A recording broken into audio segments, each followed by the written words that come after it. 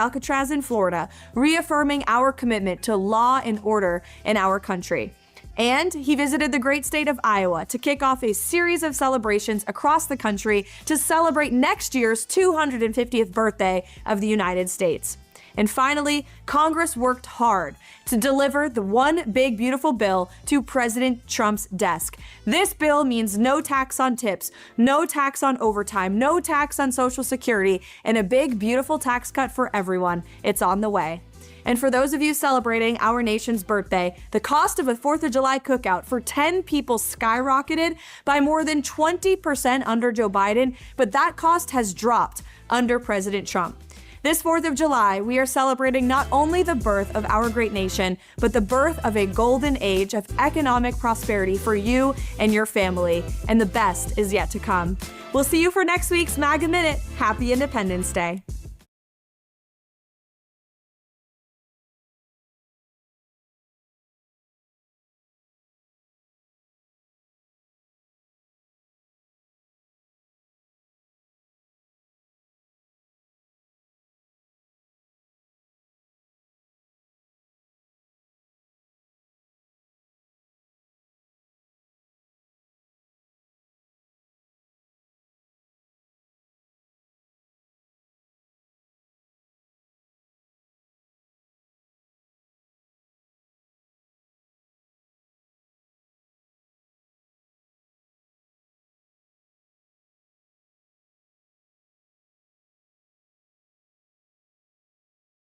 Introducing Iron Beam, the best choice for futures trading.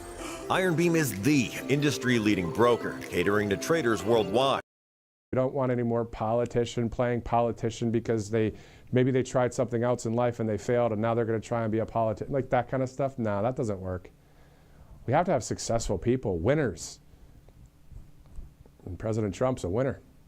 So is J.D. Vance. So are many others out there. So yeah, we're looking forward to another great candidate coming up, but that's still 3+ years away. We have a lot of work to get done, even though the big beautiful bill is now the big beautiful law, even though we're about to celebrate this 249th Independence Day together here on Right Side Broadcasting Network. Let's just pause for a minute. Look how beautiful this is. God's creation right there, beautiful sunset in the nation's capital. The American flag that is in front of the White House now, thanks to President Trump. It's a patriotic day, and it is 8:29 p.m. Eastern Time, so it's the bottom of the hour. So in about 30 minutes or so, we're going to see the president, the leader of the free world, the common sense leader, President Trump, and his wife, Melania Trump, the First Lady, as they watch the fireworks. We'll watch it right there with them.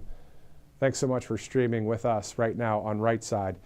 Before we continue on, when it comes to a portion of President Trump's speech about the big, beautiful bill, and also for the speech from Iowa just yesterday, I wanted to bring on T.S. Dixon quickly to get his thoughts on just everything that's going on right now. Basically, your reaction, sir. Thanks again for joining us. This is conservative analyst and author T.S. Dixon. Your thoughts just about this big, beautiful law that's now the law for the land here in America.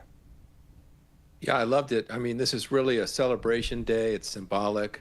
I love the timing of the event, that it's happening on the 250th anniversary birthday of America. But, you know, they did a great job. I've got to hand it to Mike Johnson and the Republicans and the leadership and the Congress, the House, the Senate. They've done a fantastic job here.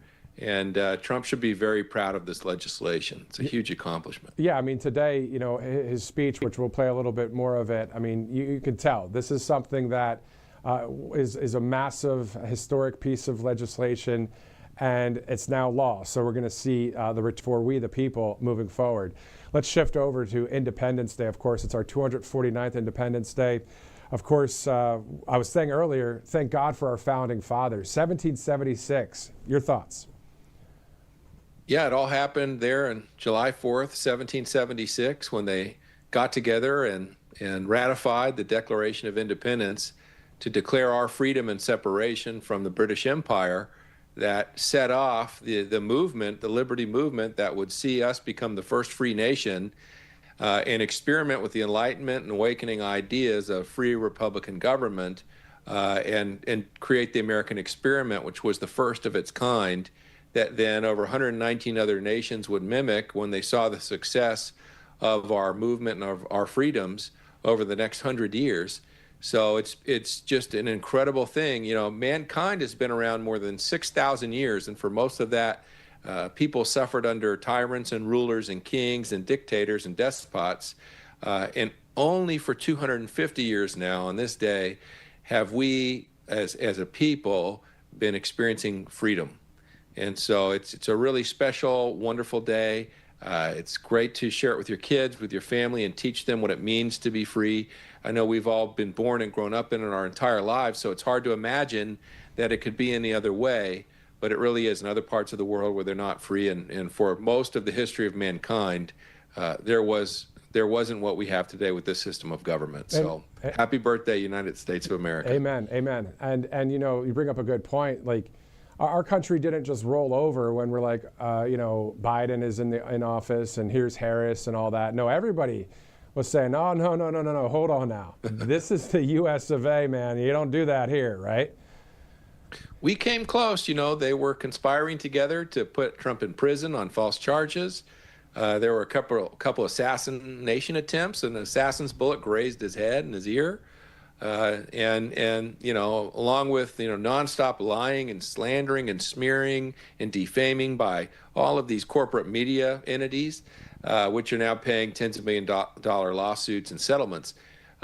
So, you know, the whole system of corruption has done everything they can to try and stop this man, stop this presidency, stop these reforms, and he just keeps rolling through. I love that Mike Johnson and Trump and J.D. Vance were just taking a moment to really think about and acknowledge all of the great wins we've had just in the last 2 weeks for peace, for prosperity, for you know, legal battle wins. And so this president, there's never been anything like it. It's unprecedented, this presidency. Exactly. Historic time for truth and transparency. I have a very simple question. I know the answer from my perspective, but you were saying that they were trying to stop Trump. Everything's about stopping Trump. Why were they trying to stop him? Well, what happens is, you know, in the West, we've had three great establishment tyrannical movements. The first was the medieval papacy that ruled Europe for 1,000 years, and they finally broke free from that. Then you had the monarchies and empires of Western Europe. The most powerful one was the British Empire. And finally, in 1776, on 4th of July, we separated from them and then fought the Revolutionary War to set ourselves free from that. And now what we have is a multinational banking, corporate, and political power establishment elite in the West that is the top of our hierarchical pyramid that has been growing more and more despotic, tyrannical, and oppressive. And so every time that you have that, where there's an entrenched group, an entrenched establishment, they know that always there comes a deliverer. There always comes a populist movement, an uprising of the people, and then there's a champion for those people. And that champion is the charismatic leader that leads the reform effort to undo and break the power hold of the establishment and bring in a new era of peace, prosperity, and also development, advancement of mankind. After the 1500s, after the Reformation, we saw great advancements, and especially after 1776, we saw tremendous advancements through the industrial revolutions and whatnot. And so these establishments are always on guard looking for these charismatic leaders, these champions that are going to lead pick up the cause of the people and bring the reforms that will ultimately doom their power hierarchy, right? Their elitism. And so that's why, you know, Trump has become that figure, that champion, and he's strong. He's indomitable. No matter what they throw at him, it just makes him stronger somehow, not weaker. Things that just chop other politicians and other leaders off at the knees, off at the ankles, off at the waist, the neck, and they're done for. Their career's over. They blasted him with anything and everything times 100, and he just comes back stronger, and then they end up getting defeated and destroyed. So it's fantastic to watch. We're watching it happen here again, and that's why they've thrown everything in the kitchen sink at Trump, and nothing has stopped him. greatly said there. It made me think of Nigel Farage in the UK. He's leading the Reform UK party, so he's trying to be the same kind of thing where he's saying, make Britain great. So would you agree that Nigel Farage is similar in the sense of what President Trump's doing? And how about Nayib Bukele in El Salvador and Viktor Orban in Hungary and Jair Bolsonaro, the former president of Brazil, and on, right? These are the same types of figureheads, right? Yeah, and Malay and Argentina, it goes on and on. The whole West, you know, the West, the modern West, is 60 plus countries, depending on how you define it. And all of these countries have been suffering from this international liberal order for far too long, for decades, and they just keep going more and more left and becoming more and more oppressive and instituting crazier and crazier laws and practices and enforcing these on the people. And enough is enough. So all of these countries, from Italy, Argentina, you know, the Netherlands, America, we're seeing these uprisings, these populist movements, and they're going to just spread because the people have had enough, and it's time for sanity to have its way and for freedom to be the top priority, not leftism, not wokeness. Exactly. It sounds like common sense to me, and that's why the president won the past 3 elections, technically the 2016 and 2024. We know what happened in 2020, but we the people are saying, oh yeah, enough is enough, because it's the majority of the country.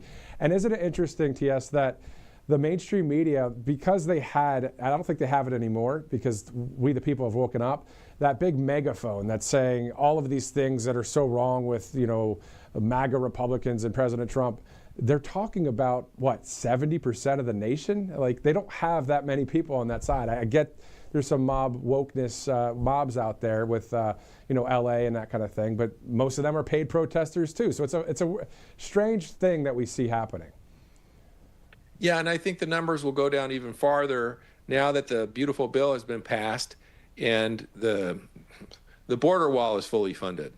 There's $6 billion for tech and drone on the border. The Border Patrol is fully funded. ICE is fully funded. So this effort is now going to be on steroids, and he's making a quick work while making exceptions for, you know, essential workers in the farming and hospitality and, you know, boutique business world. And I think that that's a good policy too. I know all of MAGA might not agree with it. But there's another thing about what you just mentioned with the elections. You know, it's not being covered a lot, but Grassley in the Congress, you know, just released a report of evidence that they received about Chinese nationals flying in pre-printed ballots in 2020 and driving them to election stations.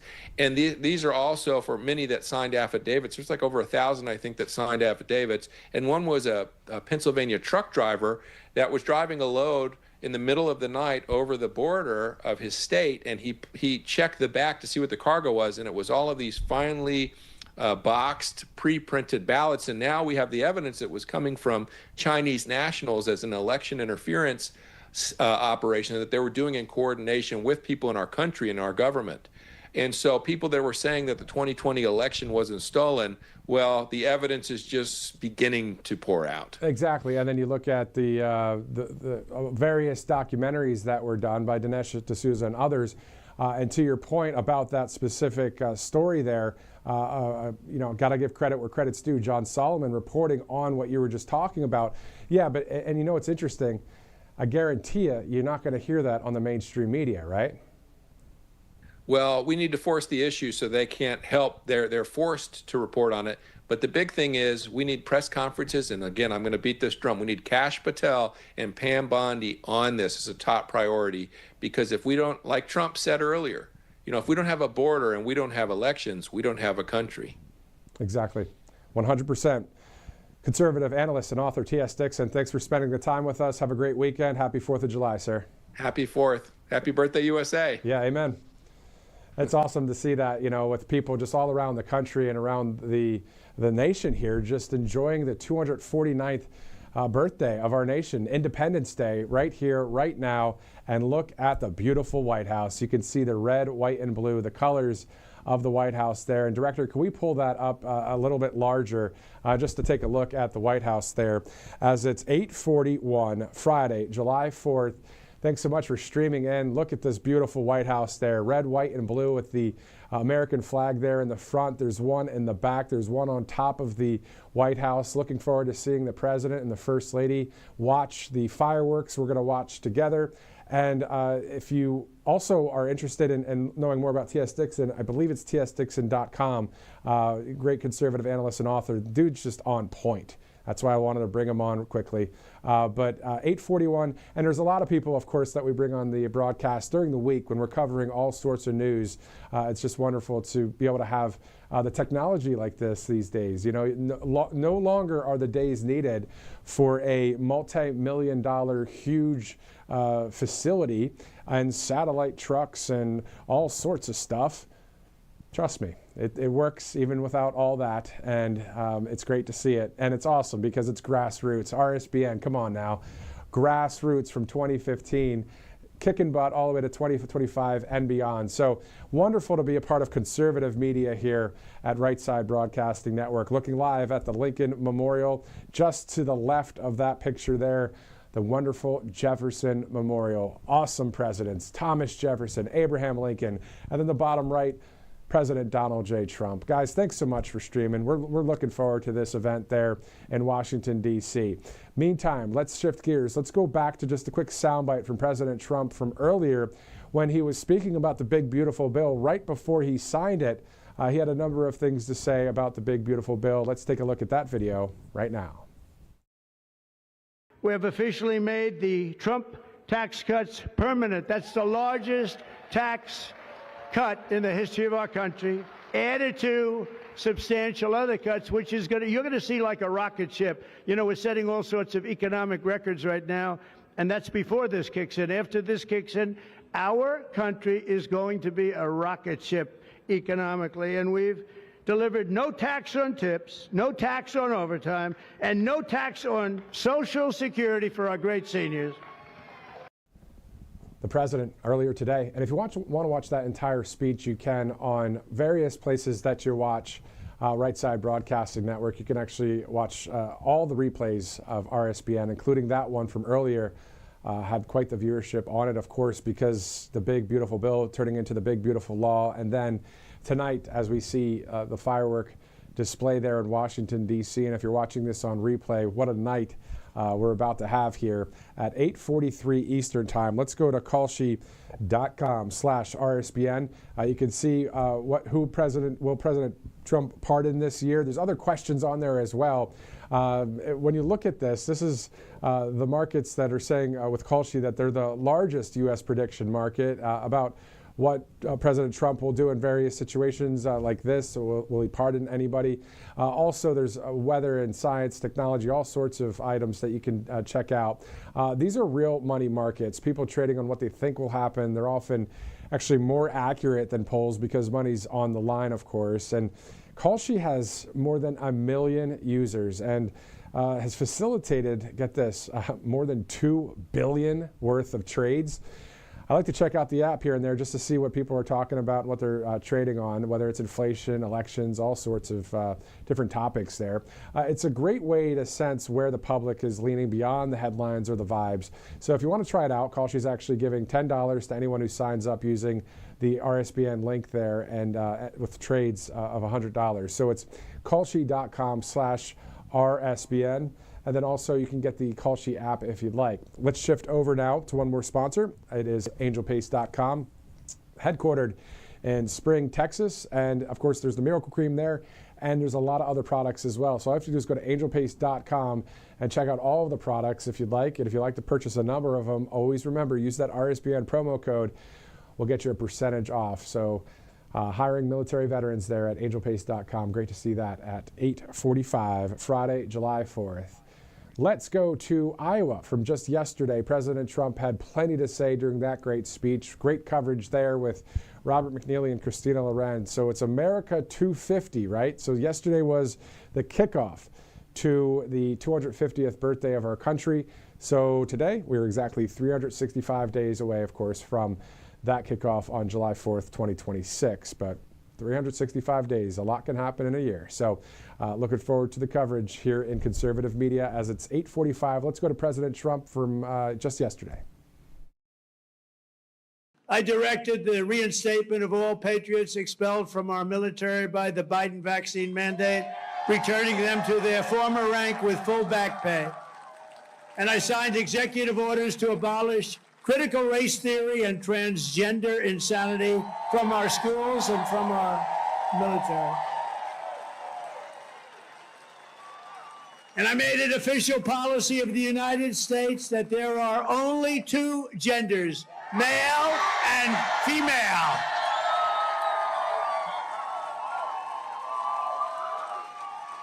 And if it's okay with Iowa, we are keeping men out of women's sports. Is that okay? I also renamed the Gulf of Mexico. I renamed it to the Gulf of America. And if you ever get a chance to go to the Gulf of America, obviously gorgeous sand and the waters are just beautiful. And there's a lot of really cool merchandise and gear out there for the Gulf of America, just hats and shirts and all that kind of stuff. Pretty cool stuff there. Looking live there at the White House. Beautiful red, white, and blue on this Independence Day. We'll be seeing the fireworks together with President Trump and the First Lady Melania Trump. And we're looking forward to all of that coming up in possibly about 13 minutes or so, or as soon as it's dark enough there in Washington, D.C. I'm not sure if we have that other vantage point, that other camera that was pointed towards the Lincoln Memorial to get a little bit of a feel for how, if the sun's down yet. Almost. I believe it is at this point from that vantage point. So we'll be seeing the fireworks from a number of vantage points, of course, and big screens and all that. So hopefully you're watching on a big screen right now. If you're not, if you're watching on your phone or an iPad or a laptop, thanks so much for watching here on Right Side Broadcasting Network. If you'd like to follow us on Truth Social, it's at RSBN. Also on X, it's at RSB Network. More than 1 million followers on X, more than, I believe, now 3 million on Truth Social. So great to see the numbers increasing as we just continue to say, hey, you know what, here we are, and we're going to report common sense news to you and just share with you the live events that happen. And you've grown accustomed to hearing from we the people on this network. I mean, this is something that is extremely important, the everyday American, right? So I'm an everyday American, you're an everyday American, and we want to be able to just talk about what's going on out there in that common sense, tell it like it is way, because we've seen what it's like when you have a political person that is in the presidency and they're just there for nothing really good for our country. And then the same thing with the mainstream media.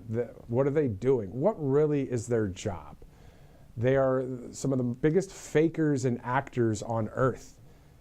They're really good at it, though. I mean, let's be honest. They're really good at something. They're good at faking. Good evening. Welcome to this broadcast tonight. President Trump, a lot of people saying this against him. Nope. Not buying it anymore, guys. Sorry. See ya. Sayonara. Peace. Conservative media, of course, a lot of people watching it now. And again, if I've worked alongside plenty of people, whether on the right side of history, left side of history, or upside down side of history, when it comes to media. And I'll still smile, and I might fist bump somebody or give somebody a handshake, and you got to be cool and professional. I get it. But the content and the words that they speak, the amount of power that the media really still does have in general, even conservative media and mainstream media, and all of how we consume what's going on out there. There's X, there's Truth Social, there's ways to look at different articles and stories. But who do you trust is the big question. Who do you really trust? And I think that's where the answer comes in. The solution is conservative media. We're not here at Right Side reading from a teleprompter. I'm not reading from a prompter right now, and I know I brought that up earlier, but the point is, this is just me, right? Same thing with Robert McNeely, Christina Loren. When we're on, we're talking about common sense policies and our love for God or family or country. And everybody goes through their journeys and their careers and all that. I've got my journey and all that, just like anybody else does. But I just love telling it like it is. Let's go to MyPillow.com as well, as we're waiting for President Trump and the First Lady there. So MyPillow.com/RSBN. You see Mike Lindell right there. Free shipping sale. Always good to have free shipping. And always good to use that RSBN promo code. There's more than 2,000 products on that website. Anything from my coffee to my slippers to the Giza Dream Sheets to the topper, the mattress topper, the My Cross, the bed sheets there, the multi-use My Pillow. There's a Go Anywhere pillow as well. There's just a lot of choices on mypillow.com. So go ahead and go there if you'd like and purchase some goods and use that RSBN promo code that you can save some cash. And speaking of saving some cash, let's look at some of the big, beautiful bill right now as this is from the White House earlier today, specifically from the White House Office of Communications. And then we'll get into high gear here for the wonderful fireworks we're about to see. So here's what this means for everyday Americans. According to the White House, they sent this to all of the media outlets out there, and I guarantee you, probably 80% of them won't be reading off this kind of list. It is what it is. All right, so the largest tax cut in history for middle and working class Americans. According to the Joint Committee on Taxation, the tax bill will most benefit workers and families making less than $50,000 per year. Now, bigger paychecks, there will be a bring home of about $10,000 plus more in annual take-home pay for families. There's no tax on tips, no tax on overtime, no tax on Social Security, a $12.5 billion modernization of our air traffic control system, permanently increasing the child tax credit for more than 40 million families, permanently securing our borders by finishing the border wall and hiring thousands of new ICE officers and Border Patrol agents. Part of the big, beautiful law is driving down energy costs with a massive expansion of domestic oil and gas production capacity. Also, a tax deduction on Made in America auto loan interest. I will clarify something. I am reading from a screen behind the camera right now on this list here. So that when I'm doing commentary, usually it's just riffing. You know how President Trump uses the teleprompter sometimes for various parts of the speech, but then most of the time he just rolls with it, right? I would say most of the time we roll with it here at the network, but when it comes to a list like this, I'd rather read it from up there than down here on the laptop. I know it's inside baseball, but it is what it is. Just wanting to be transparent. Protection for 2 million family farms from punitive double taxation. Also within the big, beautiful law, creating Trump investment accounts for every American newborn, restoring fiscal sanity by cutting $1.5 trillion in spending. Also, strengthening Medicaid by eliminating waste, fraud, and abuse and blocking illegal immigrants from receiving Medicaid. Funding the Golden Dome missile defense system to confront 21st century threats, and modernizing our military to ensure that it has the resources to be a ready, lethal fighting force after 4 years of Biden-era weakness. Those are some of the details from the big, beautiful law that President Trump signed into law just earlier this evening. Speaking of this evening, we're about 6 minutes away from the start of the fireworks display. Will it start right at 9 Eastern, 6 o'clock on the West Coast? I have no idea. I'm not there in D.C. I'm not watching them push the button for the fireworks, but I do know this. You're at the right place, and thanks so much for watching here live right now as we get ready to go there to Washington, D.C. to check out the fireworks. That is the scene right there. Obviously not dark enough yet for the fireworks, so they'll be waiting. That's the top right corner live picture. At the bottom of the screen, a lot of people there. So at the bottom of the right top corner screen, right there. So there's a lot of people there in front of the Lincoln Memorial. And then, of course, that's along the National Mall there. So we're waiting for it to get darker, of course. And then the bottom right screen is where President Trump and the First Lady will stand and watch these fireworks. And I hope that there will be a lot of great United States of America style music, patriotic music that we'll have a live feed to and just listen in and enjoy together. And I want us to remember something while we're watching this. I want us to remember every Trump rally. I want us to remember every speech. I want us to remember all of the USA chants that we would hear at arenas and stadiums and, you know, yesterday in Iowa, and just all of that passion for the United States of America. And the reason why I believe this country loves President Trump so much is because he stands for we the people, he stands for freedom, and he stands for America First policies. And he's somebody that is, I mean, come on, when's the last time somebody like a President Trump came around? I mean, this is historic times. And not only all of the serious, policy information, the guy is funny, the guy is entertaining, and super successful. He was already successful before he became president. A lot of times guys are like, I want to run for president because I failed in everything else. Not President Trump. Again, winners, winners, winners. Let's have winners. Anyway, the bar has been set. We know that with President Trump. All right, let's do this. While we're waiting, let's talk about the following. If you'd like to donate to Right Side Broadcasting Network, all you have to do is text RSBN to the number you see on the screen there, 855-575-7888, or rsbnetwork.com/donate. The reason why is simple. We're not owned by any corporate big wigs out there, especially the woke types out there. We are running here with great viewers like you that will donate to conservative media like Right Side Broadcasting Network, and we have great sponsors, but we're looking to expand. We're looking to do bigger and greater things, even as we continue on with that momentum. So you can actually put your dollars to help that out if you'd like. rsbnetwork.com/donate or text RSBN to the number you see on your screen. Let's also go to Colonial Metals Group, freegoldguy.com/RSBN. If you'd like a free info kit in the mail, all you have to do is go to freegoldguy.com/RSBN. You're talking about a tax-sheltered IRA, 401k, backed in gold, all 100% tax-free. You can use that QR code as well. Retirement and savings, using some of that money and putting that into gold and silver, definitely a great option with Colonial Metals Group. All right, so it's 8:57 on the Colonial Metals Group. All right, so it's 8:57 on the East Coast, Friday, July 4th. Happy Independence Day, everybody. Really looking forward to hearing hopefully some great music there as we watch this whole experience there. Why don't we take a bigger look at the vantage point there as the sun is going down there and it's getting darker, and watching this as we the people. We love the United States of America, don't we? We love our freedoms. We love 1776. We love the First Amendment, the Second Amendment. We love all the amendments because it's freedom, and that's what we want in America. We don't want the bogus junk news that is trying to tear our country down. We don't want politicians that lie to us and harm our country that you're about to see on that top left corner of the screen. We want people like that in government. Not the swamp. We want President Trump. We want people like him. And that's why he's got a great cabinet of patriotic people. What a beautiful live picture down there on the bottom left as well. We the people just enjoying America. What a day. What a night.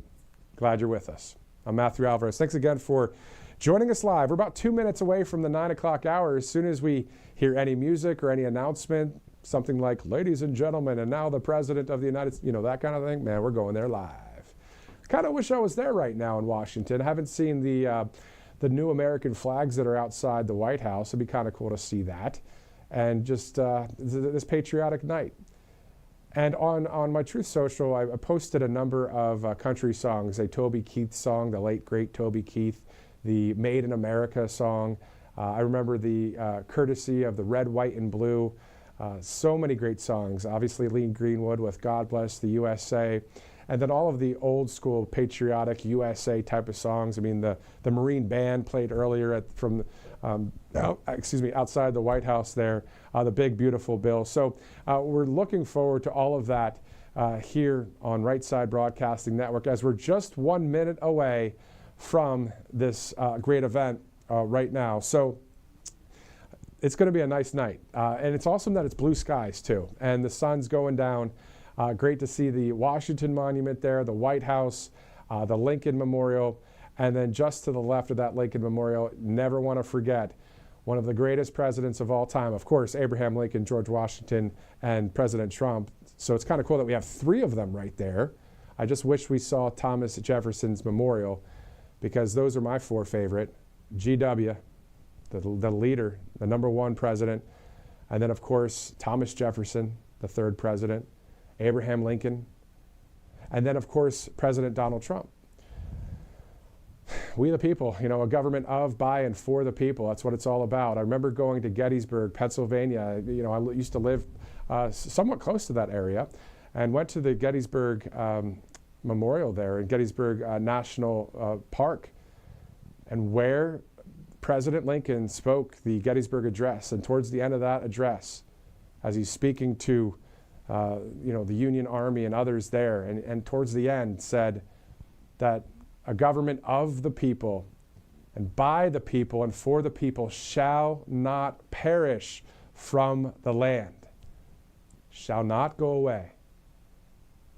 This government, we the people, we're looking forward to a lot of wins coming up in this remainder of this year, 2026, 2027, 2028, and then in 2028, talk about rallies. Man, President Trump's going to be out rallying, I'm sure, for whoever he endorses to be the 48th president of the United States.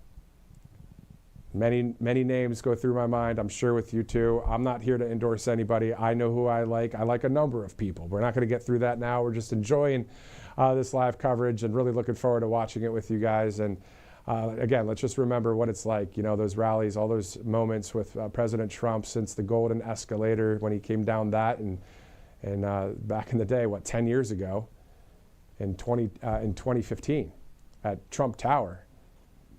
And everybody was like, oh, there's no way that guy could win. All the mainstream media people acting like it was a joke. Well, guess what? Joke's on you guys. Look who won all 3 elections for the past 3 elections, except for the situation, of course, that happened in 2020.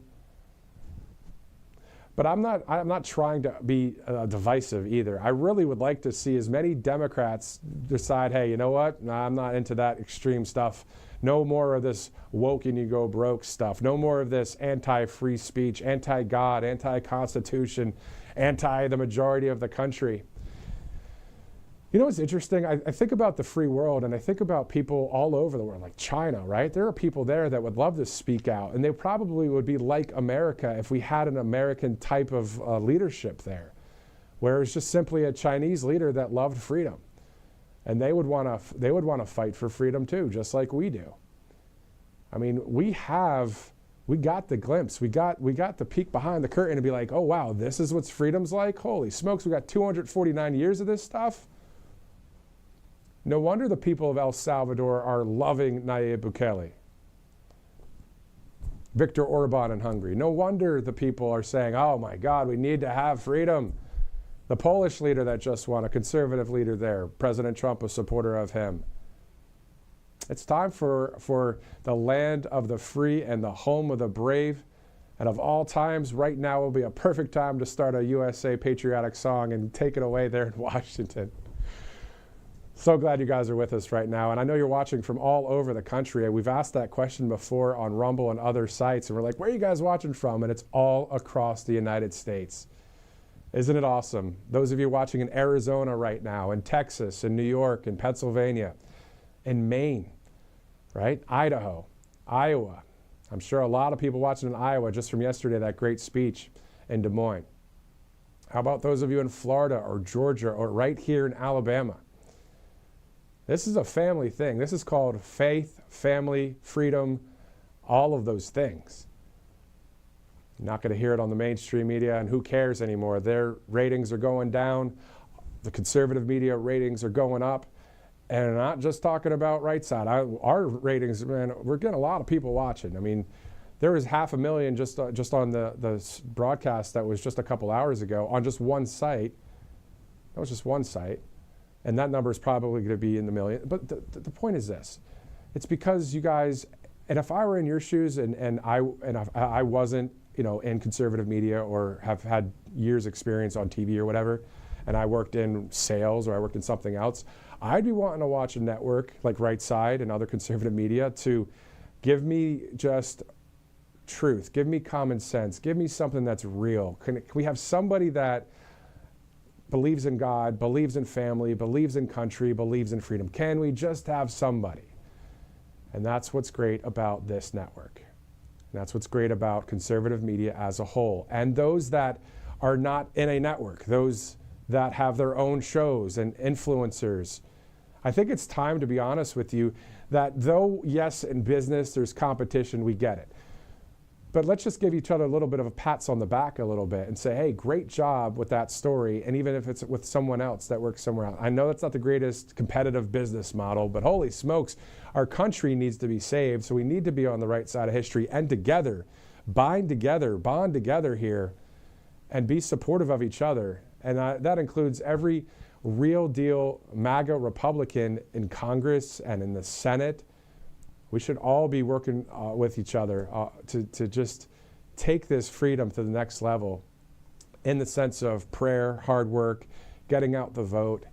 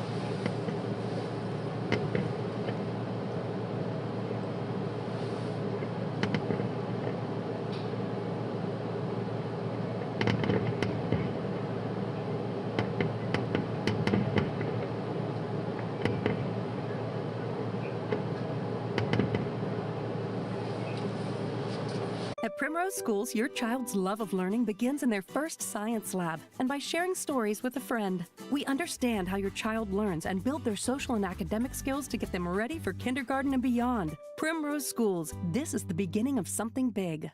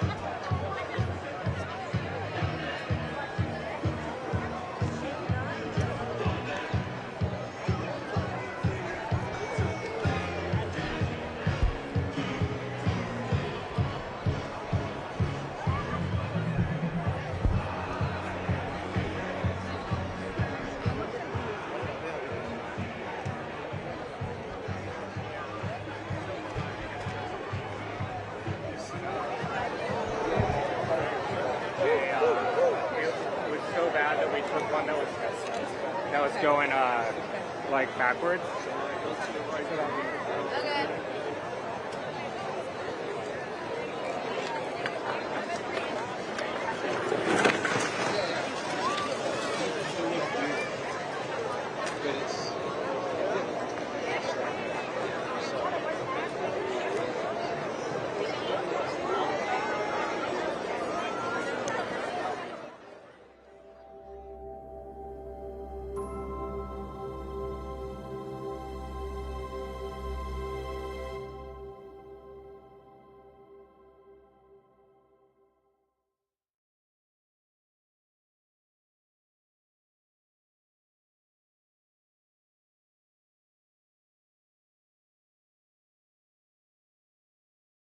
This was one of the hottest weeks in our nation's history, and I'm not talking temperature. Let's break it all down in this week's MAGA Minute. The jobs numbers for the month of June are in, and the United States added 140.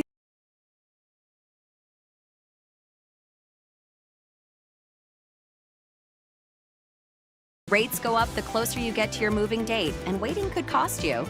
So lock in your rate today at Columbia. Goes with pretty small 3-bet. Out of position here. That is a small 3-bet. Usually see about 7 or 8x, sometimes even a little bit more. He goes for just about 5. That's more of like an imposition sizing.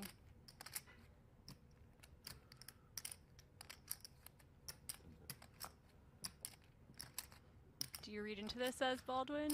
I mean, you're getting laid a very good price in position. Maybe that overrules your feeling of, oh, this is a good hand. Yeah, it's a great point.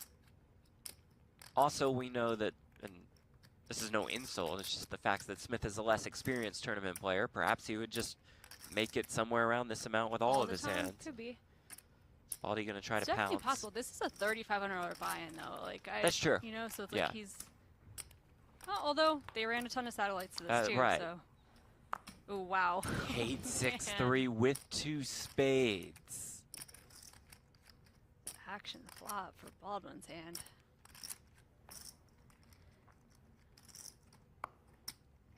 Smith is just 2 SPR.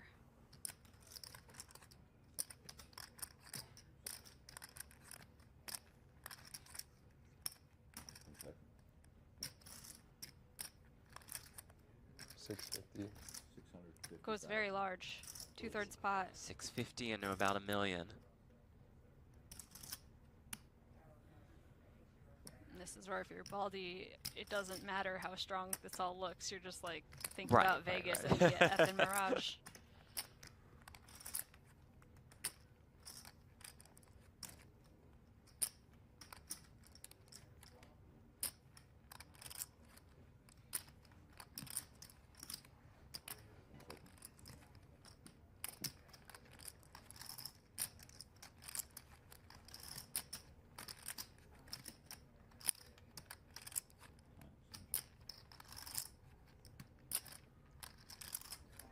At least one time extension will be owed.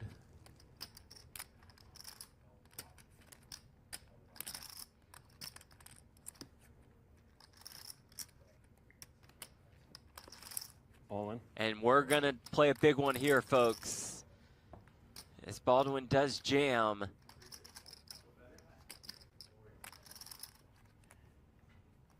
Smith with queens is just too good to fold. You're so high Absolutely. up.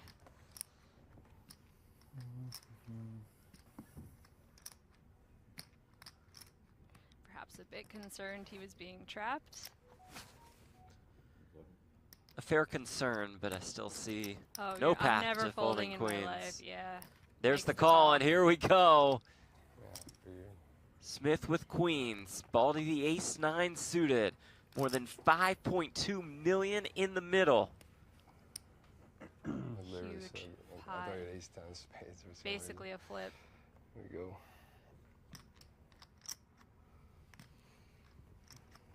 Turn card. 3 of diamonds. You see the outs for Baldwin on the top of your screen.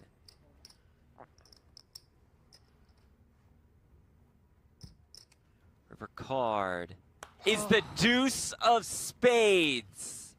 Good game, man. Baldy gets there to eliminate Andrew Smith. Joe says, love having PokerGo streams up during our home games. 9 of my friends are watching while playing. Oh, that's cool. I will say they're all calling strategy here. They are all punters. Well, good to have the punters tuned in. That's a good home game to be in. Yeah, really. Jack 6-3.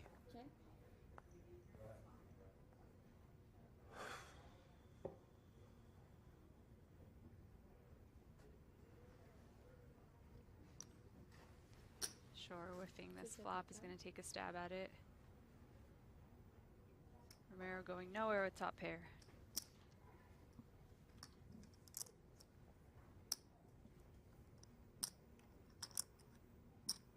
Romero, who dressed to match the trophies today.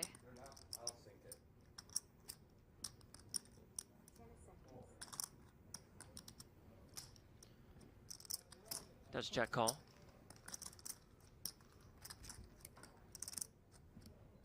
Turn 5 of clubs. No club in either player's hand.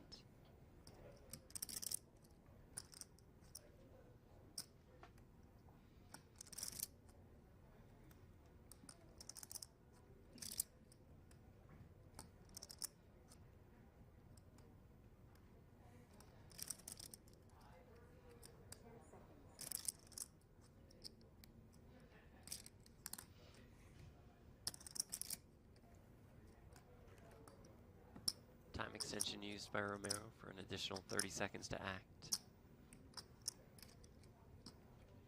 Considering a lead out, this board is pretty nice for the big blind defend range.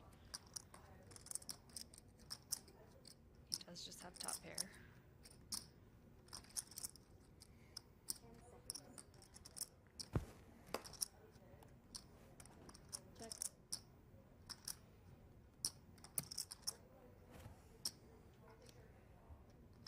Always a little odd when people burn time extensions on a turn with like so much action still to go. It's like, how does Shannon read into this?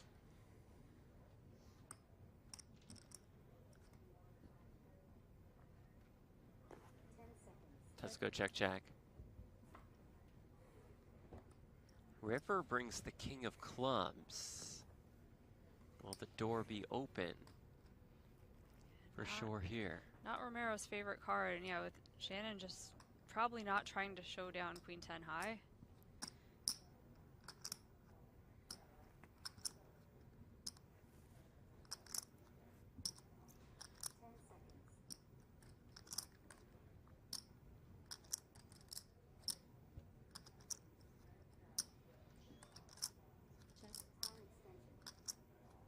Oh, and he burns another time extension. I think he got the check in. It's an automatic voice on the iPad.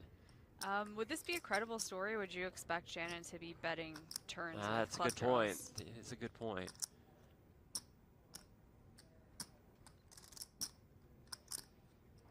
There are some club draws I wouldn't want to barrel through. Like if you happen to have a pair with yours, if you have a 6 in a big club, you may just try to show down. Then, oh, good, I got there. Yeah. But I mean, that's a narrow range though. With hands.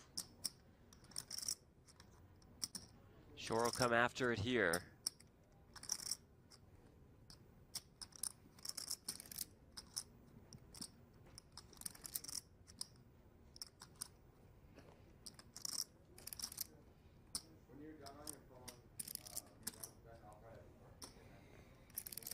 Can Romero find a call? Just one pair. Another time extension. A lot to consider here. Basically, if he makes the call and he's wrong, he kind of is drawn back to those bottom stacks. Not like anyone is short, though. True. But right now, he's sitting pretty firmly in 3rd place. Losing chips is very costly at this point in the tournament, but staring right at Shannon. And letting it go. Shannon Shore gets one through here. Showing it, interesting. Crazy. Well, maybe this is the beginning, Jamie. Or the Okay, dealer maybe like not. forgot to shuffle the deck. Yeah. It's just Well, I mean, you're Okay. asking for big hands, and we see Westmoreland open with jacks, and we see Baldy look down at 2 kings in the small blind. If Luke has a premium too, I'm gonna start betting the lottery. This is getting weird. 1.6. He makes it 1.6.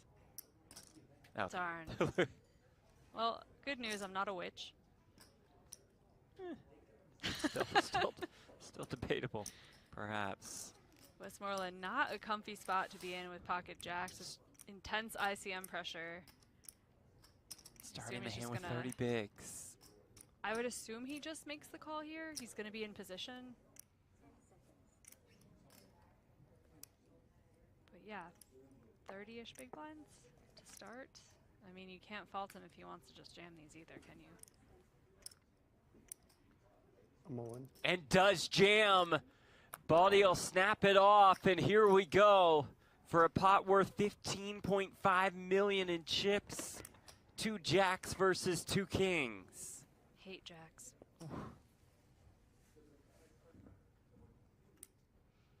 Westmoreland says all in for 7.5, but he does have the covering stack, right? Correct? Or no? No, I think Baldy Okay. covers.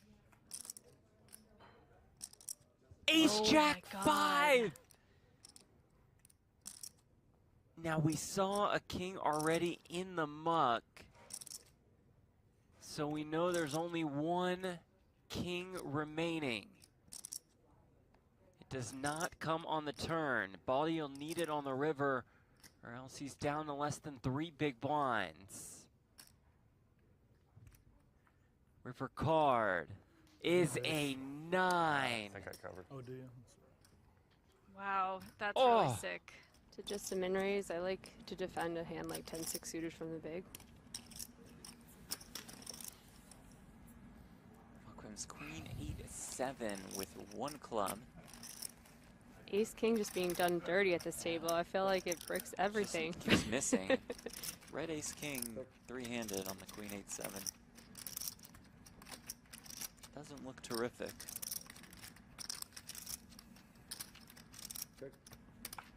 Wow, I'm surprised actually. Same here. Three-handed 3 ways especially. I think you want to It's fire. such a vulnerable hand. 275. Yes, he does.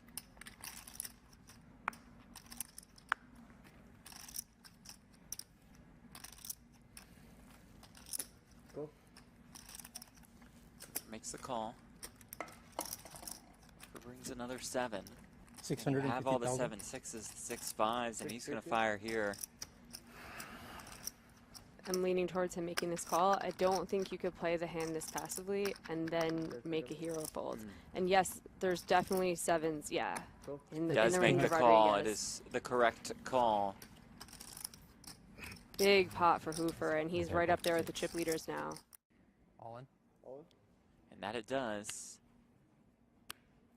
Hoofer looks at a king and a deuce. Doesn't love it. But you said it. The king is good enough. And here we go. Hoofer all in and at risk again. This time with king deuce. 4, king 2. Against Joey Weissman's ace 4. King 2. Oh. 7-6 deuce.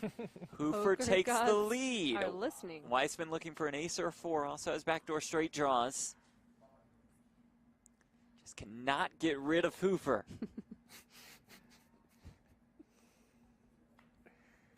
It's not gonna The work. turn is a queen. River card, it's an ace! You see? GG, bro. Right on. Weissman has another winning moment. I kind of felt it, like when he said that, because I thought about it as well. And then he said, very great side. Oh my, the aces again for Taff.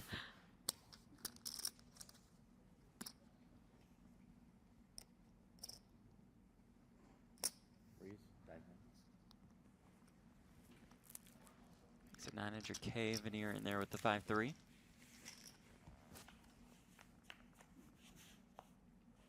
Just flop a 5, along with backdoor straight draws. Ace is still best for Taff.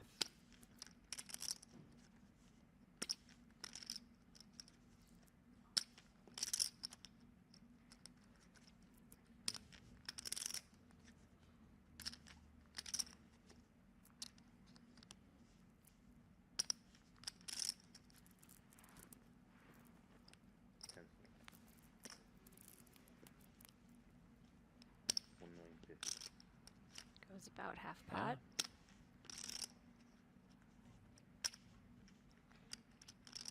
Veneer. Check calls.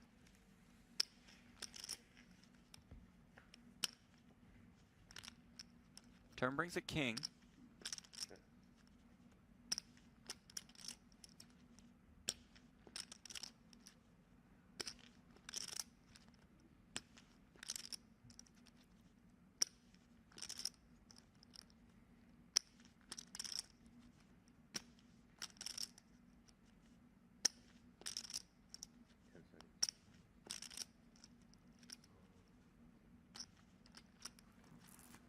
$3 million.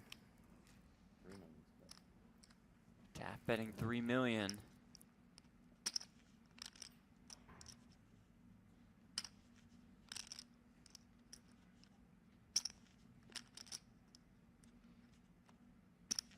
setting up about a 40%-ish pot jam on the river. This 3 million represents a huge portion of Veneer's current stack. Just got third pair.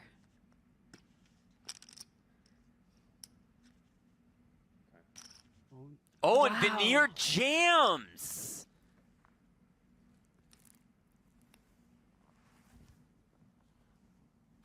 Taff makes the call, and here we go. Leo Taff, 1 card away from the title.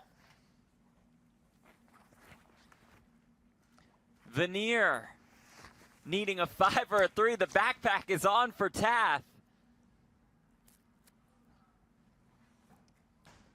A safe river will deliver him the championship.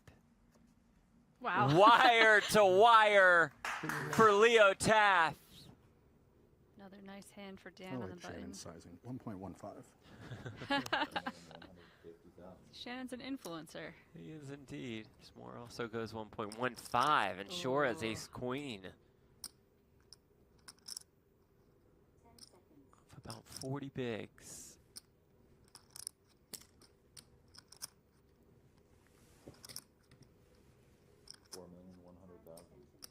A 3-bet to 4.1 million.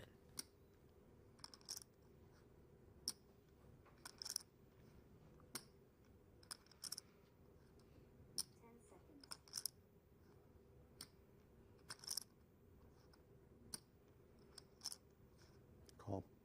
We're not going anywhere with the queen jack.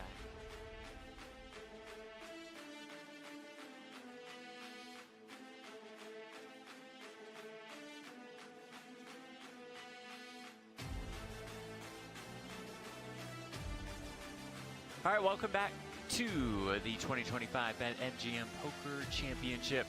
We are three-handed. The battle for the trophy continues. We were able to work things out. Took a while. Well, you know, there's a lot of math to sort. Apparently, we didn't have a calculator in the building, so we had to find that. So Ashish Ghosh is going to win more than 750K. Hello. Win lay about 730. Yaniv Peretz about 590. Then an extra 45K to the winner along with that lovely trophy. Yes. Everybody very rich. Sounds great. Congratulations, gentlemen. Congratulations and good night. And that's a show. Oh, we're staying here. We're going to be here. Cover the rest. Turns out, just because the deal is done, there's still work. Well, I don't know how to phrase that. The deal's done. There's still work to be done. How many times can you say done? Done. 45K. The trophy. I'm just trophies. done talking. Well, you ordered us some ice cream? Gelato, and that was all. I'm so excited. Now, Drew, who we talked about earlier, who was Drew's probably fixing something, turns out he was out there picking up gelato for the entire crew, and I surprised you with some Oreo. How is it? Terrific. Look, you got a mouthful of gelato, huh? Gelato. Yeah, gelato. Gelato. It's like college all over again for you. What? I don't get it. Well, never mind. Okay. Can't tell if the audio's broken from the table, if they're still not talking. Guessing the latter. Yeah. I'm gonna leave my phone in my pocket.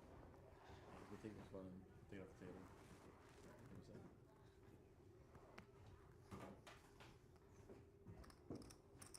Leaving mid-hand. Just forgot to put the phone up. All good.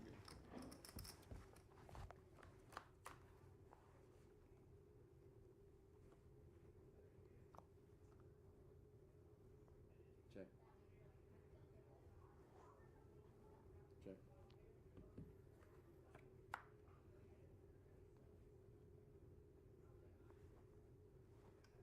Now let me get a little taste of yours, just if you don't mind. You want some of this, the s'more or the I'm sorry, Oreo? you You have the s'mores? You want to have a bite of mine? I'm just gonna have a little. Just get in there. Give me your Oreo. Yep. I'm gonna go. You want to do like Lady and the Tramp? No. With our spoons? Hmm. Yeah. How is it? I think I got a little on the headset. I like mine much more. I like yours I'll more. do Can it. I have yours? Nope. You No, do it's have. gone. You It's have over here. gelato all over you. Gelato. It's all over your mic. Just gonna wipe this down. 5-9, please. Are you going to wipe it down on air? Pair of fives. Oh, what a sight to behold this is. Gauche. 40 million. Yours is not great. I love mine. You don't like the s'more?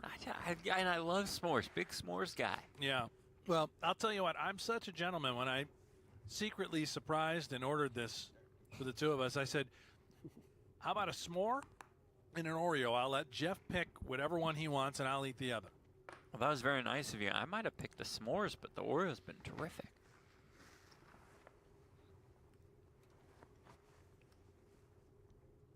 So it's really not called gelato. Don't believe so. Yeah. 1.2.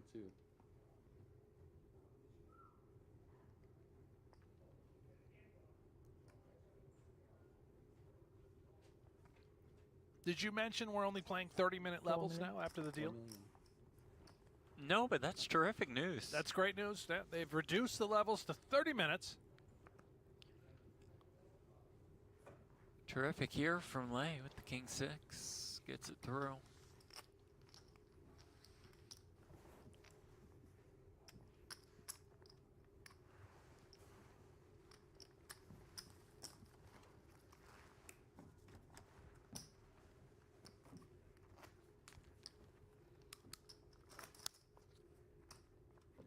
I can't tell from the chat. Do we still have people watching? Are you with us, chat? Did you guys stay there for the 40-minute break? Have we been Appreciate abandoned? that, if so. If you are there, can you click that little Thank you. thumbs up, a little thumb job for everybody? It's the 4th of July, after all. Let's celebrate with thumb jobs.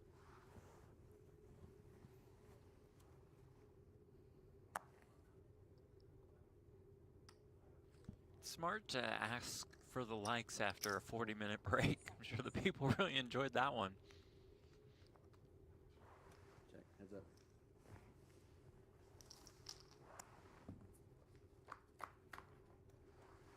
Well, we gave them time away. Check. You know, go enjoy the holiday. You don't have to watch it. Check. Celebrate your freedom. Don't know what you got till it's gone. Right. 249 years ago. That's what the British were saying. You don't know what you got until it's gone. Mm. 1, 2. Yeah. 1.2 million. Been listening to a lot of Hamilton lately. Great soundtrack. Oh, the music. Yeah. Just listening to the Hamilton soundtrack a Yeah, lot. that's great. Huh.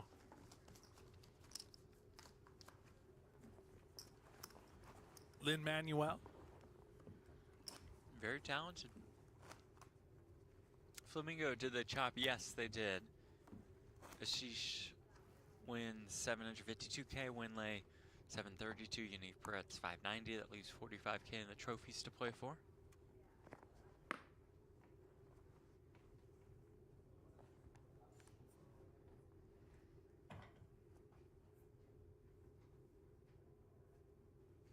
One, 2. 1.2. 10 seconds.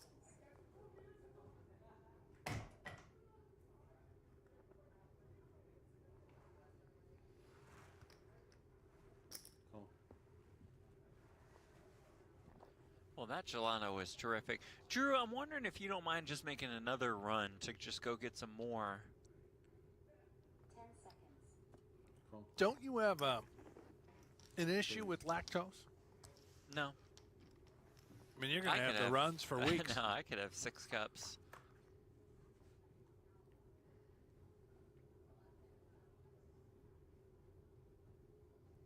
Check.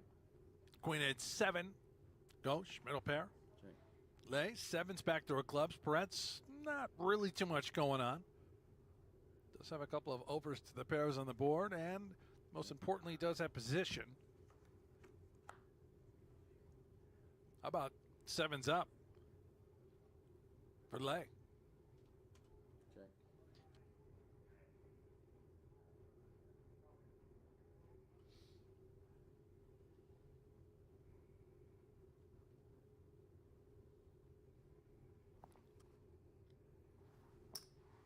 1.5 million. Call. That's it. Ghost makes the call. And River strip 8s.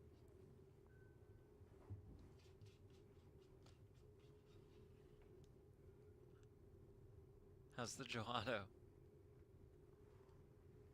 It's gone. Ah. Yeah.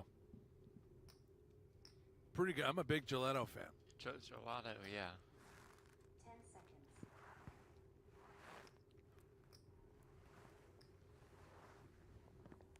Sizable from Ghosh. 5.7 million. And I love the fact that he did not check. River trips and just lead right out.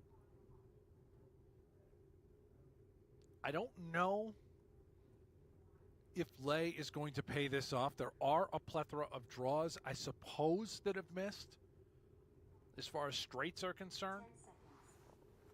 And that's a very nice laydown from Lei. Nice pickup for Ghosh.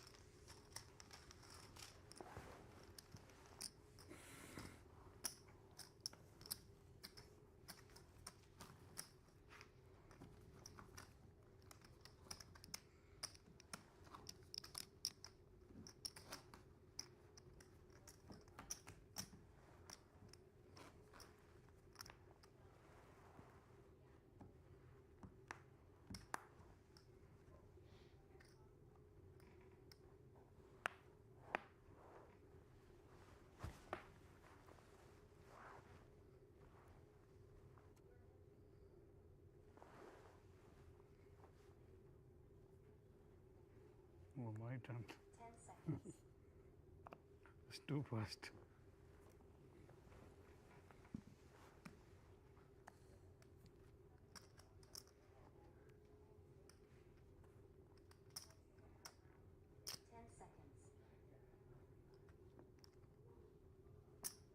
Call.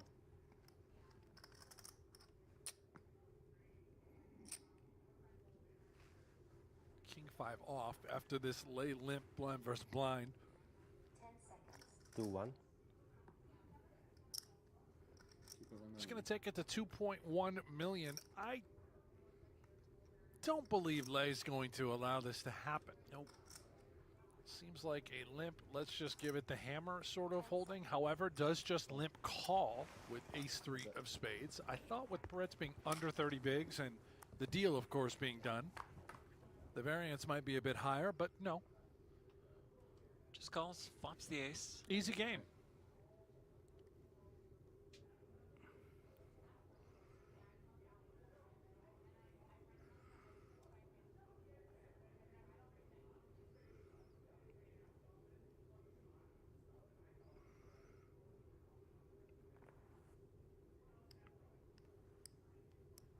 Seconds. 2.2 million. Brett spending 2.2.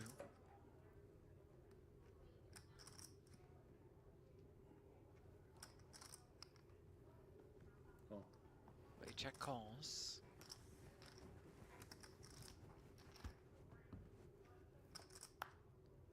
Turn 9 of hearts.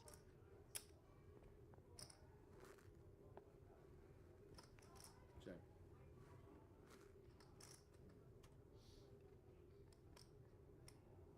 Check. Check, check. River 7, Lei's hand best.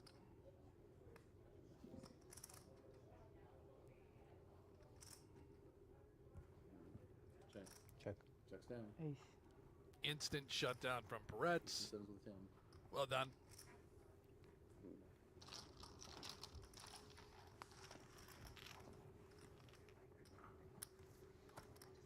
That beautiful BetMGM Poker Championship trophy. It's accompanied by the Area Poker Classic Yeah.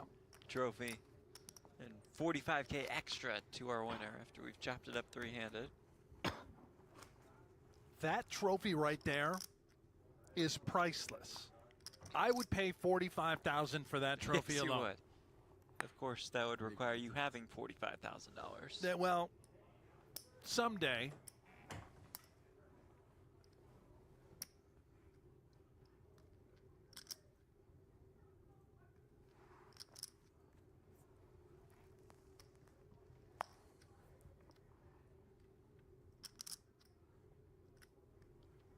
Call.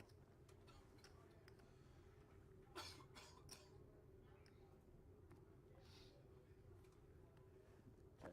That's it. Brett slims in, ghost checks.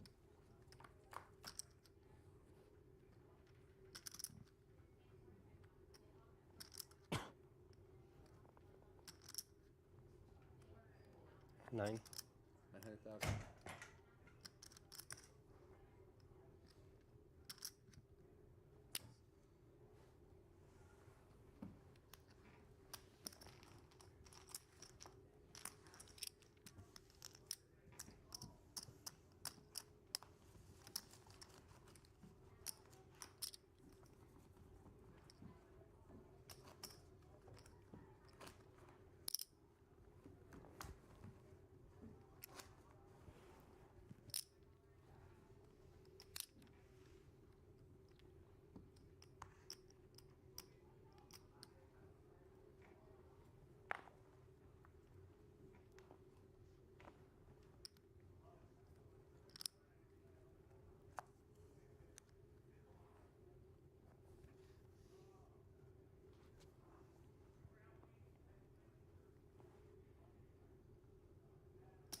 Call.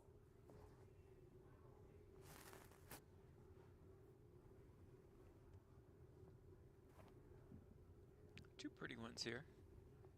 10 seconds. I will take the Jack 10 of clubs for 1,000. Really? 2 million. Okay, I'll take the ace high. All right. Not for $1,000, can't afford that, but for, you know, a buck. Well, let me see the flop first, and then we'll Okay. decide. Yeah. That's it. Skosh makes the call. 1,000 confirmed. Okay, king 9-8. It's one heart. Check. Still favored here.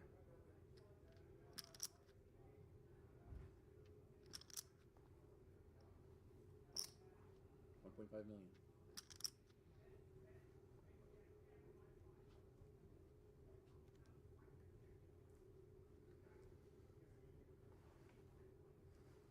Call. Ghost check calls 1.5 million. Turn 10.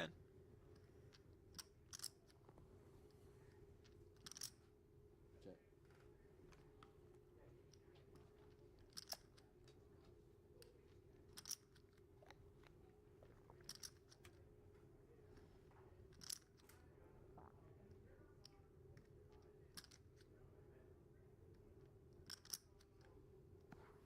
Check.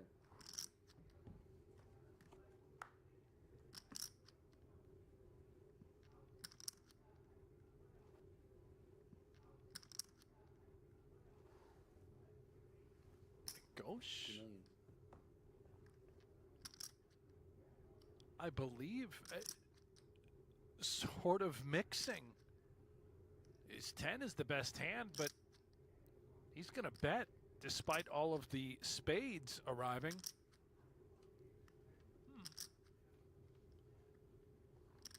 10 seconds. Let's pick up the pot.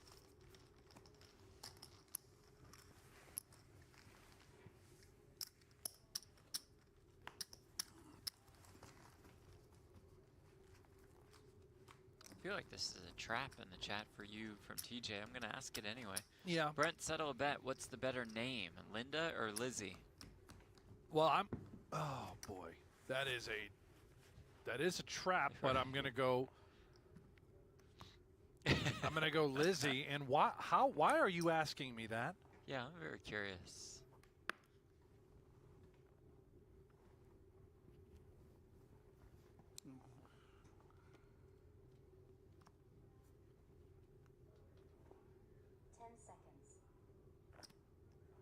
I'm going to need more context, TJ producer. 1.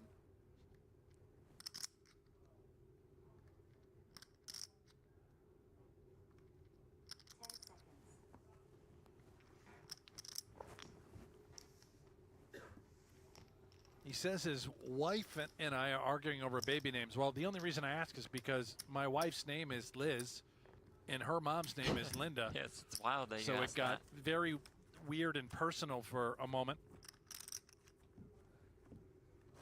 Great names, can't go wrong with either. Right, that's a great answer.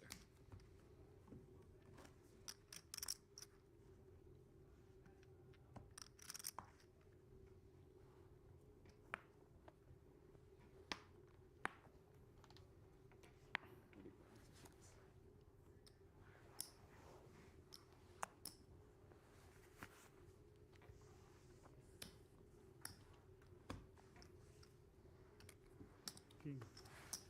Ghost gets the walk. 10 seconds.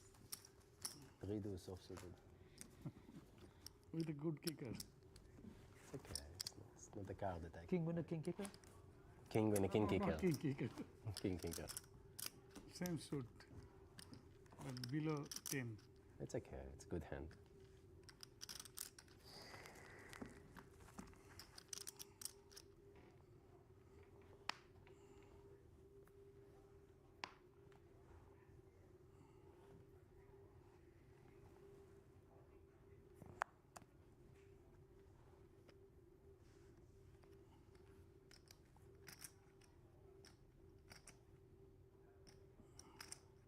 Call.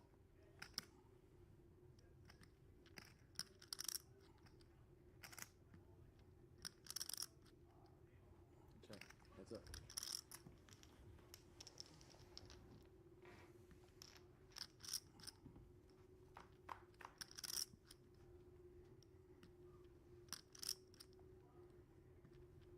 Jack 10-8, couple hearts lay with the King of Hearts. With the gut shot, Ghost with the pair of tens.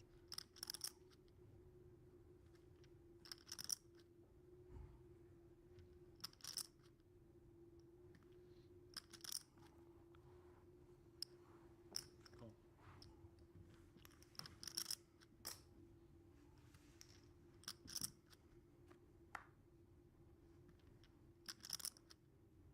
Turn ace. The double gutter somehow for lay now. Any 9, 600,000. any queen. Of course, a queen would chop. Could put in some work with any heart.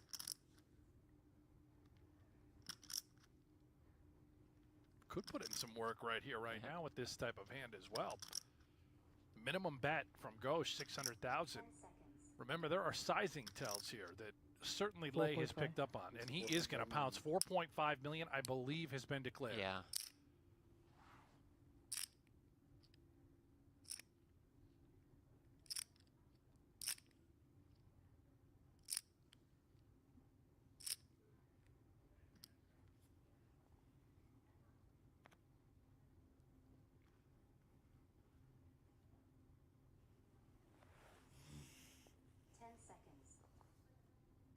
Ghost looks like a non-believer.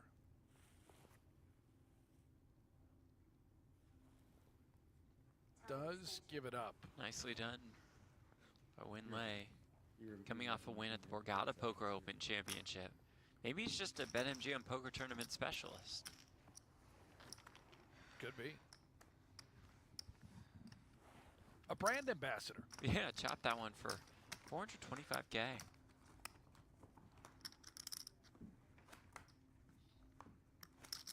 Originally from Vietnam, now living in Can I be on a depth of Massachusetts. a time bank? What's that? Can I be on a depth of a time bank, and then I will pay you off in the next tournament?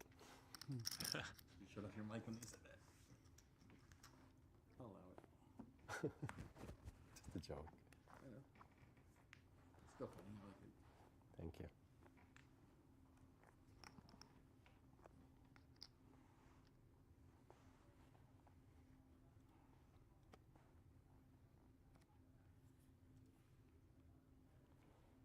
Seconds. Call.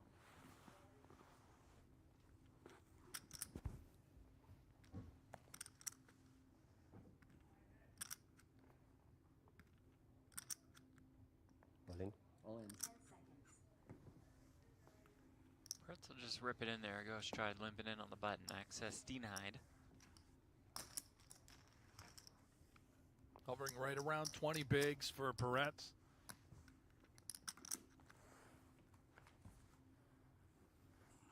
And again, deal has been made. All three of these guys very rich, playing for $45,000 on the side as well as the trophies.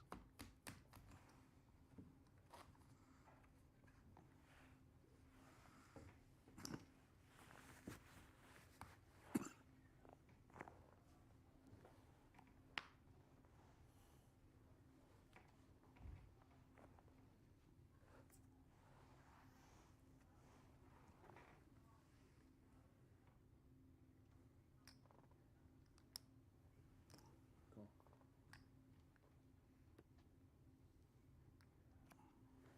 Check. Heads up.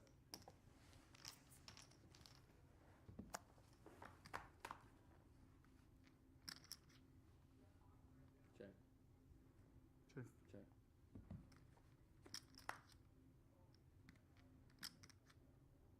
Check. Check. The original payouts were 1 million for first, 680K for second, 438K for third. Check. Now it's 750K for Gauche, 730K for Lay, 590 for Peretz. Seems like a very Yeah, fair I mean, deal. Peretz benefits a decent amount. We see he's the shortest stack. I wonder if he was fighting though. Didn't he want 600,000 even? Give me 600 dimes, guys. It's 152K more than the original third place number. Yeah.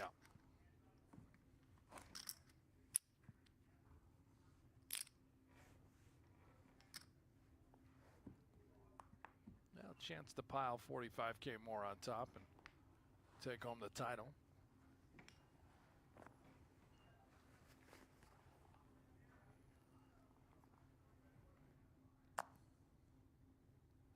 $12. 1.2 million.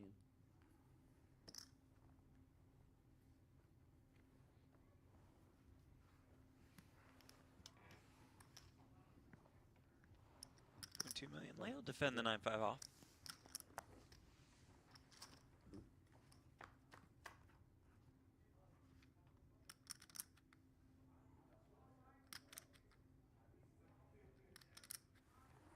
Check.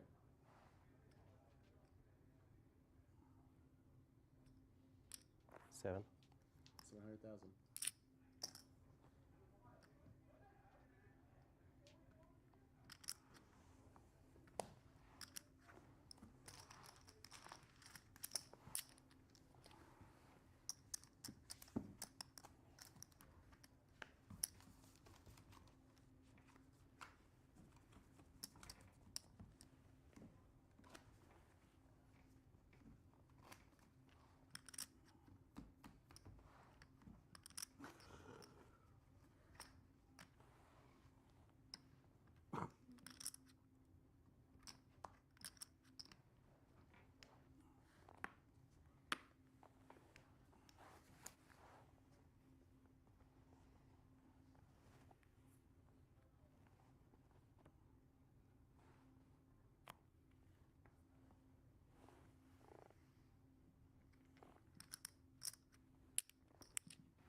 Lay the 7-6 off in the small blind.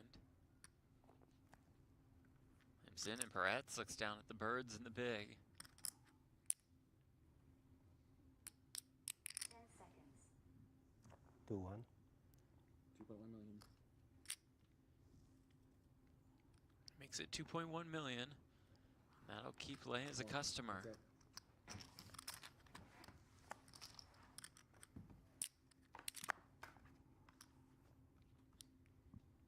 And Lay does flop an open ender.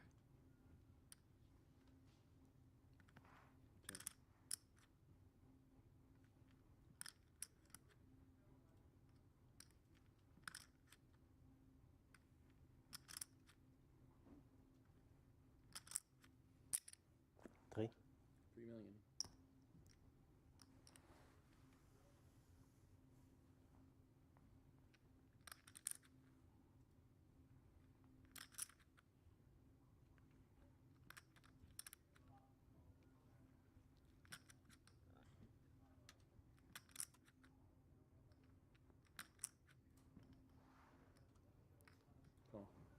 We got action.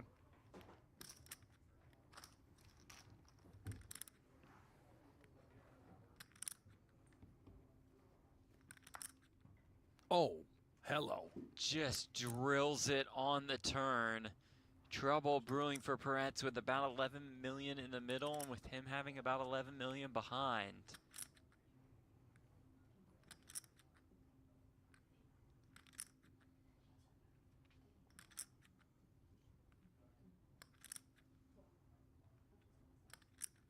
$42.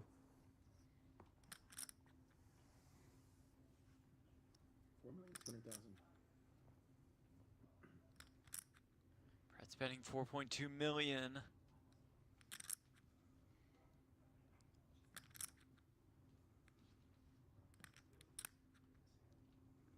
All in. All in. Here's the jam. Peretz snaps it off, and he will see that he's going to be our third place finisher. Just stone dead. Good luck, guys. Rockets have exploded. Yaniv Peretz ends his day in third. The beneficiary for sure of a three-way chop. He takes home $590,000 as opposed to the originally planned payout for third, which was about $440K. So nicely done by Yaniv today. Good run at it. Finishes in third and leaves us heads up. Winley and Ashish Ghosh. It's title time. Here we go. Yeah. 45K left in this deal. That will go to the winner.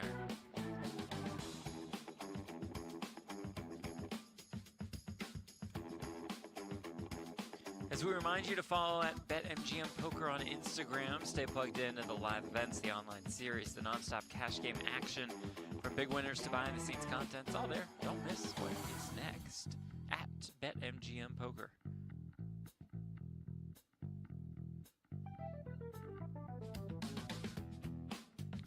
Still 300K, 600K, 600K big blind ante.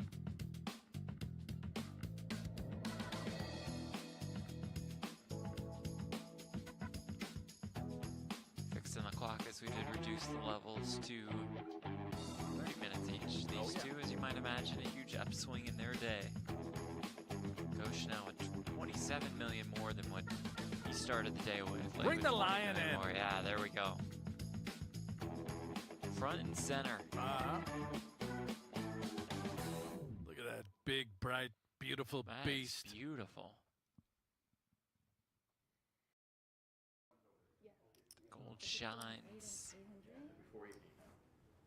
The blinds go up. 400K, 800K, 800K. The gold does shine, doesn't it? Really shiny. Yeah.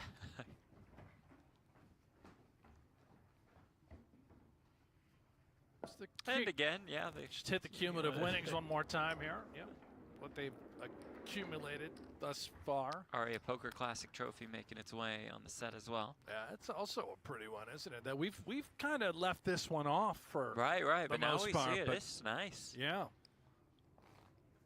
my God, the double whammy. And an additional 45K to the winner.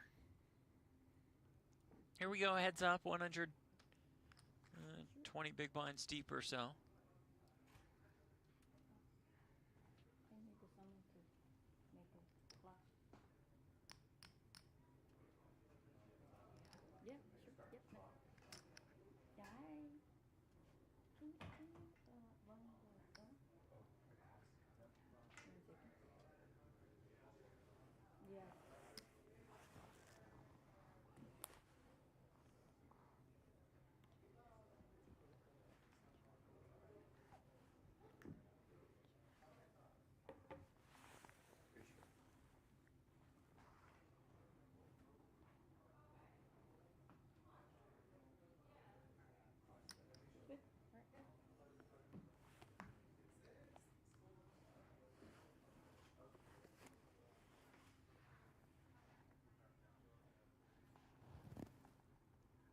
Perfect shot of the double trophies.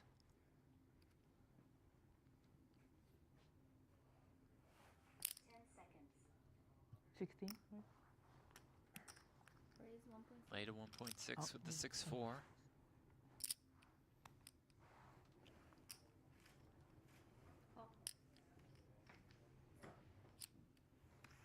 Gauche calls with the ace-7 suited.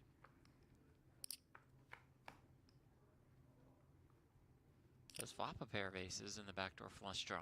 Check. Got her there for lay.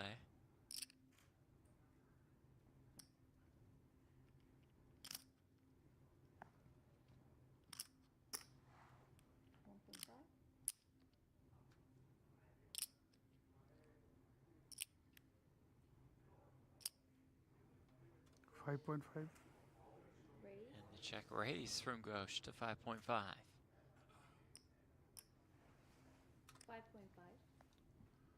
Now they are very deep.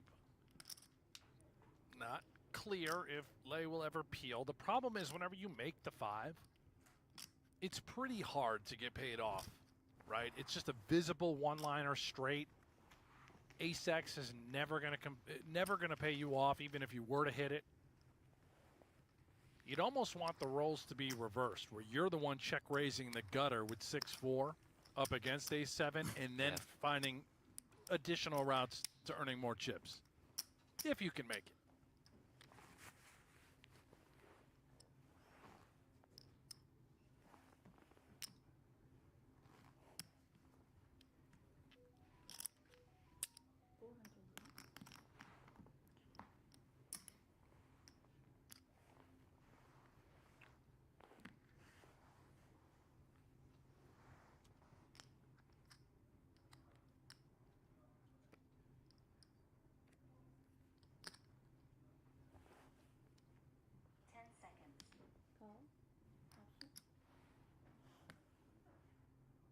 Gauche limps in with the 10-9.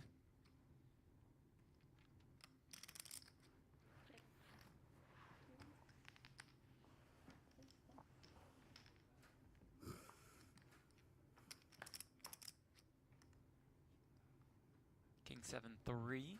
10 seconds. Check. Check. Pair of 10s arise for Gauche.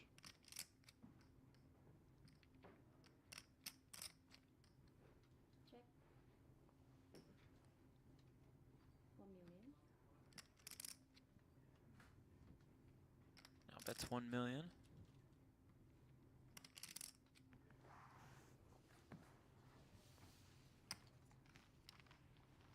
And wins pretty even in heads up.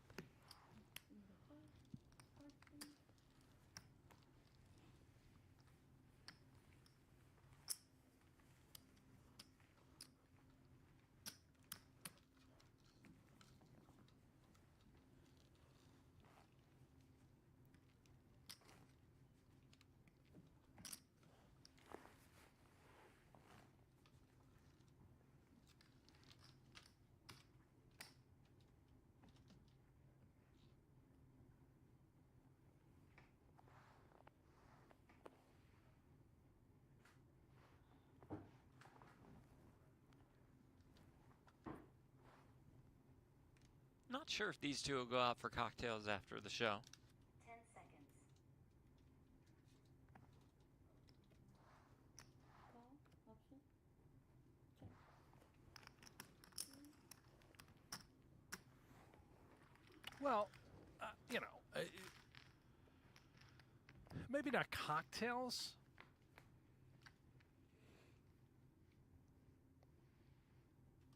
But maybe something else? Dinner? No, probably going to go Lei Reg another event together. Probably, yeah. Yeah, I mean, they're clearly grinders, love the game. 800. If they were going to have cocktails, they would have started by now. After the deal was made, Probably right? so, Loosen yeah. up, let's have a drink, celebrate. I don't, you know, they don't strike me as the type. I'd be blacked out at this You'd moment. be gone. I also would have been eliminated hours ago. You'd be gone.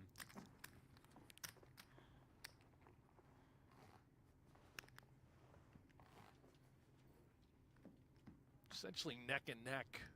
Got ourselves potentially long heads-up battle. Both players about 60 bigs deep.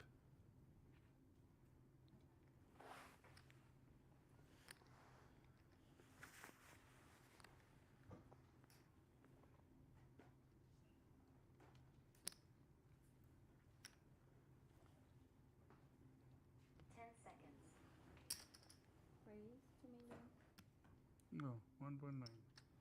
1.9. 1.9.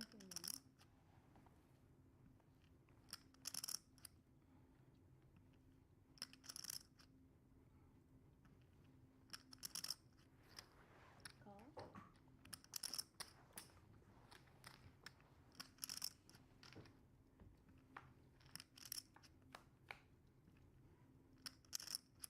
Sheesh up to 1.9. Check. Mike calls. Bush with the wheel draw, fires and wins.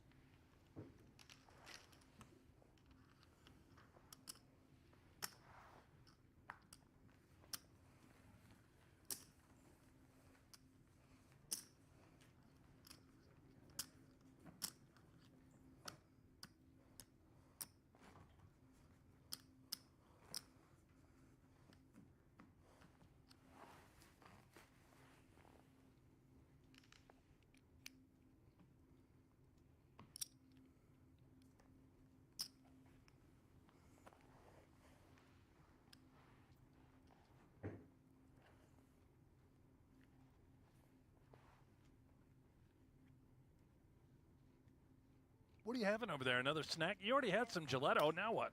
Gelato. No, that's not. What is that? Crunchy, roasted edamame beans. Oh, you got the beans in your mouth. Mm. Wow. Salty beans? Yep, very good. Yeah. You got any meat sticks tonight?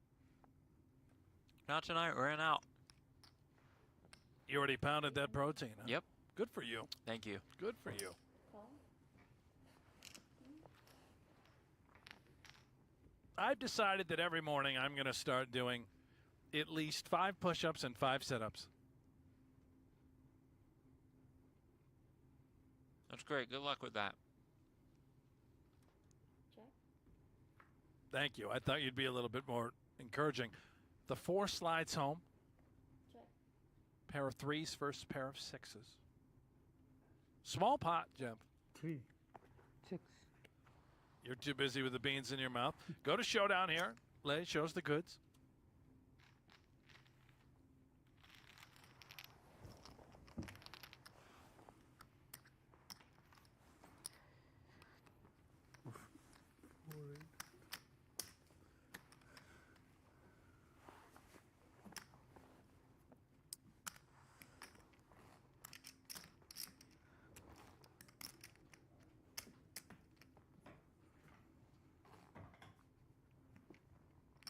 Now, what is the difference between an ice cream and a gelato? Ice cream and gelato. Gelato's a little softer, right? More of a flaccid ice cream? Gelato is a lower fat content, so it's good for you, I guess. Oh, it's healthy. Yeah. Oh, I didn't know that. That's We should nice get more. to know. Maybe I'll get a gallon of gelato on my way home. Gelato, yeah.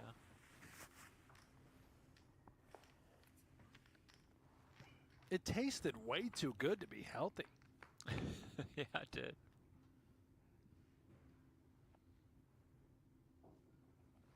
Sixes for lay.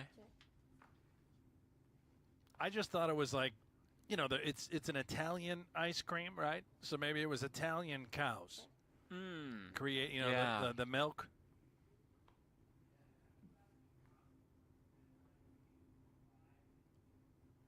Whereas ice cream, those are American cows. Right, that's the difference right there. The country of the cow. Yeah.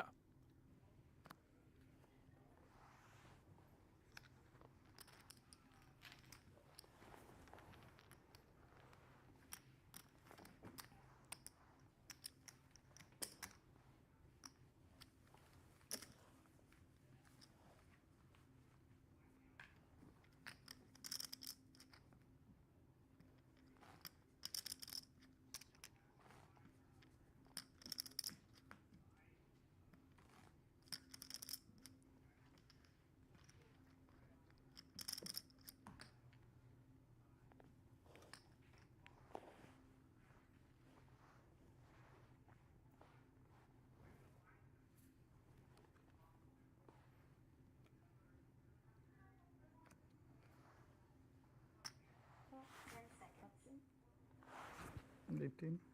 Raise 128.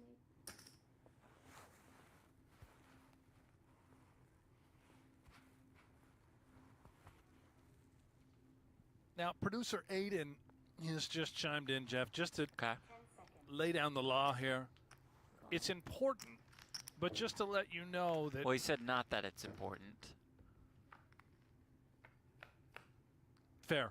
He was listening to us, and that gelato has a higher fat content, and that he's also flesh. You know... What was the end? It's a Forget about it. Don't worry about the end. Softer ice cream with higher fat content, I believe, was the takeaway. Google AI. So I don't know where you have come up with the fact that gelato is healthy. Gelato. It's Google AI, and I would trust. Do not trust AI. Aiden over. Do not AI.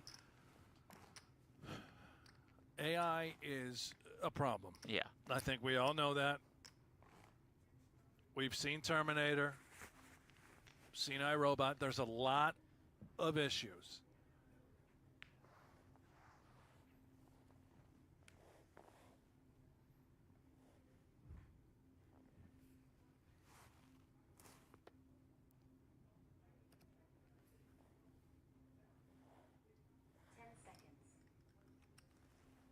Call option. Gauche, a little scoop with 9-5 of hearts. 10 seconds. Check.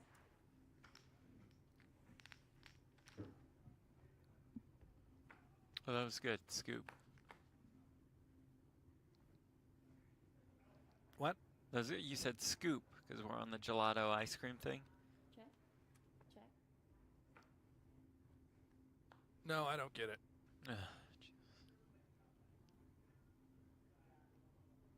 How deep are they? Check.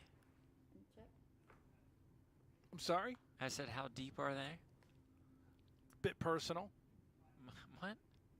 Oh, they have about 60 and 55 bigs. Terrific. Thank you. That's 800.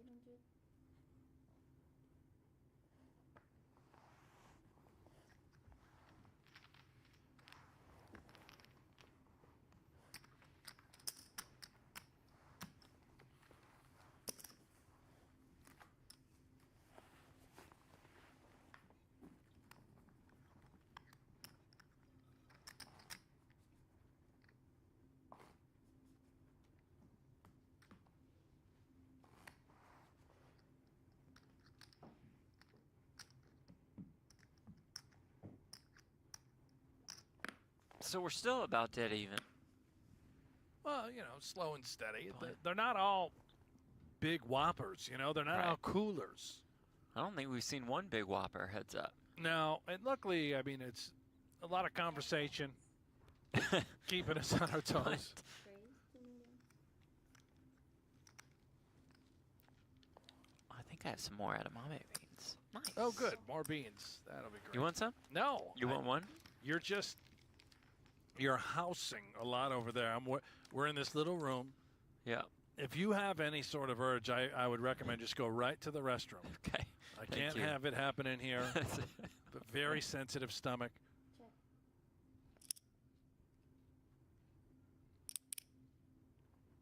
Check.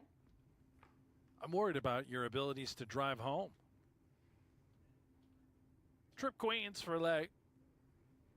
I'm actually staying on the strip tonight. Still there? Excuse me? Yeah. I have a room for the World Series. Don't mean to brag. Wow. Yeah. Wow. It's July 4th. I wanted somebody to be with the dogs in case we were working late. The lady leaves town and you just decide you're going to stay on the strip. Yep. My, oh my. I'd rather be home. All due respect to the strip. Wonderful establishment. 3.2. So does that mean you're not coming back to the house for fireworks tonight? Or? Correct, yeah. I mean that in a literal sense. We're going to do fireworks. No, I know what you mean, yeah. Thank you. It's 4th of July. Great view. You know, we can see them all down towards the strip. Yeah, unfortunately I have to stay on the strip.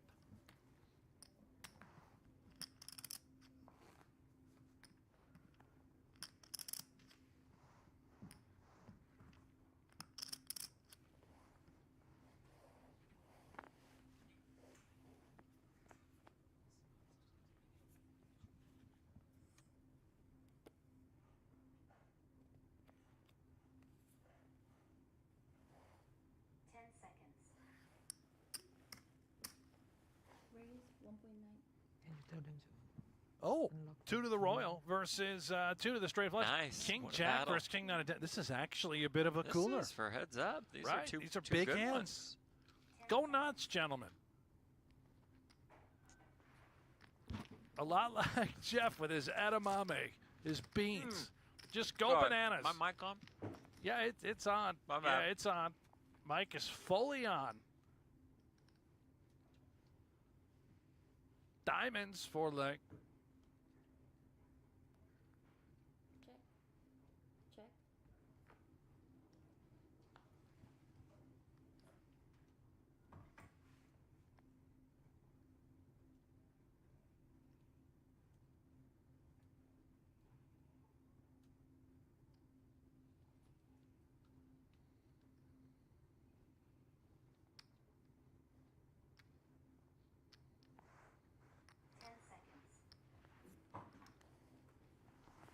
That's 3.7, right?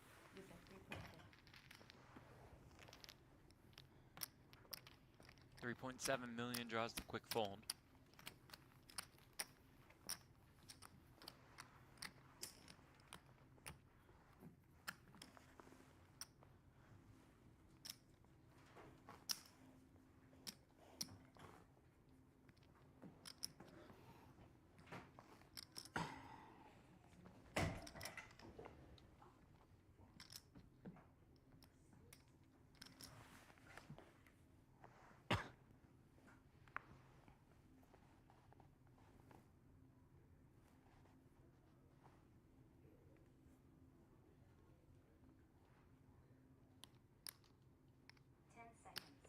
Raise 2 million.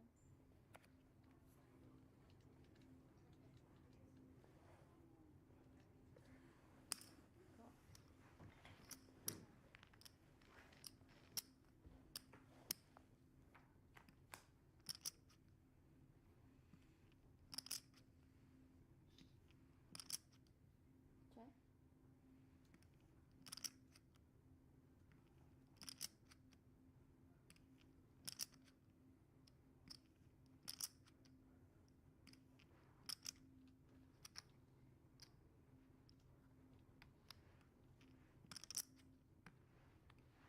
That's 3.2.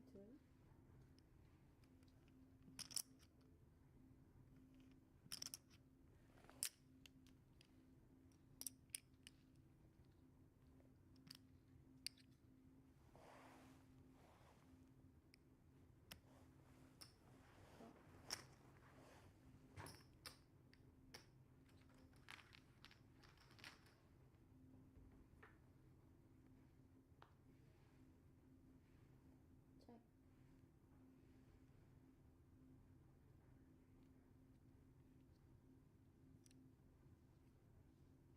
11 million out there. Ace high still best.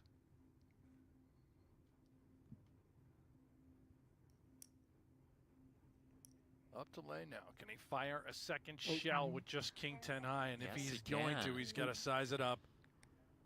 Goes 8 million, I believe. Wow, it is huge. Good luck sticking around with just ace high. Does the trick. Lay has created a little bit of separation here. Up by about 20 million.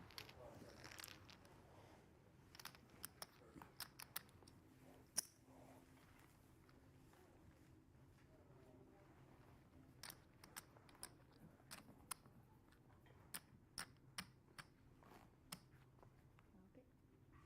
Blind up, guys. 500 and 1 million.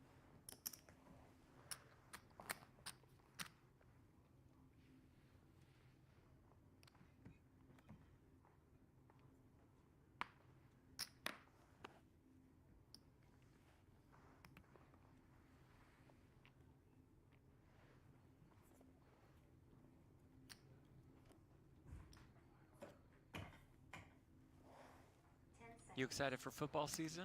Raise 2 million. Am I excited for football Yeah. season? I cannot wait. I'm already following training camps. I could see this. And you yeah. know the Bills are going to be featured on preseason's Hard Knocks starting in August. Oh, the Bills have the Hard Knocks? Yes. Oh, that's cool. Yeah. That'll be awesome. How about you? Are you ready? Nah, yeah, it'll be good. You've been doing your fantasy football research No, yet? I'm We've out got on a fantasy lot of football. leagues. I'm No, not playing fantasy football. You always say that, and you always have to be in our league. We have one league that you're in, and you have to be in it. It's mandatory. If the one person in that league who owes me money pays me money, I will play in the league. No, we and already you said know, you would make it happen we last already year. know that one person never pays the money, so we let it go. We don't. We Just are like not letting Frozen. it go this year. I've had a rough summer. Just I like need every Frozen. dollar. Let it go. No, Great not letting movie. it go. Yeah, you're gonna be back in the league.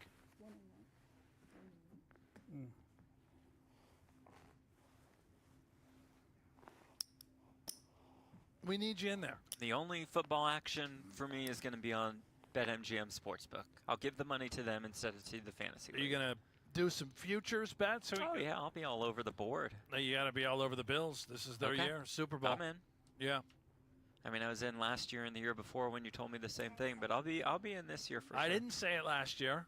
I didn't say it. I said that they will be good, better than people think. And you were right. Yeah. Remember, I bet on the division after talking to you. Yeah. Nailed Yeah. it. Yep. Thanks Nick to Wright you. was on them a lot last year. He loved Buffalo. That's right. I think they're going to be much better this year. In fact, I could be wrong, but aren't they the legitimate Super Bowl favorites right now? Well, let me pull up the BetMGM Sportsbook app, which Not is fantastic. that is ever accurate, by the way, but What? Like the favorite winning at the end of the Right. year? It Yeah, just yeah, doesn't that's happen. very rare in football. Very rare in football. Basketball, a little easier to diagnose, although the last couple of years. and you better get him in soon because as soon as the big beautiful bill goes through, you got to get those bets in 2025 and 2026. Adios. The Eagles, the outright favorite at plus 650, but the Bills and Ravens right there at plus 700. That must be an error.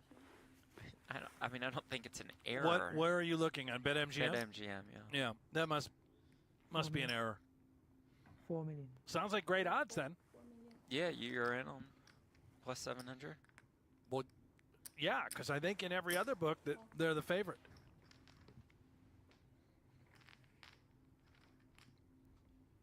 Ghosh limps in, Lay bumps it up with the Queen 10. Ghosh makes the call and flops the straight on the King Queen Jack. Oh my. Lay with the pair in the open ender.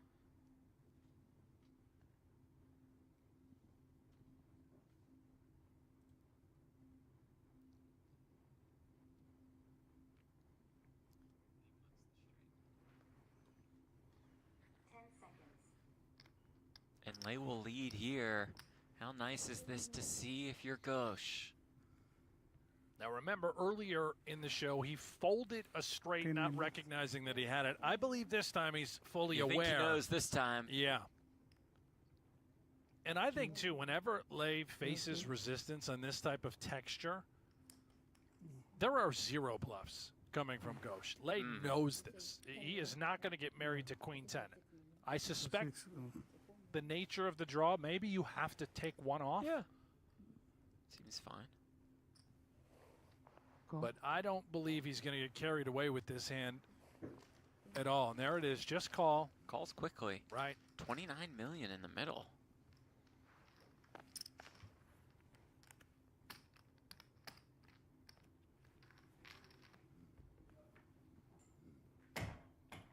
Turn is a 7. Another check. Oh, and Ghosh just rips it in there. Just piles it home on this type of wet texture, thinking that he can absolutely get called. Hoping to be targeting 2 pair. How much? Leia's asked for a count. Also understandable. Not a heart in Yeah. Lay's hand. Could Ghosh be going nuts with some sort of combo draw? How about a hand like 10-8 of hearts?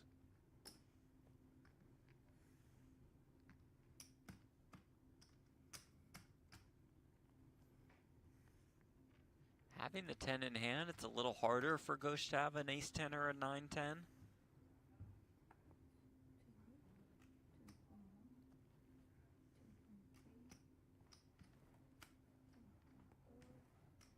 She's really thinking about it. The things I'm worried about are hands like Queen X of Hearts, where you're just not in great shape. Maybe you're out in front with Queen 10. 7-8 of hearts? Yeah, okay. Shoot it. I'm in. Let's call. But as we can see, Ghost just tests the goods. Yeah, 2.64, right? Yeah, 26,400,000. 26.4. 26.4 million.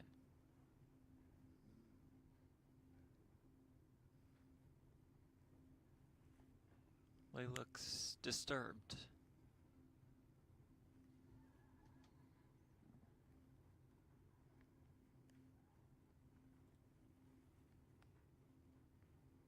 What a spot Ghosh could be in. If Lay clicks that call button.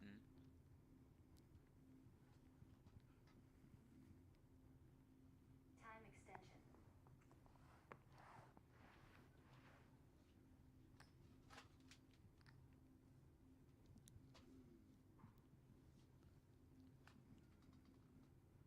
Has a couple of time extensions to go through. 10 seconds. I just don't think that these are the spots Lay's looking for. Yeah. I know they've already made a deal, but there's 45,000 remaining. He's going to call it makes off. the call. Wow. Here we go. Ghosh is going to love to see this. Lay is frustrated. He was hoping to see some sort of heart draw. And instead, he just has to hope for a chop. Ghosh could take an 8-1 chip lead.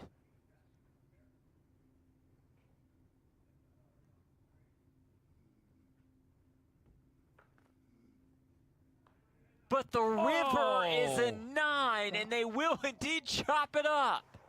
Lay gets completely bailed out. That is so frustrating for Ghosh.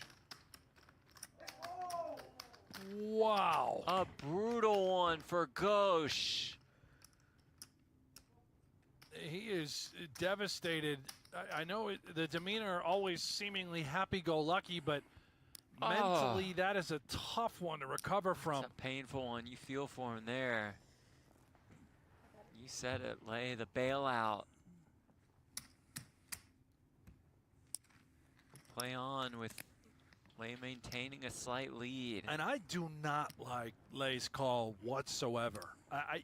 He has the advantage here, heads up. You're hoping it's just hearts that you're up against. Otherwise, Ghosh is going to show you the stones every time. It's going to be 2 pair. It's going to be the flop straight. Wow, Ghosh put himself in the perfect position. But it's Lay saved by the river.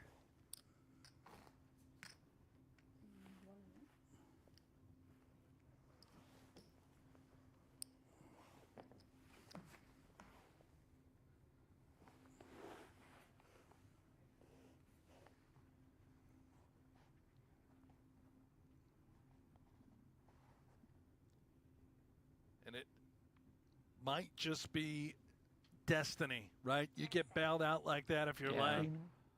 Maybe luck is on his side, not allowing him to lose and be punished for that call. 3 million. We shall see. Check.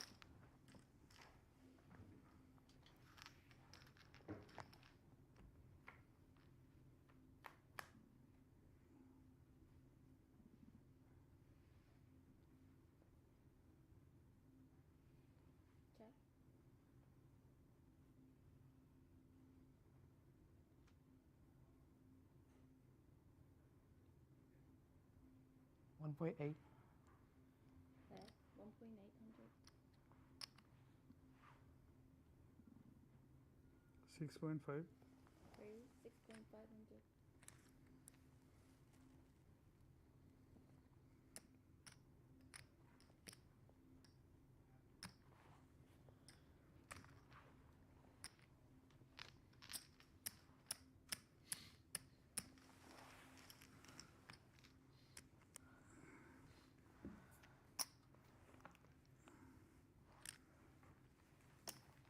Oh, and just like that, we're basically back to even. Alrighty. Uh-huh. Blinds are up, though. 500K, 1 million, 1 million, big blind ante.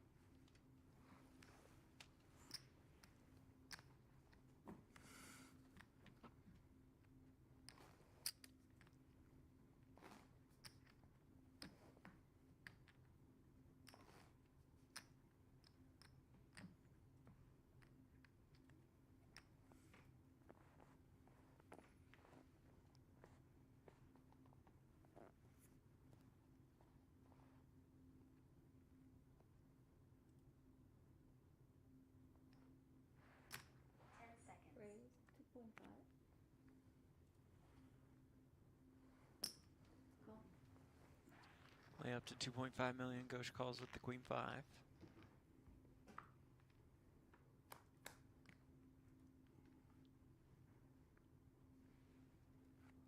Check.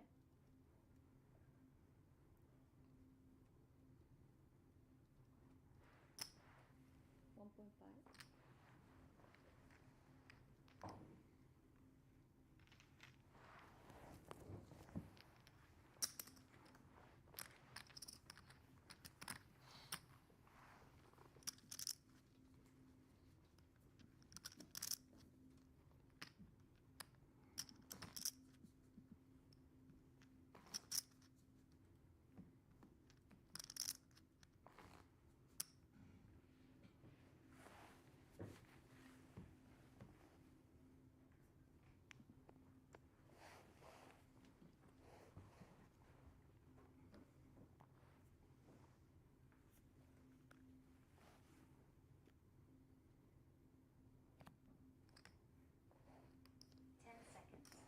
Call option.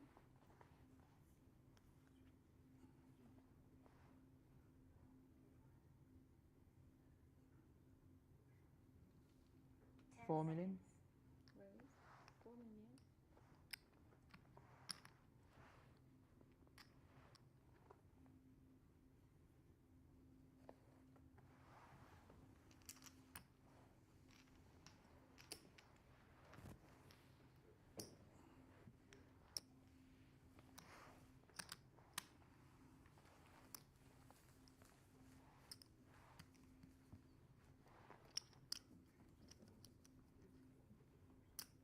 What happened? What do you mean? We good? What? Feel like I blacked out for either 3 hands or 30. Did we just get abducted?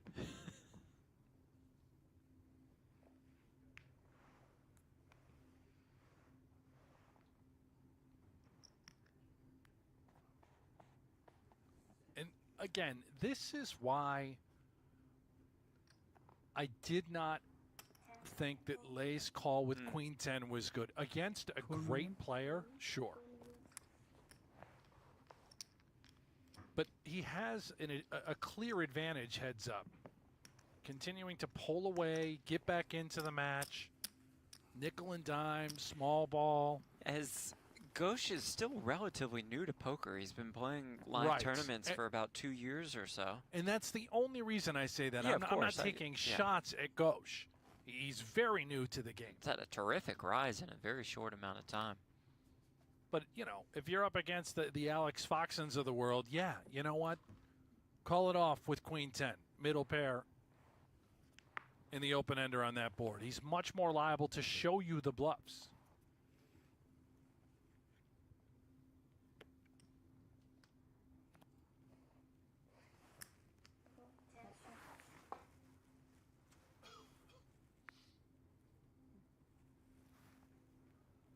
Option.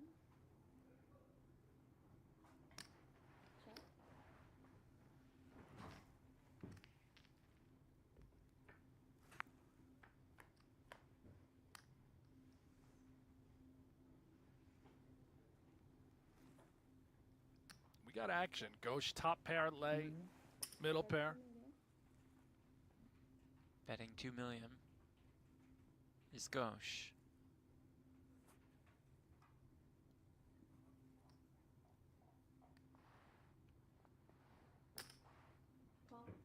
Lay check calls.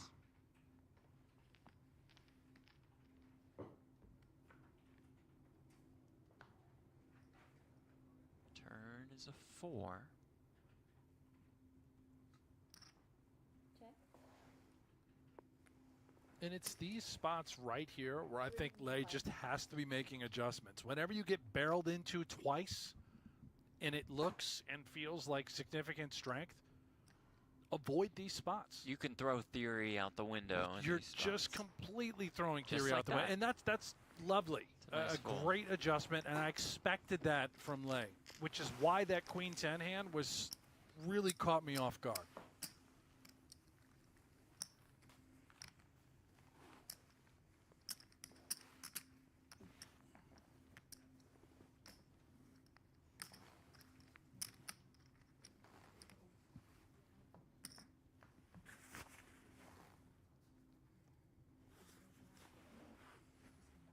Just about all square.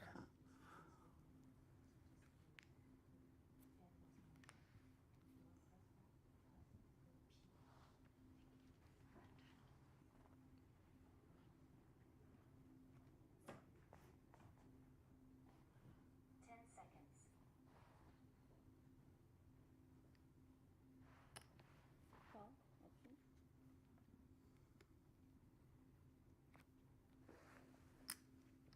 Check.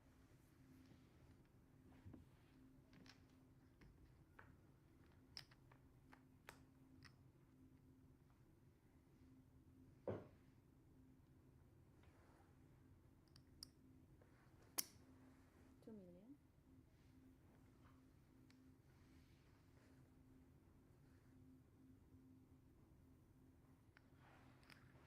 Call.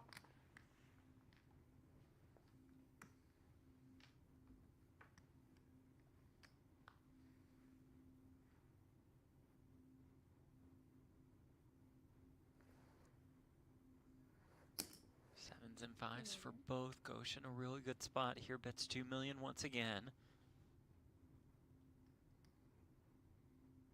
Yeah, and these are the scenarios where lay can't do anything, right? You Right. have top pair, you're just sort of handcuffed to, and married to the hand at the moment. 10 seconds. River deuce. Gauche's hand best. There's a world in which this could even go check-check. Yeah. Gauche does not find value with king 7 on this board. And if you're lay, I'm not betting here with 7-4. I'm afraid Gauche could have easily have a better 7. Could somehow have a deuce given the small Yeah. sizing on the turn. And I Nice love this. check back. I love this check back by lay. Gonna be happy that he did indeed check back. You just have to be willing to accept you're going to lose some of these small pots, adjust accordingly to this type of opponent, and get back to work. And you see, you know, he's a little frustrated the way he slowly threw his hand down. But I would imagine mentally he knows where he's at in this match. And he had a blunder with the queen 10, was fortunate enough to get bailed out. And you just have to get back to the grind, back to work. 600,000, 1.2 million. 600K, 1.2 million, 1.2 million big blind ante. This is advantageous, by the way, for Gauche. As the levels go up and the stacks begin to shrink as far as big blinds, the lesser experienced player, the variance is, this is great for them. The variance goes up. They Play can some just big ones, get it in pre, play that some kind of big, thing. yeah, the deeper they are, the more of an advantage it is for the better player.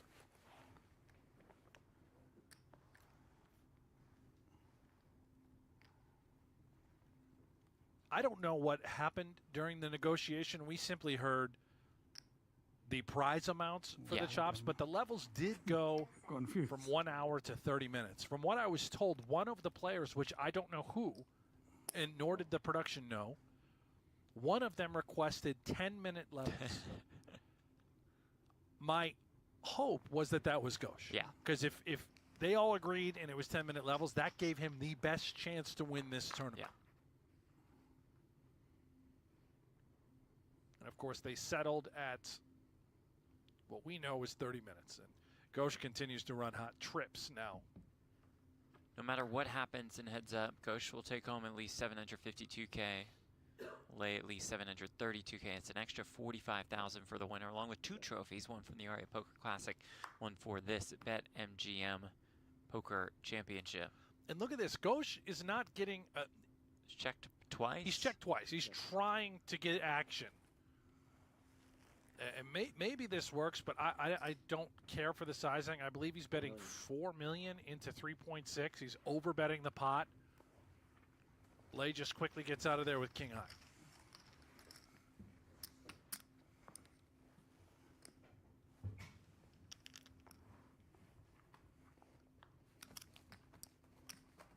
About 30 bigs now for Lay. Just under 45 for Gauche.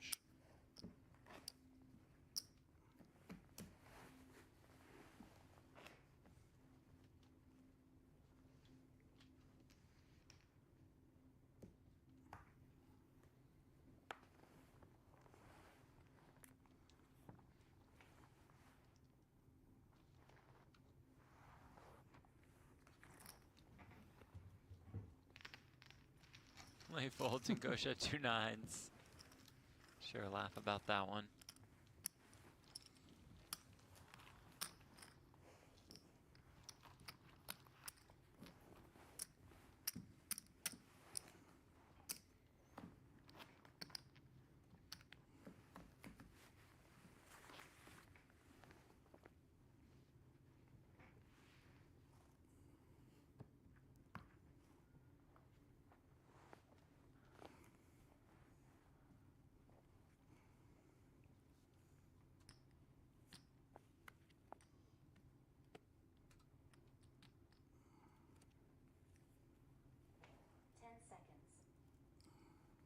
Cool.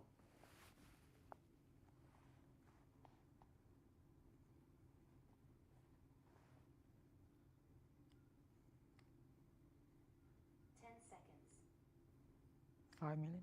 Here's 5 million.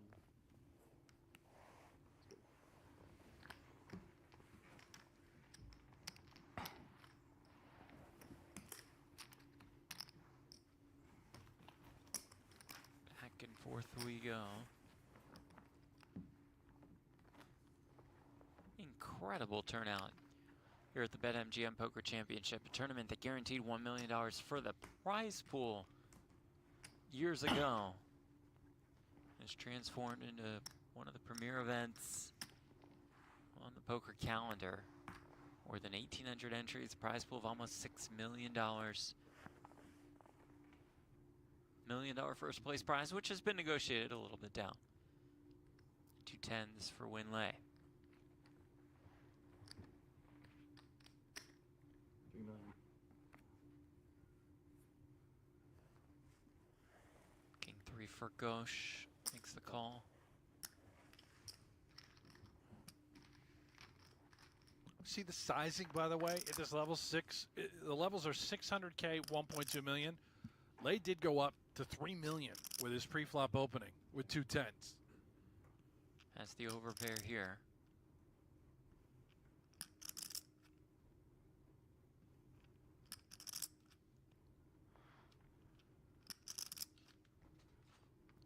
Looks like he's going to continue to take the elevator up. Even the sizing on the flop, 4.8 million. That type of texture, you can't fault him. He's hoping to be up against some sort of flopped pair.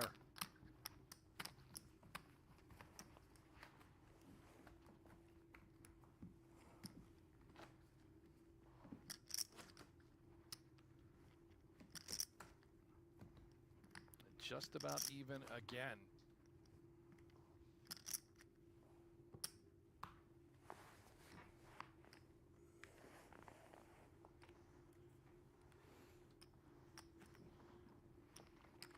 Gauche with the 7-5 on the button.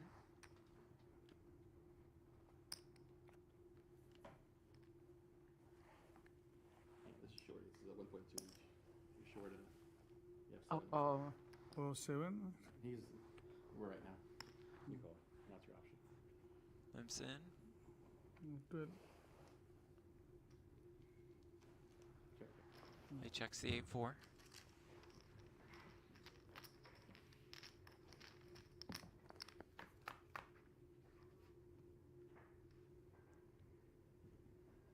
Ace King Deuce. Check.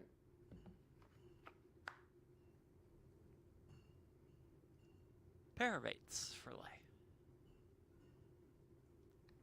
Check. Check.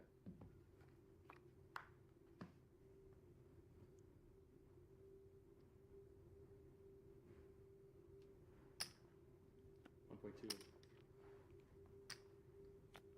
Lay bets them in, wins.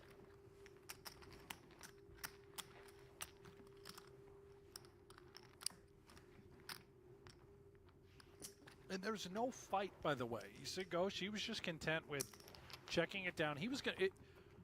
If Lay had checked on the river with his pair of 8s, Gauche was going to check back 7-9. Yeah. There was he doesn't make a hand, he just doesn't bet.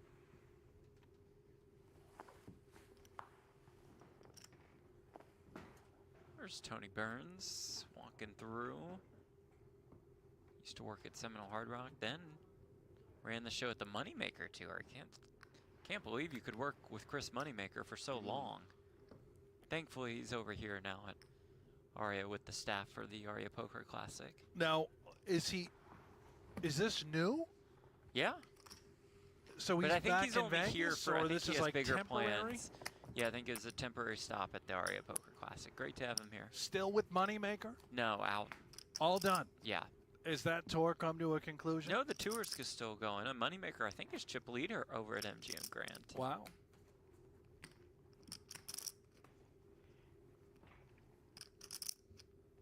Your big blind, see? 1.2, 1.2.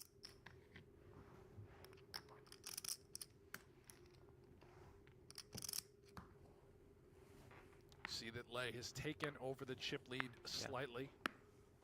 It just doesn't take much for him to get right back into it. Weather the storm, grind away,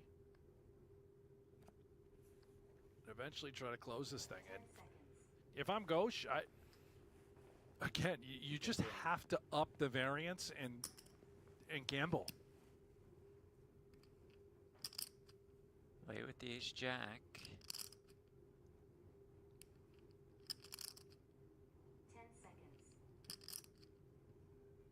9.6. It's 9.6 million. Makes it 9.6. That'll do the trick. More separation.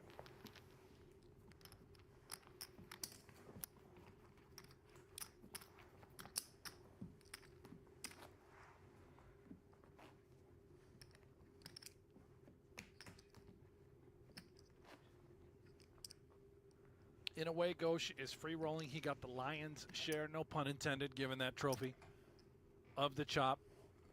I believe he's guaranteed 740,000. Is that right?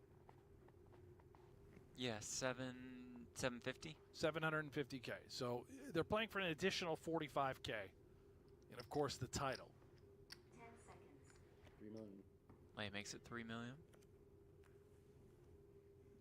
Gauche the king 9. Yeah, 7 million.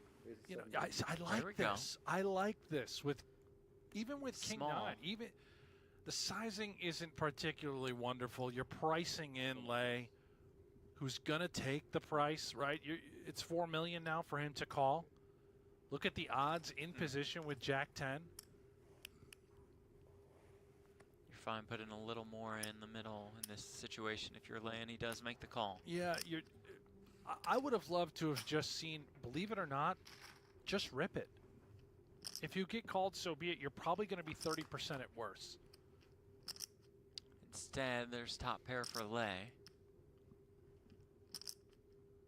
Yeah, this is 5 million. 5 million. this is a mistake from Gauche, and he's going to continue to try and bluff away at this thing. 5 million now. when the sizing invited a decent amount of hands that could connect in some form. This hand especially.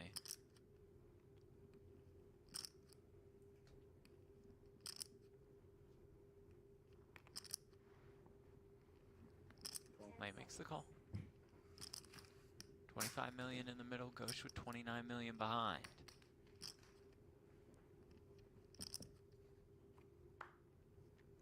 Turn brings the 5 of hearts. Oh my! Wow. Ghosh jams, and How much? if Lay makes the call, we're very close to having a champion. I think he's going to call. He's going to rethink every step of this. Remember, the sizing pre-flop was very small. What we have seen from Ghosh thus far is when he had a big hand, the sizing was large. If he's got a pair of 10s beat, so be it. But I think this is the spot that Lay was waiting for. 29,100,000. Gets the count, makes the call. Here we go. Ghosh down to just 3 outs.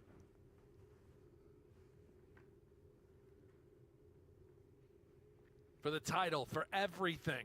The additional 45,000 and 2 trophies. Just got to fade a king. And he does just that for his second BetMGM Poker title this year. In January, he wins the Borgata Poker Open Championship. And in July, he wins the BetMGM Poker Championship at the Aria Poker Classic. Win Lay, ladies and gentlemen. He was the best player at this final table, and he deserved the title. What a year. What a win. So that 732K negotiation in the chop will add 45K to that. Will give him not Hi, one. My name is David Miley. I'm the head of poker at BetMGM. Congratulations on winning the BetMGM Poker Championship. Great job. I want to present you with this trophy. There you go. How heavy is this? It's not bad. Oh, okay, It's that's great. good. You can lift it. Not too bad at the Borgata one. What's heavy? Ooh, flying. Get some pictures in. So we see the final payouts. We see Win Lay's name on top of an unbelievable event. A great turnout at the BetMGM Poker Championship. Thank you all so much for tuning in. We very much appreciate you all being here. We're thrilled we had an opportunity to be a part of this event for our entire crew. For Brent Hanks, I'm Jeff Platt. We'll see you next time. Good night. At the BetMGM Poker Championship.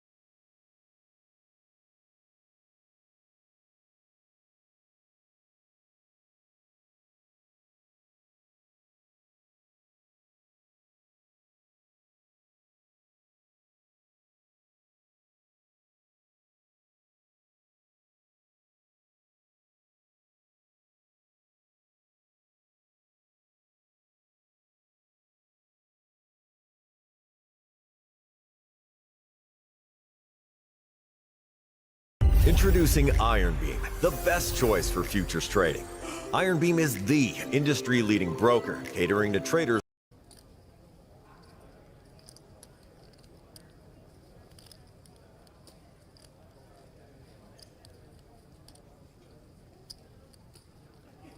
West on the button. Prime position to re-raise 76. build a pot, and he makes it 7,600. That should take care of most of these players.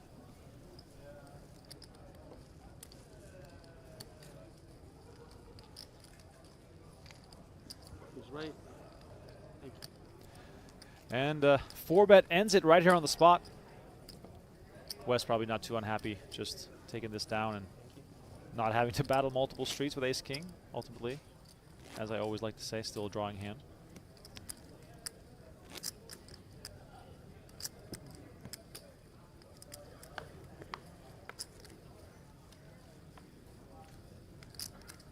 Mincy is getting drinks for us, for those asking in the chat. Obviously, we have to keep ourselves well hydrated, which we learned from Mr. Helmuth, that it's important to drink water. So we're just going to make sure that we do.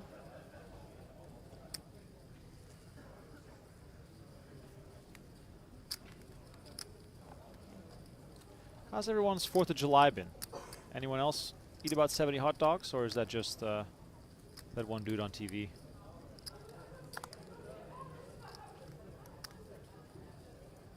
Action folding here to Ramos.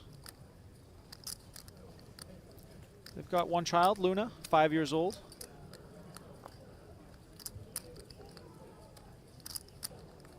Call. And here the button raised to 1100, and Smith is going to make the call for the big blind. John Smith, living in Las Vegas. Checks. Retired, playing poker since 2005.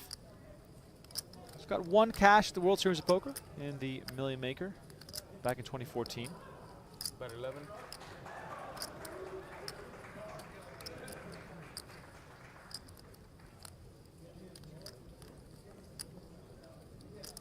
Call.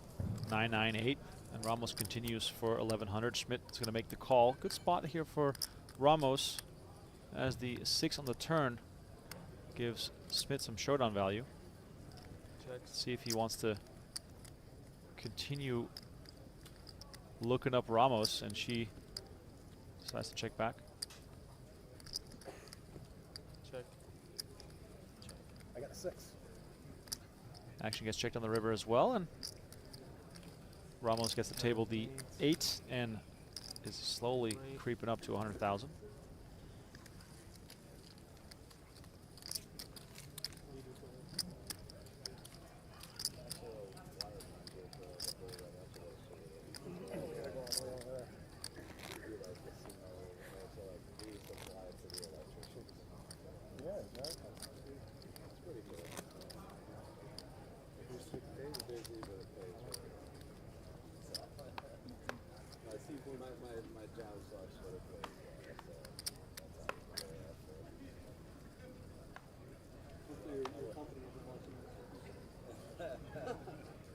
Blue Indian asking in the chat, do you think someone will ever win the main event 2 years in a row again? I mean, that's absolutely never happening again.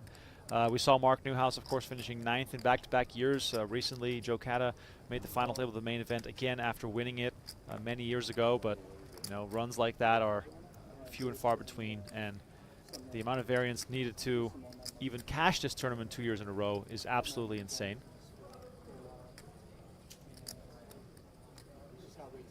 Apostle back to raising, makes it 1100.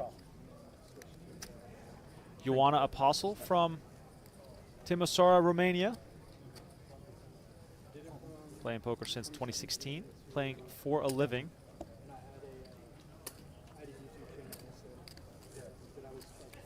Three players.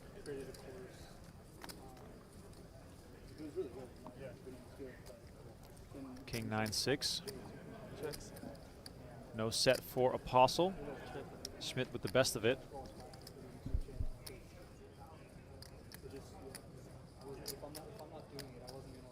Bet 16.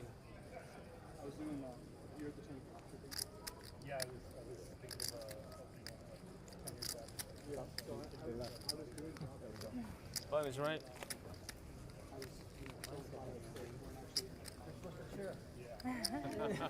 Just got our nice food delivery here in the booth. Trying to keep it healthy here. Working on some salmon for a change. That So you had a really good hand, right? Capriati sandwich last night put me to sleep, so trying to stay on the healthier side tonight. I'm going to go and assume that that's Schmidt's wife on the rail, watching along.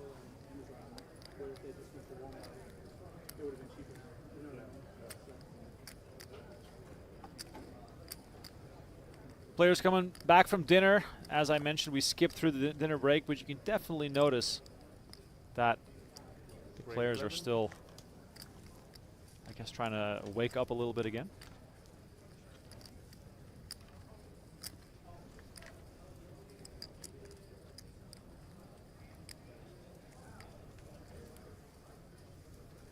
Call 11.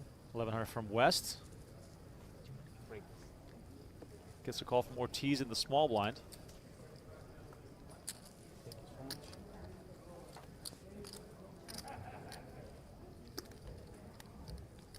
Matt asking, no famous players playing tonight. Well, day 1D is always the most stacked day of all. We are rotating between tables, but one of the things that is probably a fun little bit of insight is that it is pretty hard to select streaming tables because we can only use tables that are situated here in the horseshoe room, because there's also people playing in pairs, because that's about a 10-minute walk, so we cannot have players miss out on that much playing time. And in addition to that, you could not be too close to being the next table to break, because if a table breaks while we're streaming, then we can't replace that table during play, because again, that would interrupt the players too much. So it's a bit of a tightrope dance for us sometimes, especially in the beginning stages of the tournament, to pick tables, to rotate tables, and to find tables that we can all enjoy. So we were able to stick with the Victor Blom table for now, which is good news. Blom involved in a hand here. He's got the king high flush draw and pair to 7.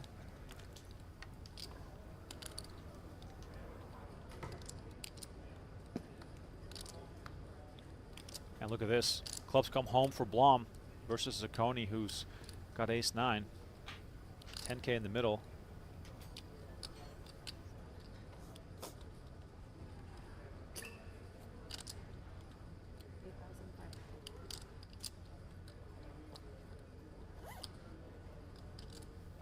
Blom goes 8,500 on the river here. Zacconi facing a board texture that doesn't really favor his holding, and looks as though these cards will likely end up in the muck. But as I mentioned earlier, you know, when you're facing a player like Blom, you just almost don't want to give credit. You want to believe that they're bluffing, and that can put you into some uncomfortable situations.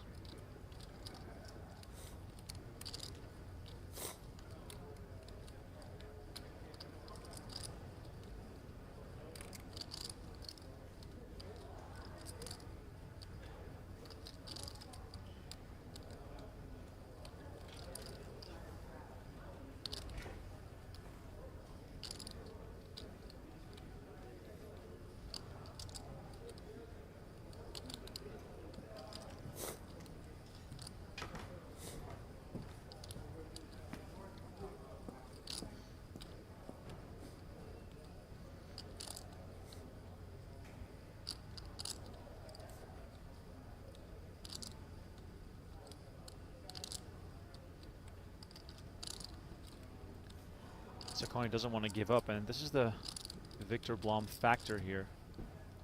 He just wants to believe. Just wants to believe that Blom is bluffing. Goes large, sizes up. Against any other player, I promise you, the ace-9 would have hit the muck quite a bit faster. Take your time, man.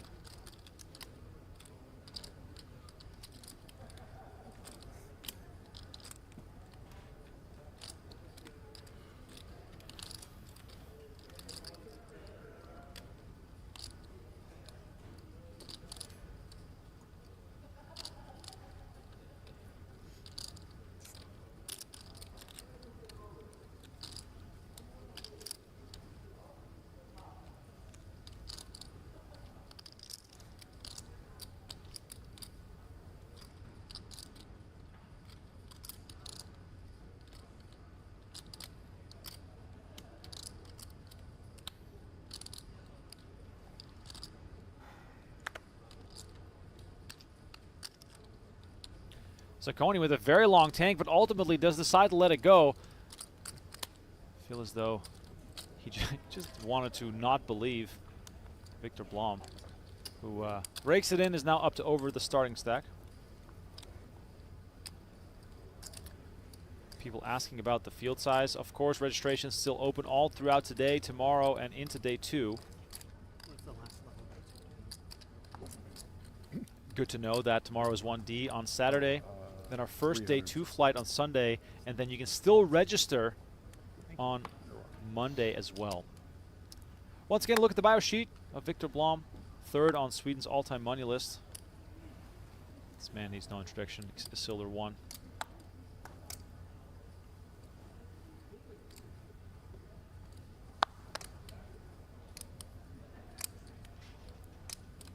Lewis Spencer has a previous deep run in the main event, raising it up with ace deuce. Final 3 tables back in 2021. That's when the money really matters.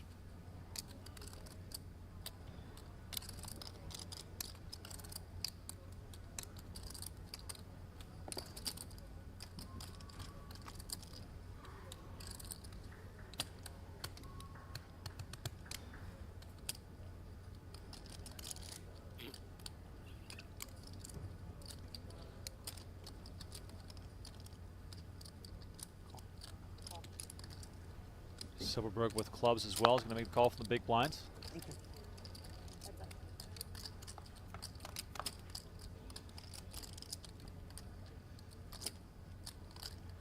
10-7-7. Not favoring any player.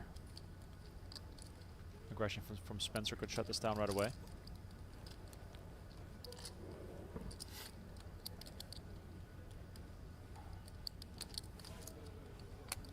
$900. Very small here from Spencer, comes with 900 into 3,400. Silverberg has shown a variety of bluffs already, or at least has been successful with some bluffs. Not looking to give up too quickly, and he's going to make the call here as well. Hang on.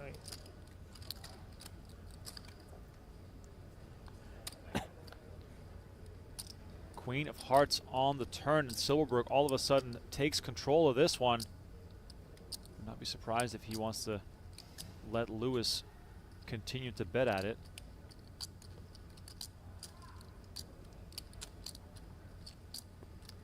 WSOP tweeted earlier that they had 1,600 runners already on day 1C, and that tweet's from 3 hours ago, so it means that that number has gone up since. Day 1C used to be the final starting day. I remember back in 2009, Patrick Antonius got shut out of the main event because they literally had sold every seat. They were not able to get any more players in there. This is, of course, back during the Rio days when there were tables in the hallways, there were tables in the restaurants. There was just no more space, and I believe there was a good handful of players that were denied entry, and Day 1D has been added in recent years, and still players wait till the very last moment to sign up for this event.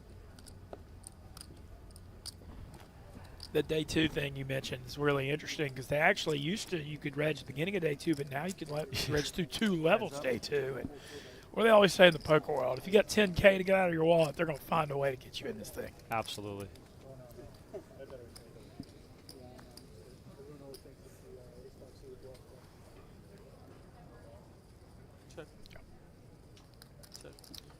All right, we're over our other table. We're going to hand with Peterson and Apostle. And Peterson's got the nut flush draw here on a 7-7 ace 5. Apostle has absolutely nothing, but that is not stopping her firing out. She fires 2.3K into pot of 3,500 with Jack high. Peterson's staying around, but he's kind of drawn here, so there's a good chance Apostle could win this pot if the river bricks, but the river does not brick. Nut flush for Peterson. Board's paired. The question now is Apostle.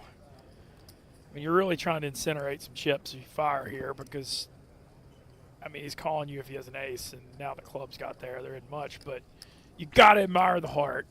Reaches for 6,500, bombs it. Peterson only has 14,300 left. And the debate here is not whether he's going to fold. It's just, does he call or does he go all in for 14.3K? I think he's debating that exact thing in his head. The board is paired, so the flush is not, there are full house possibilities out there. But he's shoving. He's saying, you beat my nut flush, you can beat me. And a snap fold from Apostle. And a very key pot for Peterson. It was real short, but now, able to get back to 29,000, which thing with this World Series main, I mean, that seems short, but the blinds are 3,500. Dude's got Mr. Peterson's got almost 60 big blinds, so big pot there for him.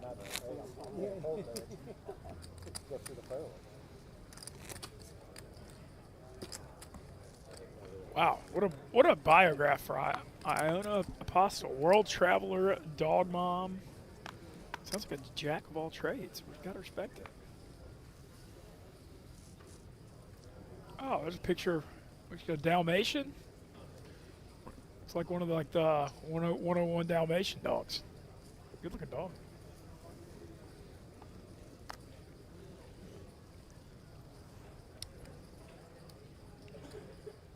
Raise 11. I'm sorry. Yeah, wow, fun dynamic for Apostle, who just got called, was bluffing with Jack High, and picks up the king and the king next hand. When people might not be believing her, Ramos picks up ace jack off, gonna call out the small blind, so she opts not to 3-bet here, which looks like a good decision when you can see the cards like we can. There to go the flop. Heads up. Two strong women players.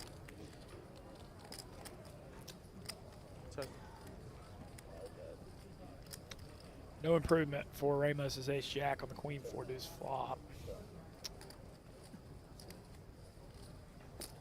1,600. And Apostle's going to take the pot down with the $1,600 continuation bet. I got to say, I love seeing, I feel like more the women in poker continuing to grow. And I think it's a really, really fun thing over the years. The women, we've seen the ladies tournaments get huge turnouts. It's really strong players as well, but I feel like we're seeing more and more women in the main event every year too. And I think it's part of what makes poker great for everyone. And you never really want to underestimate a smart woman.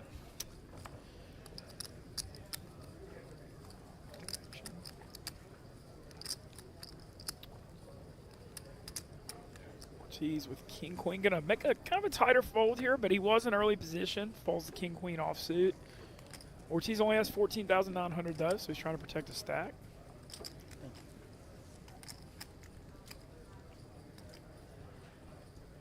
Raise 11.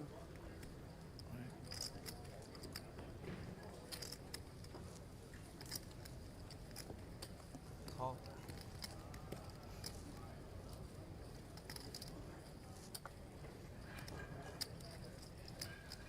So far, we got a open from the cutoff for 1,100 from West. I believe it's Fagone just calls the small blind with ace queen off. You got a king 8-6 flop. Check. Check. Schmidt's out the big blind, able to flop the best hand with the king. That's 12.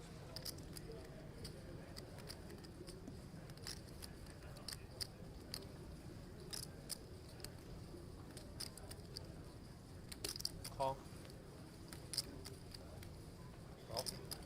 Call. Thank you. We have all three players going to the turn on the king 6-8 flop. 4 does not prove anybody. Well, I guess West picks up a gut shot here. Check. Check.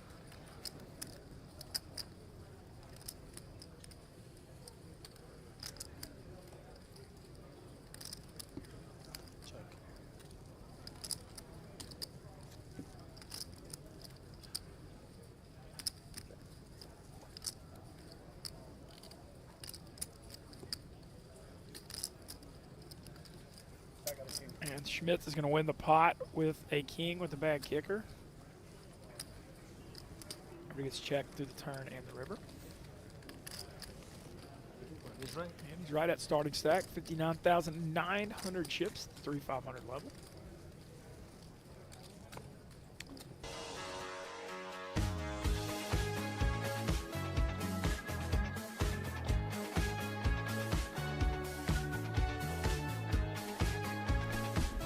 GTO Wizard. Yeah, quick reminder here, beat the best and crush the rest. Save 10% over at gtowizard.com/pokergo. It is your one-stop shop to practice your game, become a better player. Apologies there, I was in the middle of a bite of dinner. Mincy, thanks for holding the fort down. Yeah, shout out GTO Wizard, great product, making the poker world a lot smarter. And yeah, making the games tougher too. No, it definitely does. It definitely does. Raise to 2,500.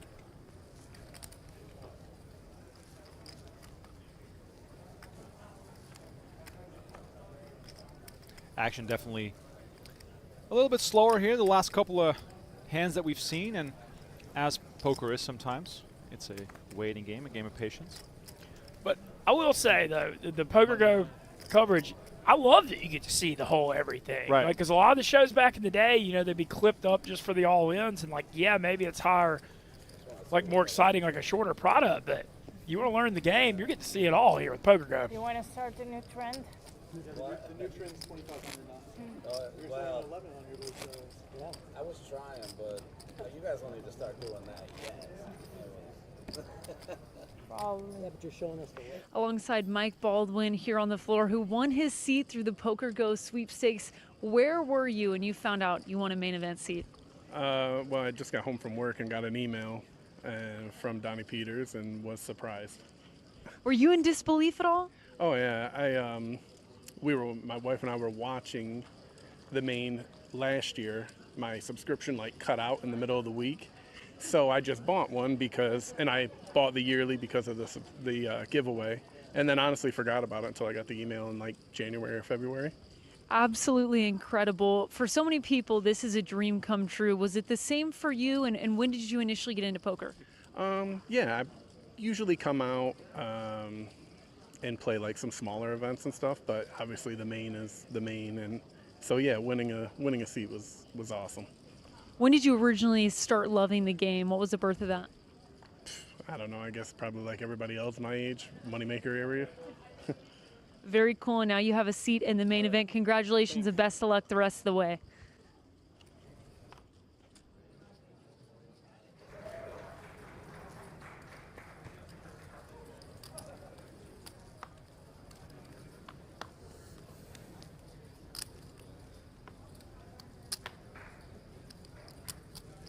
Is he not here? Thank you.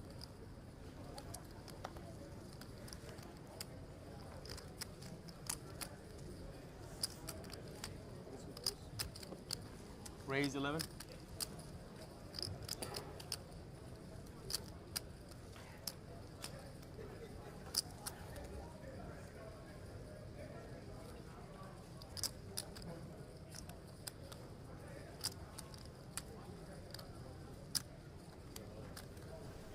Nice one here for Ramos.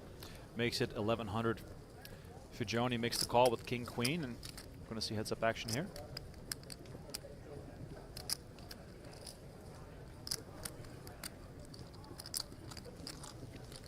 Three players.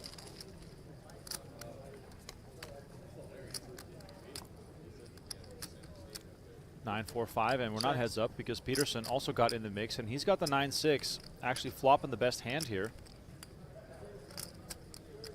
Ramos does have backdoor spades going for her, and we're going to see her take a stab. 21.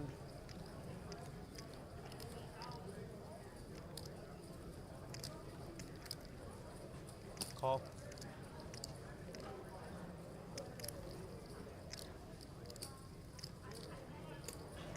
Call.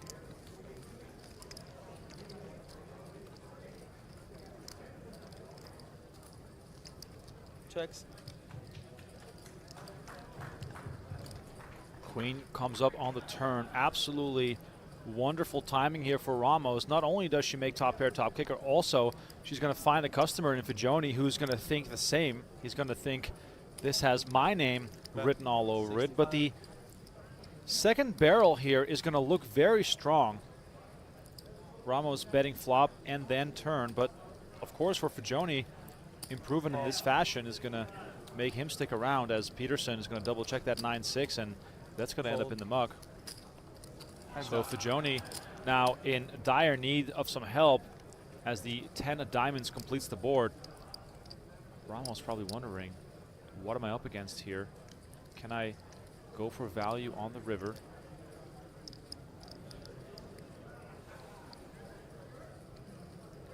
Marco Fagioni from San Francisco, California. Married, 2 kids, Amy and Mark. Shout out to them. Been playing poker since '03, as many of us have. But now faced with a bet of 8,200, and he's gonna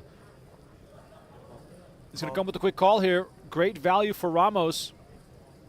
Sizable pot heading her way. Yep.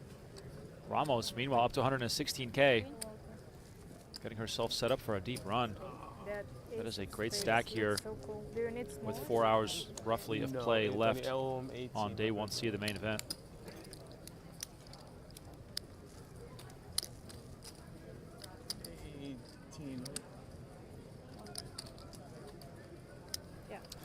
Going to check back in with Natalie Bodie, who's going to talk to Heather Alcorn, second in the ladies event this year and former dealer of the year.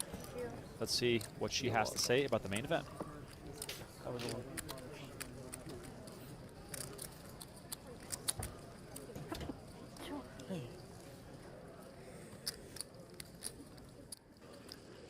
Alongside Heather Alcorn, who just had an incredible run in the ladies event, finished runner-up. Has it set in yet?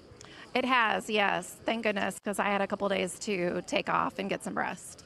And we discussed you were 2019 Dealer of the Year. You've been a dealer at the main event, now a player in the main event. What sets this one apart in terms of experience? Maybe just going into it with having just coming off a rush. I'm hoping. We'll see. All right, well, good luck. Hope you got some momentum to carry you through. Thanks so much, Heather. Thank you.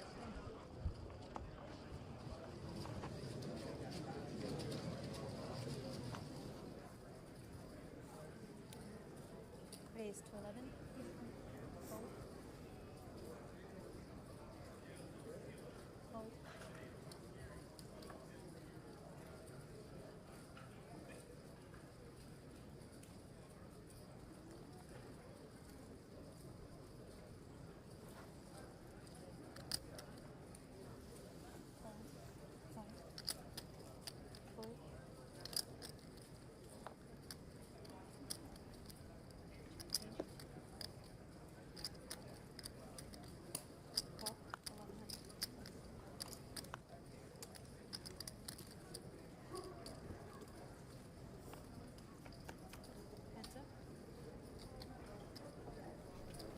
Back to the action here, Phillips and Ramos.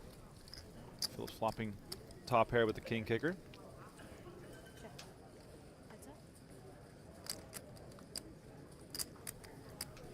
Quick check, check. Ace on the turn. Ramos picks up a Broadway draw.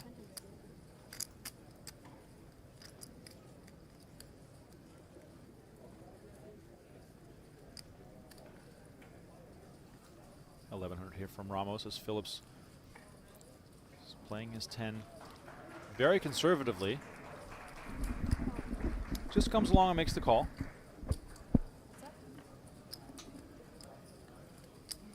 Queen on the river, and that's gin for Ramos, making Broadway. Phillips playing it cool. Ramos kind of on one at this table right now. Yeah, she definitely is.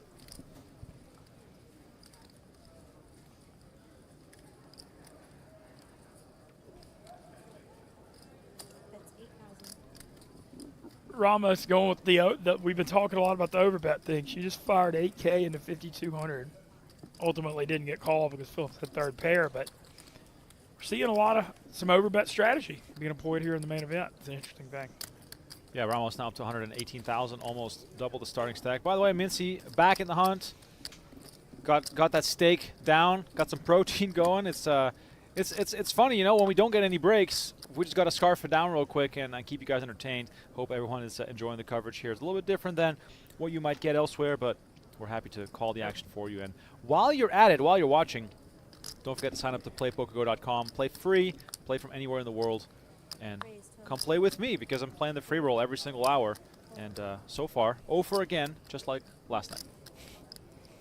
Can't win if you're not in there, though. That's true. Mincy, throughout the year, how much of a chance do you get to play poker, or is it more so, a few select occasions? So where we're at with it right now is football season is just really, really tough for Barstool. We have our, we do a lot of the football gambling content, so the weekends during fall are no-go.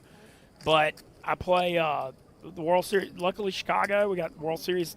The World Series circuit goes through Hammond, Indiana, and it goes through Elgin, Illinois, and Grand Victoria. There's 2 stops each, and then I played like a Mid-States Poker Tour event in East Chicago, so I'm kind of firing the regional mains, and then I get to play this week. But I've cashed about 50% of my tourneys so far this year. I'm still feeling, I feel like the old dog still has got a couple tricks in the bag. Yeah, and of course the main event every year, a massive draw. Can't miss out on that one.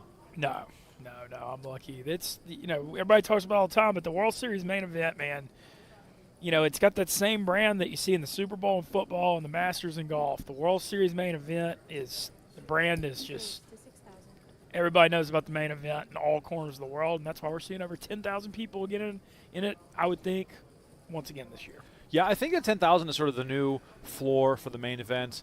I think that the interest in poker, especially in the live realm, has gotten to a point where that's very sustainable. I know that you and I both come from the days where the rooms were flooded with online qualifiers. That's no longer the case, but we are seeing an influx of new players year after year, along with people from the Moneymaker Boom that are very established. As we see... The Barstool hoodie at the table here. I was going to say, you must have this guy's phone number. Yeah, let's see. May have a new rooting interest here. We got a Paddock here in the 3-seat. All right, rocking the hot, great hoodie selection for the 4th of July because the hot dog eating contest. That's the premise of it. Yeah, it's Brandon Paddock, goes by the name of Mad Dog. Cashed the main event back in 2022. He's got 10 cashes at the World Series of Poker, including 1 final table in a 1K PLO back in 2014. So the Mad Dog. The Mad Dog wearing the hot dog hoodie. He's going to get the stoolies behind him if he's going to make a run. I'm sure of that.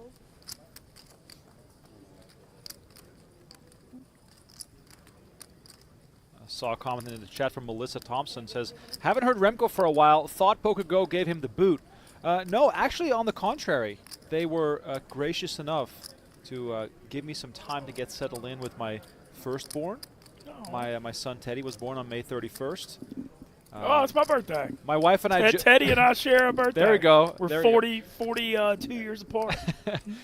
My wife and I joke that of all the times throughout the year for our baby to be born, May 31st probably the toughest one, because right going into WSOP, which I've been fortunate enough to be a part of for the last 16 years, but obviously this also means that my wife didn't have to be pregnant during the hottest months of the year. So we'll take it. It's been phenomenal. I have no idea if I'm doing it all right, but he's eating, he's sleeping, he's throwing up all over me, and it's been a blast. My first son. Yeah, that's amazing. And also he's going to have Memorial Day, a lot of Memorial Day birthdays, because that's what mine's have been. But, hey, that's not a bad one. Yeah, no, it's been phenomenal. My wife's been amazing, and I was able to stay home for the first month, and now we're in the main, trying to entertain the people at home. But no, they did not give me the boot. They actually gave me some time, which I greatly appreciate. I mean, far be it from anyone to internet speculate on somebody's employment. I never could imagine going through something like that. I mean, people must try to get you fired every single day. Every day. Every day. All right, here's a look at the big game on tour. If you love to watch poker action, you cannot miss out on this show. The second season of this award-winning show is now available on the PokerStars YouTube channel with new episodes dropping every Saturday. It's high-stakes cash action filmed at the NAPT Las Vegas in 2024, featuring some big names, including Jennifer Tilly, Sam Grafton, Andre Akari, Griffin Benger, and soccer star Gerard Piqué. And by the way, the NAPT Las Vegas right around the corner, coming to Resorts World in November. Okay. So Poker action never stops here in Las Vegas. No. Poker. I know PokerStars has done a lot with that NAPT, I believe, or used to. Absolutely. PokerStars is a big presence at this year's WSOP, making the people aware of their comeback to the U.S., if you will, with the NAPT, and of course also the availability of the Big Game on Tour phenomenal cash game show. Looking at this table, you know, we've talked about Ramos up to 117,000 now, second in chips to Apostle. 2 women kind of dominating this table. Thomas asking, is Phil Ivey still in? Phil Ivey has not yet entered the tournament. We're expecting to see him on day 1D. We're going out into the field. Eric Lindgren. Eric Lindgren in the mix. Very much appreciate. John Reardon. John Reardon, by the way, who I do not recognize unless he's wearing a thick pink hoodie, which he is usually hiding behind. Lindgren, of course, the 08 Player of the Year. Reardon, a mainstay inside the PokerGo studio, plays all the high rollers. Lindgren probably drawing one of the worst seats in the house, having to be out of position versus Reardon for a couple of hours here.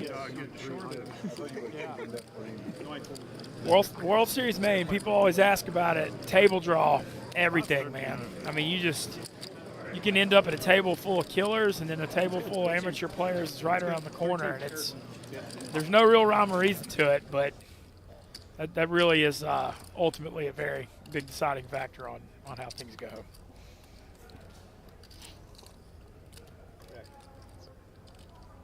Interesting pot here developing between Bunch and Spencer at the featured table, where both have pretty big draws here. We got Bunch with the king out flush draw and a gut shot.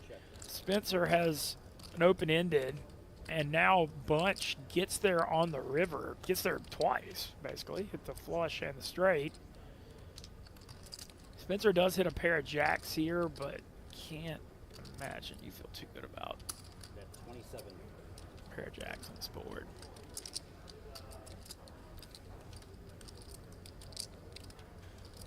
Bunch with a value bet here, 2,700 into 6,300. So he only bets about 40% of the pot, which makes sense. He's trying to get paid off here. Curious to see. I mean, Spencer, you're going to have to invent some hands you can beat here and ultimately makes a good decision throwing away the ace-jack on a very, very wet, coordinated board. Shout out to Justin D joining us as part of the High Roller Club on YouTube. If you want to catch all of our exclusive content on YouTube instead of PokerGo, you can do so by subscribing to the High Roller Club, as we see America out in full force here on the rail. It is the 4th of July after all. Phenomenal stuff here. The choice of outfit. Pretty uppity up course there. What's your usual 4th of July go-to when you're not playing the main event? Last year, I had a great one where I went to the Dead and Company at the Sphere in Vegas on the 4th, which was pretty patriotic. But usually, I don't know, I played the main 2 years ago. I'm usually kind of out here around the main. I know we talked about the Big Hoonie party not happening, but I try not to, the main, I try not to party anywhere around the main, because if you're going to make a deep run, you're going to need every bit of mental, intellectual capability you got when you get to day 6 or day 7. So I kind of do the take it easy around Vegas usually. Yeah, the last time I got really drunk during or on the 4th of July is many, many years ago. It just feels like when you're part of the poker world, the 4th of July is just about the main. Like, that's just really what's happening. Exactly. I agree. And I do shout out to Vegas, though. You get some great firework displays on the strip. And I'll say today, before I came in here, I don't know, looks like I got a little sun. We had a real big time at the Marquee Outdoor Club at Cosmo. We had a cabana out there, and that thing was raging all afternoon. Wow. Big pool party. I just kind of chilled and enjoyed the scenery. There's some beautiful women running around the town of Las Vegas. I tell you that.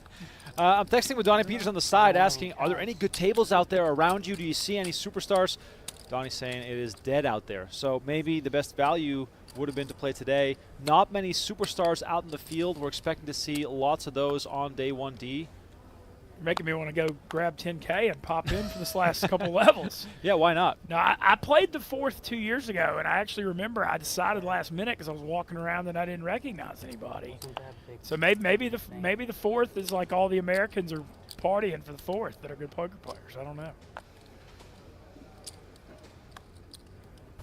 But there is some merit to playing today. As I said, the first 3 day ones, day 2 is Sunday, and so you do get that all-important day off between day 2 and day 3, Tuesday. And, you know, once you're in this main, you're in it. Once it gets to that day 2, day 3, it's every day. It's a war of attrition after. So, I don't know. Every year you see just people are always debating that what day to play. And, you know, I've heard every theory in the world, but the only times I've done well, I played the last one. So, keep it simple. All right, we got Ravi Silderberg opening the 10-9 of clubs here. Ravi with ace-10, 3-betting.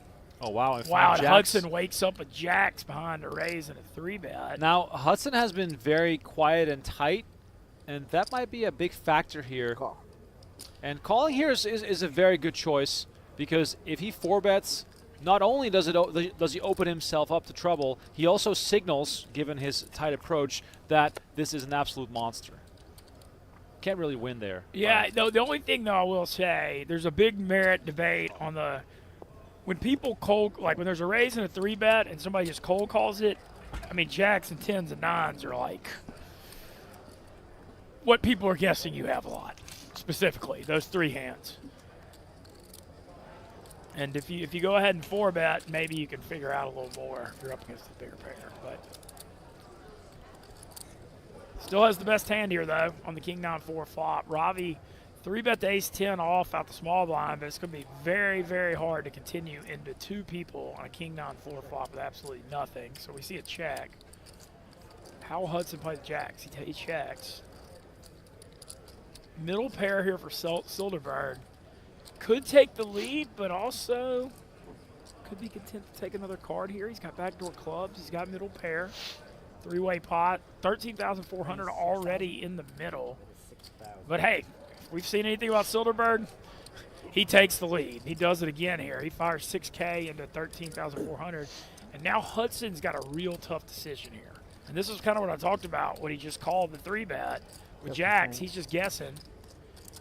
And, you know, King-9-4 flop here. All right, he's going to call. He's going to look him up. We're going to see a turn card. Turns Queen of Diamonds, which is no help to either person, but Hudson might, that's another card he might not like.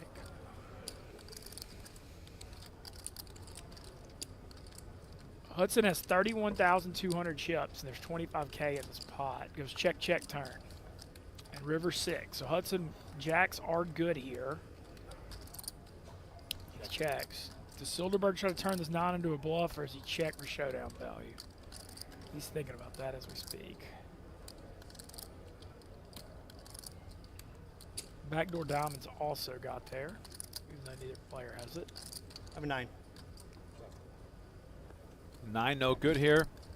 Jacks shown by Hudson, who chips up to 45K. Given the treacherous nature of a pair of jacks, that is not a bad outcome. No, he's got to be thrilled to take that pot. Gets him 30K up to 45K.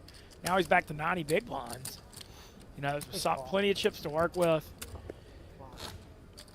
That was interesting. I mean, you know, Silderberg, I get he had one of those tough dilemmas where he thought he had enough to show down to not turn it into a bluff. Like if he'd actually had nothing, he would have bet and he might have won. All right, beat the best and crush the rest. Check out gtowizard.com/PokerGo to save 10% on your first purchase and to start out for free as well. No excuses. This is the way to crush your competition right now. Check out gtowizard.com/PokerGo. By the way, shout out as well to our man in the YouTube chat, Justin D, for the $10 donation, saying happy 4th and main event, y'all. Also, congrats to you and your wife, Remco. Thank you so much, Justin. I very much appreciate it. Yeah, Remco, got to be feeling good about life. Oh, man. You got your little boy now. You're looking, I mean, I know you lost the weight a long time ago, but yeah, extremely good shape. I'm trying to catch you. Yeah, you were on a bit of a roll there a while back. No, I'm still doing good. Okay, good. I was 258 January 2nd. I'm right under 220 now. Oh, good. And I'm running the Chicago Full Marathon on October 12th. Stop. Full thing, baby. What's the furthest you've run so far? I've done 3 half marathons. Like events? Yeah. Okay. I've never done a full. Okay. Wow. It's gonna be a battle. How are the knees? Knees are fine. Oh, you good. know, like my right sciatic nerve sometimes flares up if I run real far, but I just want to prove I can do it. 42 years old, you know, people, you know, you went through a similar journey. I remember 5 years ago, people said that dude's gonna run a marathon. Yeah. You know. What was your all-time high? Oh, I was like 305, 310. Now I'm like 220. That's amazing. But Do you have a goal in mind, a number? Yeah, I wanted the whole thing all year has been road to 200. Yep. But now I actually think it's gonna be 185 or 190. Let's go. It's flying off me. How tall are you? Like 5'10", 5'10 and a half. I got a wide frame. Yeah. I got an O-lineman built. But that's the thing, though, right? Us bigger guys always think we are sort of supposed to be bigger because we get comfortable being big. That's true. And then you get small and you realize I'm actually not that big. Yeah, that's why I think the 185, 190. Like I do the keto diet, a lot of protein. Yep. I got up to 285, then made a wager with my boss at the time. I got down to 200 in 1 year. 285 to 200, and then I hovered between probably 200 and 230 for a long time. Got back to down to my all-time low of 180 last year. Now we're back to 190, so we got to reel it back in. It's always a push and pull. Yeah. Well, I feel like you've got the thing you've found what I want to have, and that's if you can get to 180, 190. Yep. You can say I'm not going over 200 again. Exactly. You know, your swings are. You got to give yourself a little cushion. Yeah, absolutely. I totally agree with you, and I gotta lock in again as soon as WSP ends. But at least I'm swinging now in a more healthy sort of range. But I will say though, when you get down to 180, in your mind you're still 250. That is the most crazy thing when you've been big, is that your mind still thinks that you're bigger than you are. I've noticed that even now when I'm like 220, I'm like I still think I'm yeah. It's crazy. It's crazy how that works. A little bit of psychology here on the stream. There you go, but I think it's affecting my poker in a good way. I feel more confident, energetic. I definitely feel better on camera. And so we're back to our featured table here. Lee opening with 2 jacks and gets 2 callers, 9-7-5 flop. All 3 people kind of connect with this flop. Spencer's got top pair and a gutter, and Iverson has bottom pair and backdoor spades. Could have some fireworks here. Spencer only has 23K. If you're Spencer here, pair and a straight draw, I was just going to say, do you want to start building the pot, or is that perhaps still a bit vulnerable? He leads out 900. Let's see if Lee just calls the 2 jacks here. And Spencer is going to see a turn card with bottom pair and backdoor spades, see if he can get some help here. So all three to the turn, all 3 with a little piece here. Well, so Iverson does get help on the turn here. He turns the nut spade draw. And with the king coming here too, could slow down both Spencer and Lee as both their pairs. Would have been fun for Iverson to lead this turn, given his equity as well as trying to represent that king. There's many ways for him to win at that point, but everybody decides to check. 10 on the river. Jacks are good here, and we might just see a round of checks again. Iverson probably knows he's got a bet here to win, but man, it's hard to bet the 2 people. Look how coordinated this board is. King and a 10 coming out, so yeah, I think it's going to go check, check, check. Spencer's got enough here with top pair on the flop, even though it doesn't look as good now. He's got some showdown value. I don't know how you really could bet this as a bluff. Check, check. Does Lee go for value here? It would be incredibly thin. I'd love to see him do it, though. I think he's going to check, though. Yeah, Lee with jacks. Oh, he's going for value. Look, this is Sean Deeb saying that I love. If you're not, thin value separates the men from the boys on the river. And, sometimes you end up betting the second best hand, but I think there's a lot to be said for, figuring out spots like this where you have the best hand, even if it's easy to check back. And Lee takes it down. He won't say, make it rain for future. No. Probably not. Leave 78,300 chips. Like I said, this is a pretty impressive feature table, though. I think the level of play has been, fairly strong for most of them. We've seen Silderberg make some good aggressive plays. Victor Blum and Ravi are obviously both elite guys. And now we're back to our secondary feature table where the women still running it. Ramos and Apostle, big stacks. Your image now gone. Yeah. Knit.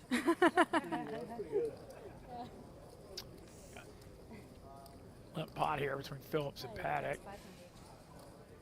I mean, it looks strong. Now I know why they. Not much to report here. Phillips betting out middle pair and taking it down flop.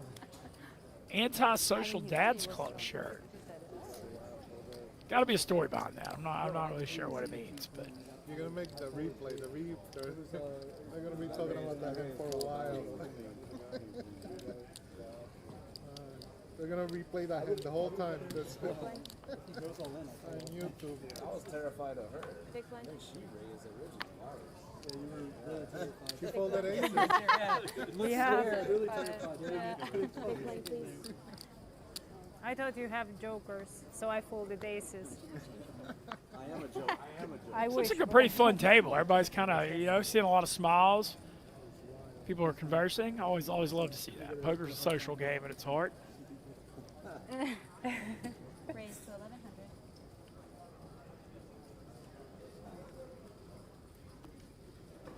The only way I can beat you guys is bluff. No, it's good.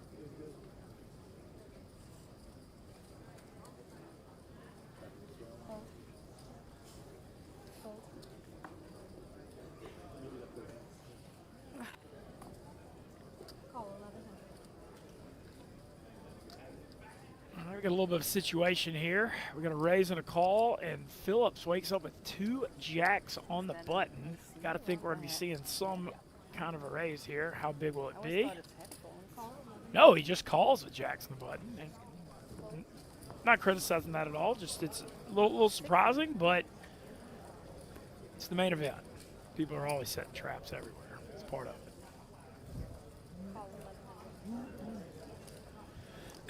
That allows West to take up to peel A7 out the big blind. So we got four players going to the flop. Got a queen 5-3 flop. Nobody improves, so the jacks or Phillips are still good. Let's see. It gets checked to him, and he's going to bet here on the button. 1,600 bet. I think this is going to take this pot down.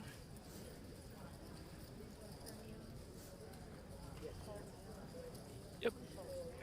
And Phillips just calling the jacks on the button, ends up winning the pot. He's got about 36,000 chips now. I'm still laughing.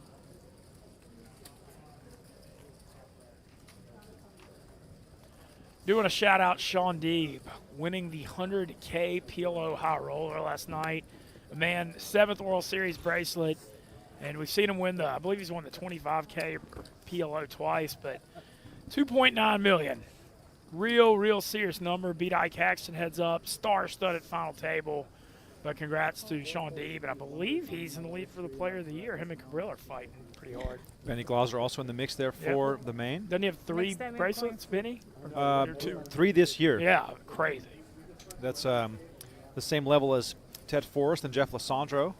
3 bracelets in 1 year. Benny Glauser should be a lock to win the POY, but both Martin Cabral and Sean Deeb also working on phenomenal summers, and Sean Deeb was quick to point out that he might skip the main to play more of the other remaining bracelet events to get more POY points.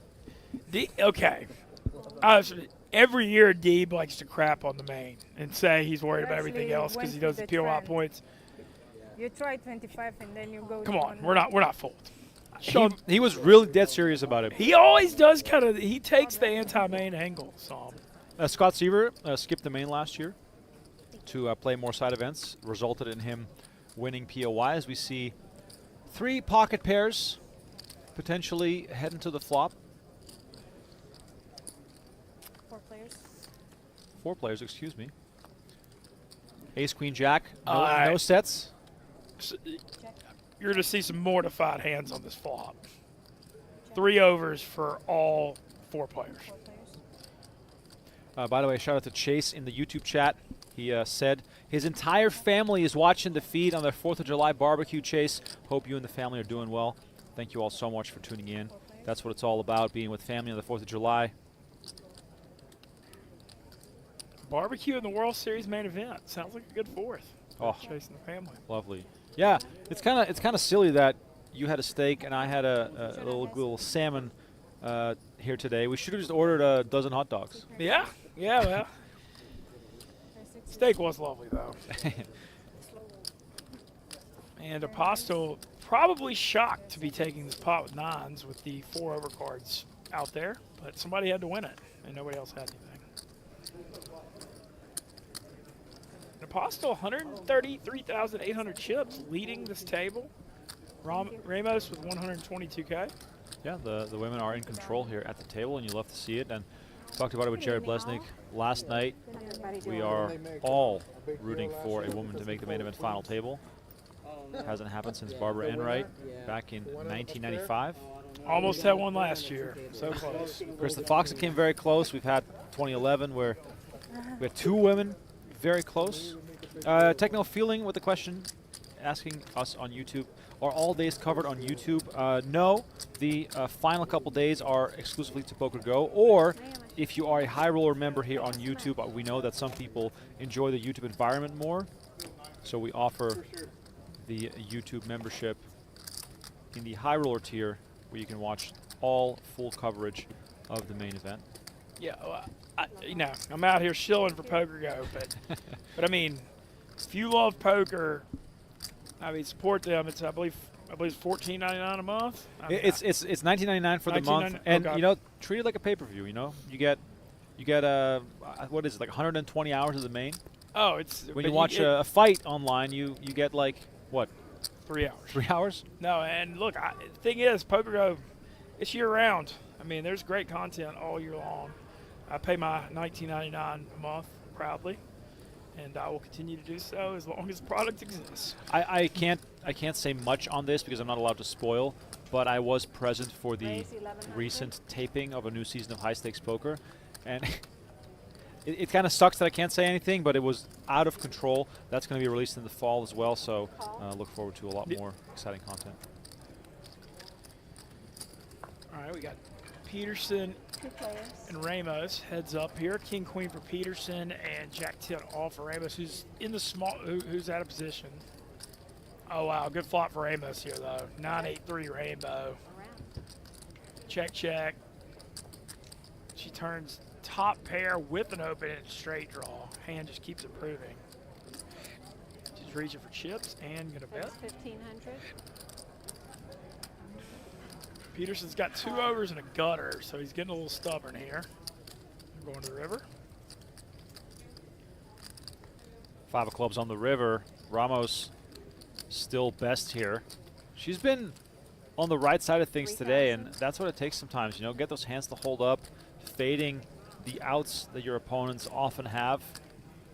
Well done by her. Now on 126,000, cruising along here on day 1B. Her table, you can tell she's good and has a lot of experience just by the way. She looks very confident at the table.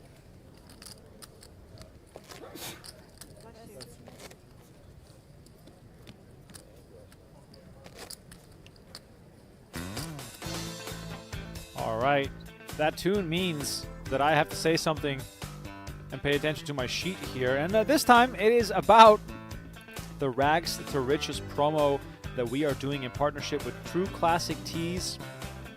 Go to trueclasstees.com/TCPokerGo or scan the QR code on your screen to enter.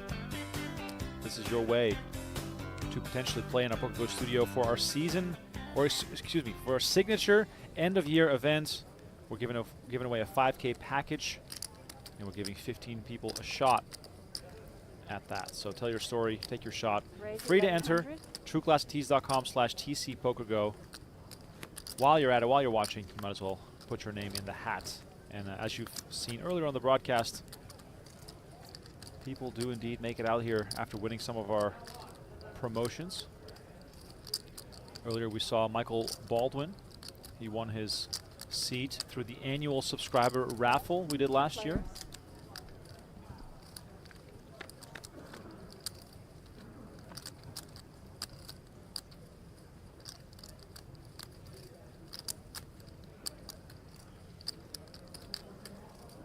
Most of the big stars are playing tomorrow for those who continue to wander.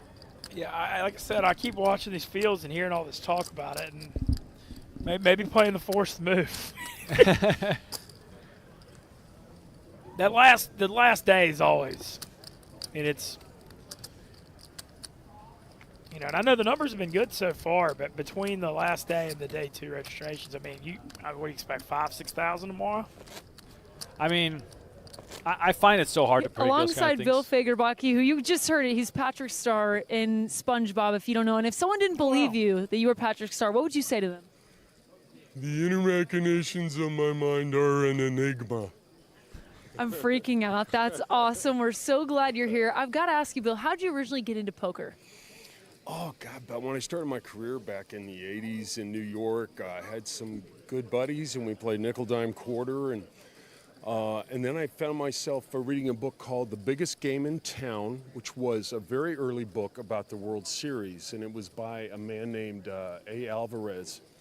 And I thought, oh, there's this game called Texas Hold'em. We introduced it to the group, and so I guess that's where I started playing. And it's and then I first started playing tournaments when I saw them on ESPN, those really old broadcasts.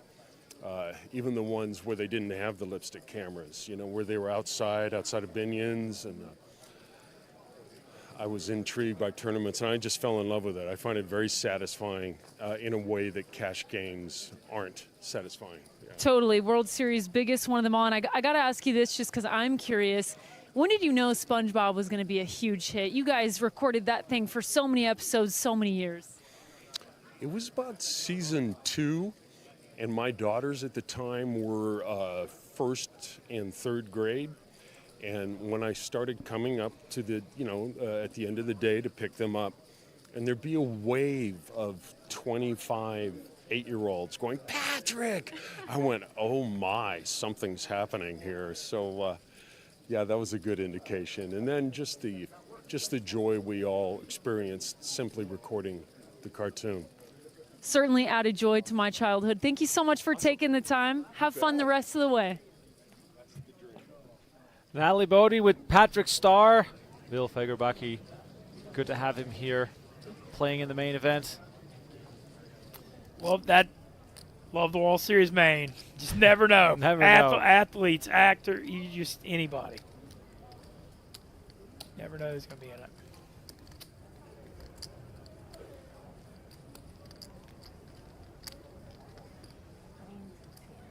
Looks like Apostle won another pot there with pocket tens.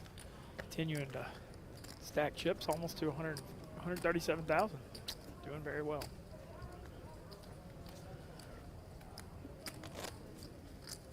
Dynamics, they get some kind of shorter stacks this table. The 2 women are running it. It's great. I absolutely love it. I do too.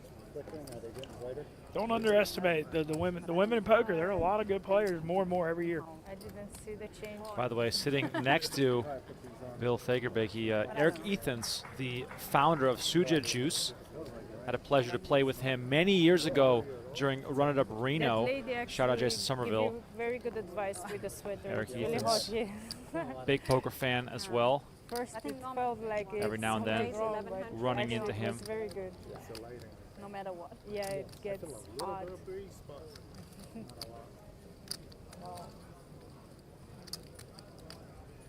Raise 3,000. Want to play one more? Thanks.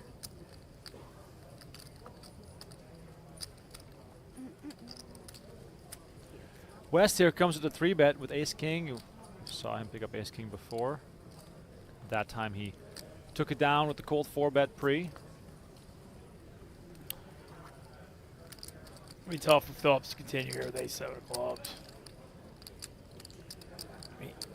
He's doing it. Call. 2 players. out of position. Weaker ace here.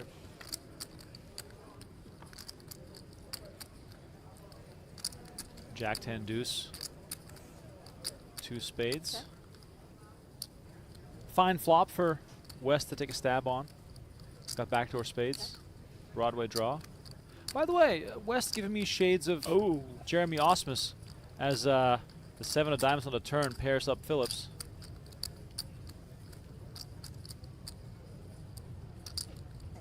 Yeah, maybe they are planes, like, because probably it's 9. Well, give him credit. If you're going to hit 3 out of it, you got to bet it. He's doing it. He's doing it. I'm surprised he's betting here, to be honest. I am too. A side profile, Jeremy Osmus could. Yeah. No, I know. He plays poker even 1/10 That's why I as good as say Jeremy I'm Osmus. guessing that it's. I never saw it, but. I heard it was supposed to be 15 minutes long. It's 9:15. Call? I saw it. It's like a big firework. And a lot of. So West calls, so we're going to the river here.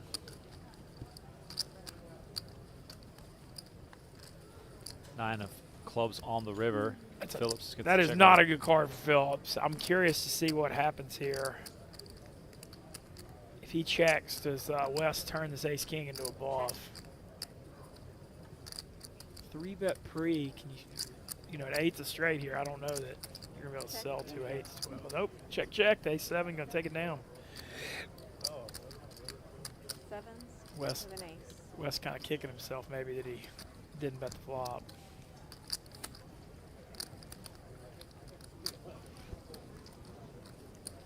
Shows the ace-king and throws it into the muck in disgust.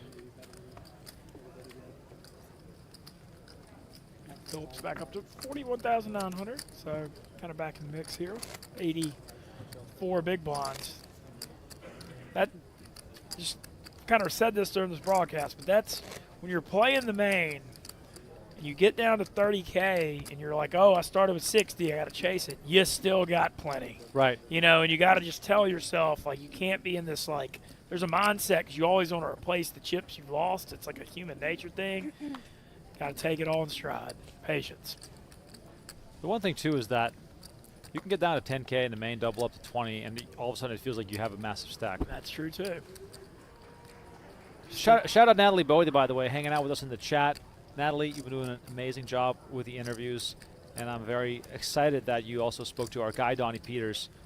I believe it's coming up in Oh, just a few good. minutes. Yeah, we need a Donnie update. The fans are calling for the Donnie update. And Donnie, is he not? He's focused, so he's not tweeting out too much, I'm guessing. He's laying low, focused on the task at hand. No, you can't fault that. The phone is it gets you.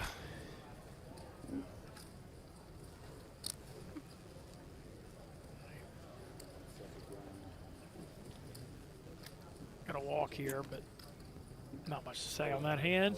Postel not playing the 4 deuce off out of the small blind. They can't say that blame her. 5-5 on the big, sir? No, not you, him.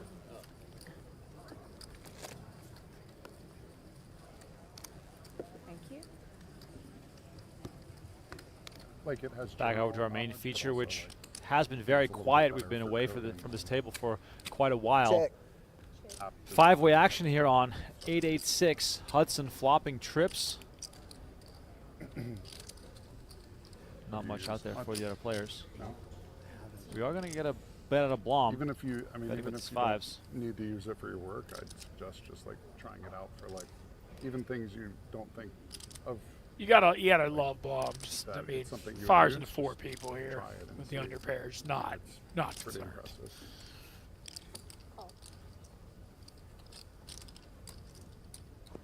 But like the default now is like always go there first. Ravi peeling a No matter gut what you're shot here doing, with 5-4 hearts too. Go to an AI Just kind of first, maybe he was see just if it can trying do to a take his pot away from reasonable Blom in position, but approximation now to that get you a Hudson's reasonable overcalled. start. And then, you know, Actually, Hudson with the raise with trips, and everybody just gets out of the way. For someone like All right, it's time to creative. check in with Donnie Peters. Let's go. Who is joined by Natalie Bodie. I really want to hear how his day has been. Natalie, what do you got for us?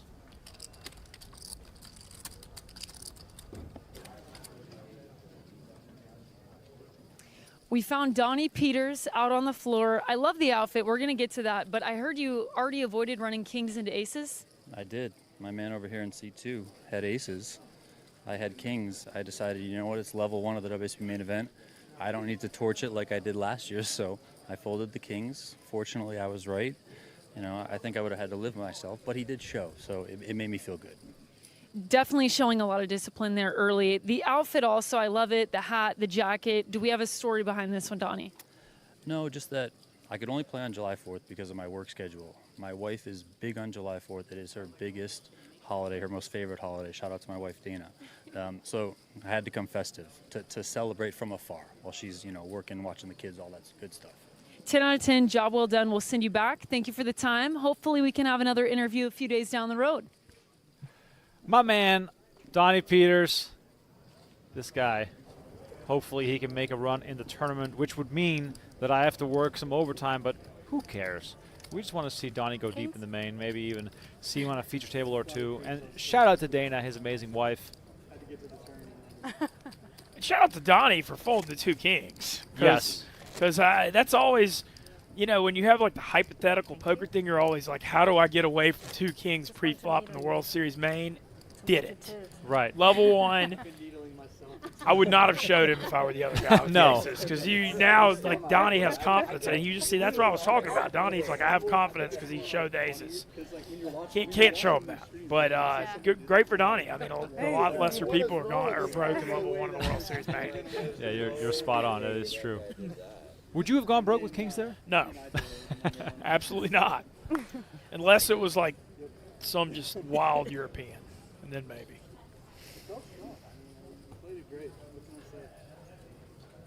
Is it better to bust the main on a massive bluff or running kings into aces? I mean, I feel like kings into aces, you don't have to, you can say it's someone else's fault. When you run a bad bluff and you have to explain it to your backers, it's tough. You know, kings to aces, you're just like, oh, I couldn't help it, man. They got me. All right, chat. Let me know. Would you rather bust the main on a massive bluff or running kings into aces? So either, would you rather it be in your control or out of your control? You have a yellow in your 500. It is always good to go down guns blazing, though, you know. The Mad Dog, by the way, he's going to get involved here. 4 players. Ace-9. Make sure you're ready. Apostle is involved. Check the 9-7. Peterson with You're ready. Ace-7. Thank Lots you of so board much. coverage possible here with a certain type of Yeah, flop. no doubt. A lot of aces, 9s, 7s. 6, 7, 8 would be fun, but instead we get Ace, King, Jack. But 2 people flop top pair here, but not the best board texture, so I'd expect some kind of conservative stuff. Wow, Paddock just shelled this thing. He pots it with Ace-9 on Ace, King, Jack, but you know what? He's actually right. Wow. And everybody's going to give it up, and Paddock takes down a pot. He bombed that bet. Thank you. Appreciate you. You got to cheer for Paddock, rocking the Barstool hot dog hoodie on the 4th of July. Very fitting.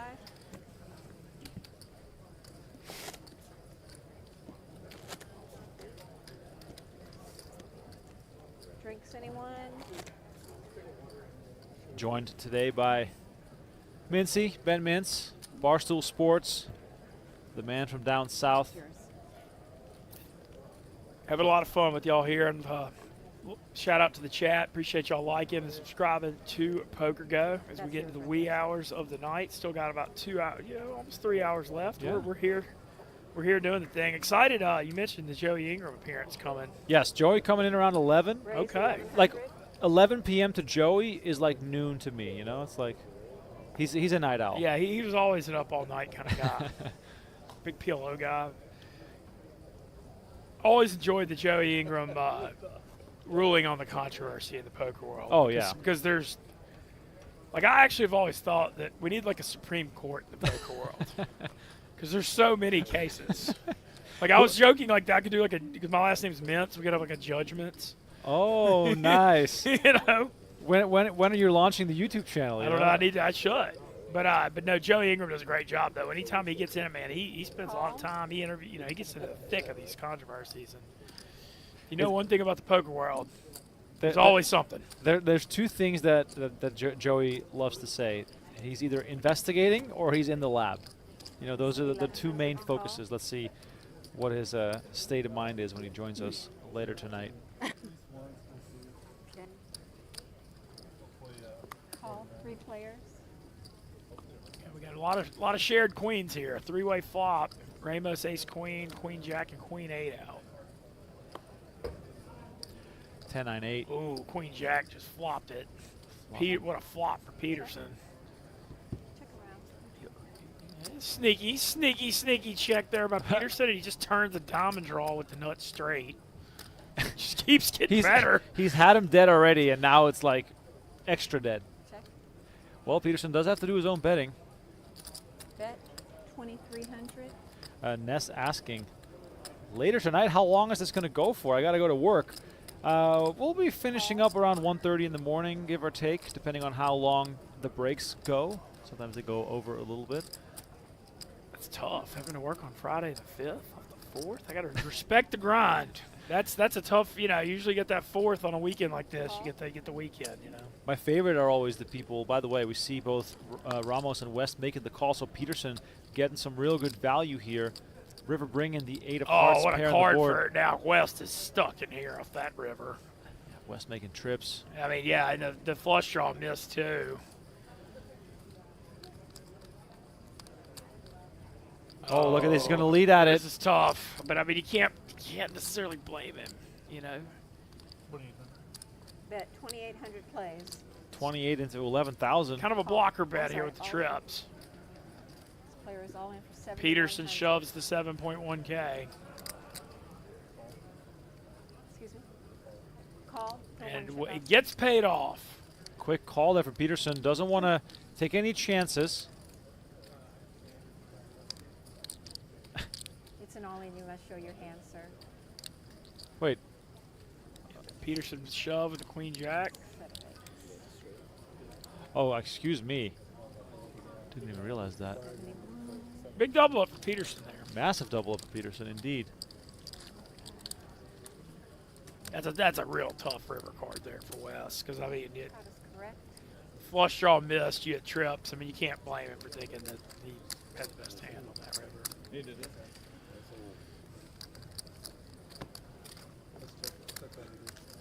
And West still with 92,900 chips. He ain't doing that bad. Sir, can you put that bottle on the box in the back? Thank you so much.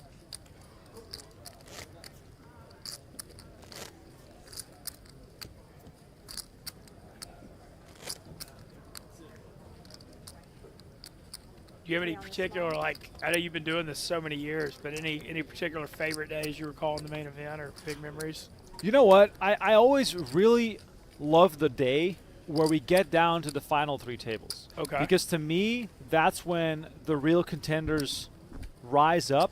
Obviously, we have the stories of the Rigbys and the Aaron Zangs who run up massive stacks and then still fall short of the top 100. But on that day, when we go from 60 players down to 27, that's when I feel as though you sort of get to a point where you know every single name in the field. You start to know the backstory of every single player.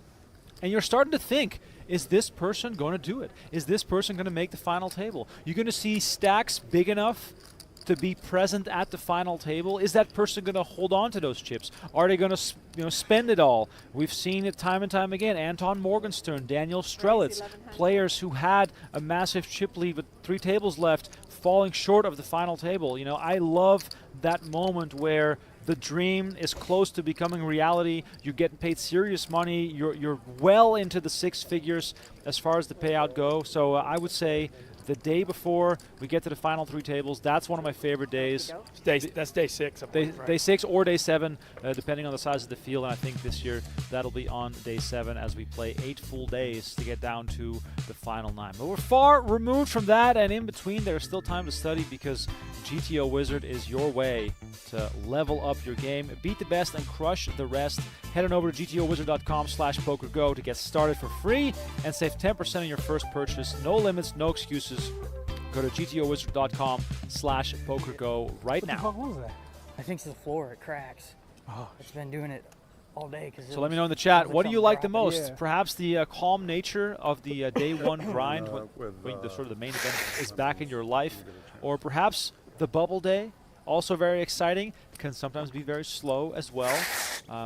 There's a case to be made for all these days, but I love it when we get to sort of establish who will be among the final 9. I'll tell you, playing it, Yeah. I feel like there's always a vibe that like the main's so long that day one's like the opening thing. That day 2 you figure it out. Yep. You know, you're like, that's the day you figure out if there's going to be some semblance of something. Questions in the chat coming in about that all-in showdown we just had on the horseshoe table. Yes, when there is an all-in and a call, both players have to show their cards. That is a rule at the World Series of Poker. It's not a cash game where you can just muck.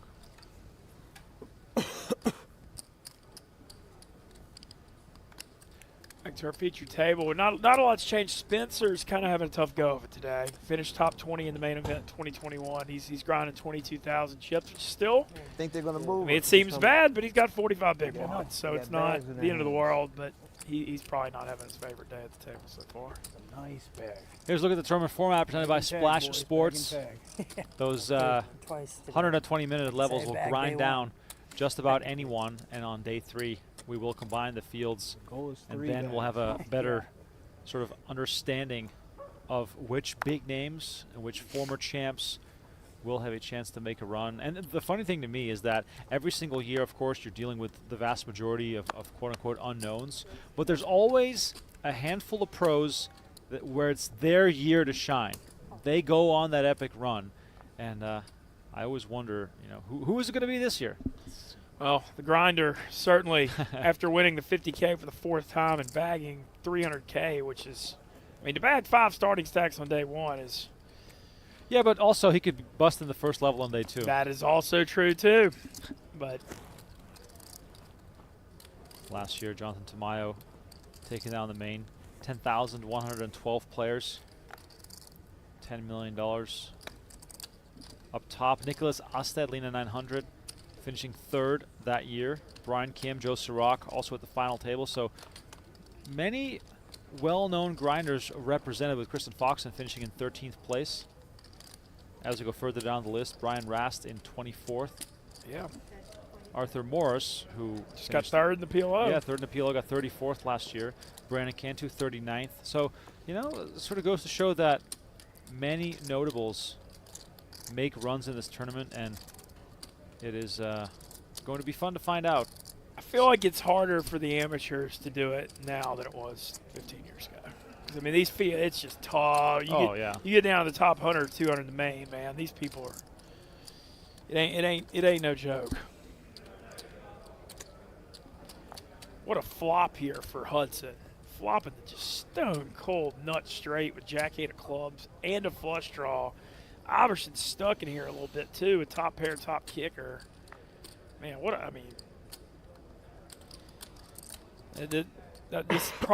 this turn card could slow Iverson down.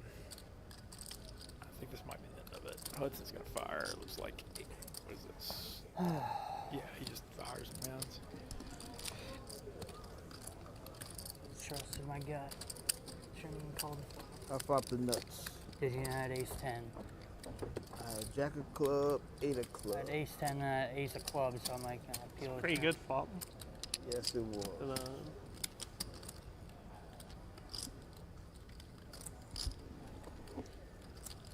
Maybe it didn't work coming for us with the bag. It did work for something else. Sir, can I get mint tea, peppermint tea with honey, please? Round of drinks here for the players at the feature table. Back in the day, those drinks were often alcoholic beverages. People still do that last beer level. That's true. That's the true. beer level, the last level of the night beer level thing. You had 10 Jack then? Jack of club, 8 of club. Jack 8. Flop king, Okay. 10, 9, 7 with 2 You give me clubs. next time then? Ice black off. 9 of club and a 7 of club. Yep.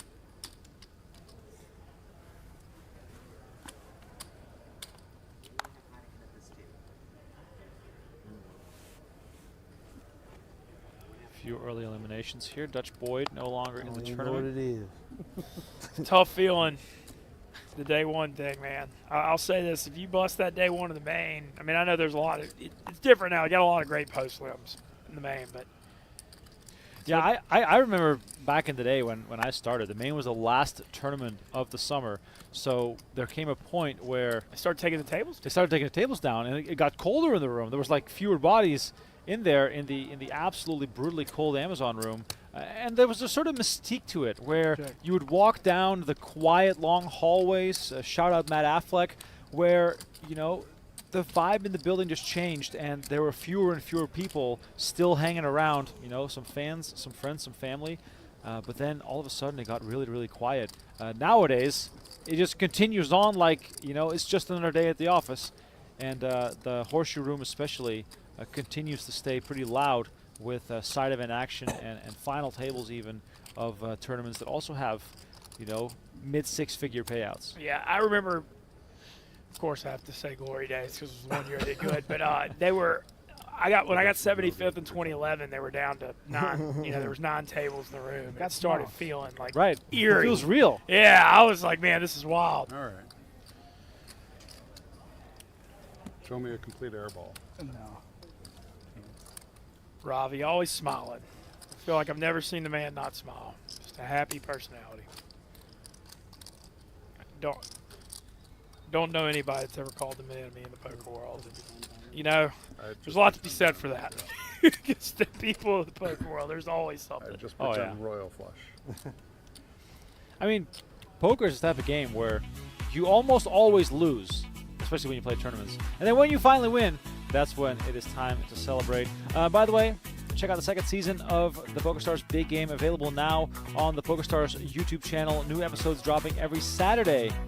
It's that high-stakes action filmed at NABT Las Vegas 2024, headlined by, of course, the Loose Cannon, along with Jennifer Tilly, Sam Grafton, Andre Akari, Griffin Benger, and soccer star Gerard Piqué. So check out the PokerStars YouTube channel for some big game action.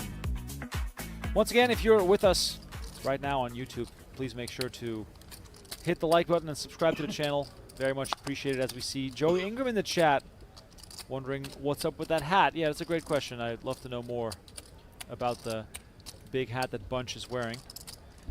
We got a situation here with Spencer and Lee. Both have an ace-king. Lee has suited.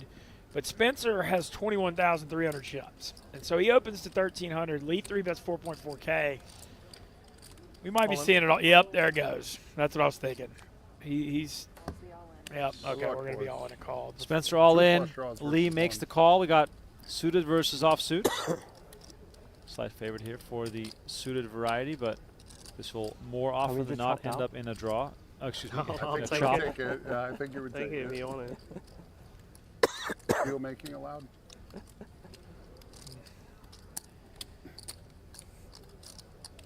You talked about earlier about the painful ways to go from a poker tournament. The all-in with the same hand and flush thing. Well, oh, yeah. Well, at least we can run this one out very quickly. 2 happy winners. Like, I actually wish if there was a way to, like, amend it in the poker world, if you both have ace-king off or you both have ace-king suited, just take the money back. No need to run it. I thought you were going to say run as many cards until someone wins. No, I think because it's the thing is I've been on both sides of it. I'm not sitting here complaining about my bad beats. I've won those. I've lost those. But when you win it, it's kind of cool. And when you lose it, it's the worst thing of all time. Yes. It's just, it's so I kind of wish there was like a way. Just be like, all right, we got the same hand. Next hand. Shout out Kerry Katz, Connor Drynan, aces versus aces in the one drop. That's just like the most brutal way to die. No? Yeah. JJ Liu in the house. All right. Women in Poker Hall of Fame member. JJ Liu. Nice hat. The most colorful outfits in the history of the game. Always dressed for the occasion. Absolutely love to see this. JJ Liu has been around the game for many decades. Just shy of $4 million in career tournament earnings. Her first live tournament result dating back to 1996, when she made the final table of the 3K limit hold'em at the World Series of Poker. 29 years, still doing it. Got to respect that history. That's amazing.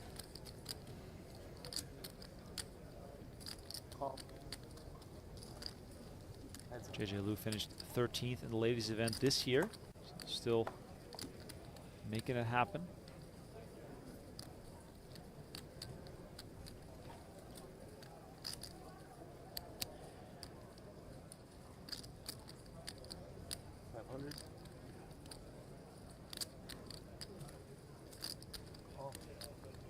pot here between Peterson and West. Probably going to be the end of it here for Peterson with bottom pair.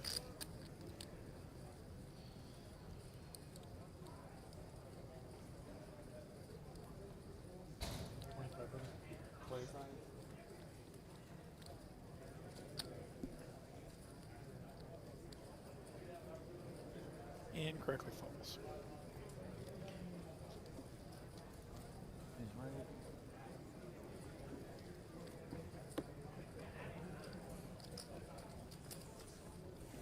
I must say it's been fairly quiet as far as table talk goes between these two tables. Yesterday with the Helmy table, then a ground table. It's a fair bit more chatter. These players all... What'd you think of this year's Highway to Helmy youth entrance? Oh, it was horrible, dreadful, just dreadful. Oh, we're vibing out there. That is how you stay locked in. All right, Chad. Guess what music is he listening to? Give me some songs you might think that are playing right now. That's some techno or house music if I've ever seen it. Yeah, it's not jazz, I think. No, it's some European. Maybe some DJ Chesto. Yeah, I feel like this dude's at that pool party I was at. Oh, yeah. In his mind right now. I love this. I love a playlist with these kinds of songs. I turn the late night post dinner. I slam the. You know, that's the slam the tunes and get the energy because people are wearing down. There's always an interesting dynamic of the World Series main, man. People are trying to get in that bag, you know. Like, people are, you know, you want to tell your wives and your friends you made day two, you know what I'm saying? So there's that last level, sometimes there's some chips available. Yep, absolutely. Shout out to, now I got to find it in the chat. Who said this? I'm gonna give credit here. Of course, asking for what song was playing there. Oh, here. Brains Frequency says Darude Sandstorm. Ooh, classic. Love that. Interesting pop flop here developing because Paddock and I'm gonna let you say. I want to go with Fajoni. Fajoni, that's it. But look at this board. So we've got a real interesting board texture here. Were you about to say Figon? Yeah, I think I called him Fagone earlier. I don't know. I mean, we're just making this up. But this is interesting though. We got top pair and open straight draw and a flush draw for Joni. Paddock has middle pair and a gutter. Facing a 5,500 chip bet here. Into a pot. Basically a half pot bet. And these are the kind of spots in the main where you find folds a little more often than normal tourneys. You did that second best hand in the main thing. You got to get away from. You know? Absolutely. Especially when you're not drawing to anything perfect. Good fold. Got to be patient here as Paddock gets out of the way.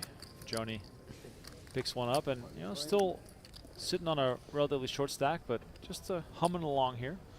Oh, here we go. Oh wow. Oh wow.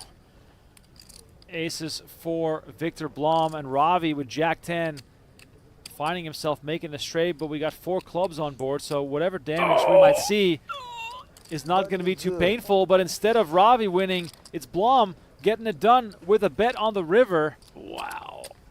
Wow. Wish we had seen that one from I the know start. there wasn't a lot of money in it. He only bet 4,500 into like 8 or 9K. I think it must have. I'm going to guess Blom raised pre and Ravi just called, and then the flop it was king queen. You know, the flop action got slowed down by like a king queen jack flop where people had he seems to really. But you got to give Blom credit. I mean, who else turns 2 aces into a bluff? You know. I mean, you don't see that every day. It's the worst thing ever in the summer. What's that? Said the heat here. Robbie got bluffed by 2 aces. That's a funny sound. That is funny. It's a different kind of heat. But Robbie's still sitting with 105,900, so he's not complaining. Iverson opens 2K, and Spencer was 7, so we got to cut off the button here. Spencer with 19,800, so this is, I don't know if this is quite a shove with 25 bonds in the main, but I'm curious to see how he's going to play these 7s here. This is interesting. So he makes a call.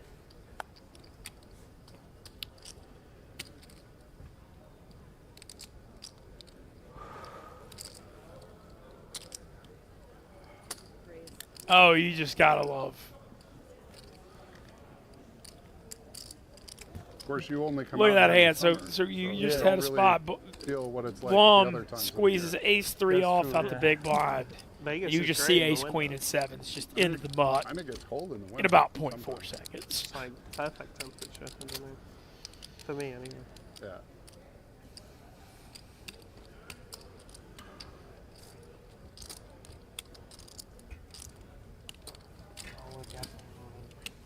Hail King Leon in the chat says, who else stole their parents' credit card back in the day to deposit on Party Poker? I mean, I think many of us will have done something like that. I actually, personally, started out in the free roll streets. Nice. I respect Yes. that. I used to play some free rolls.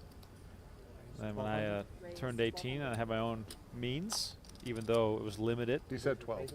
Started depositing a little bit. Yeah, I think that's too much. I started out the free roll streets as well, but I had a specific moment.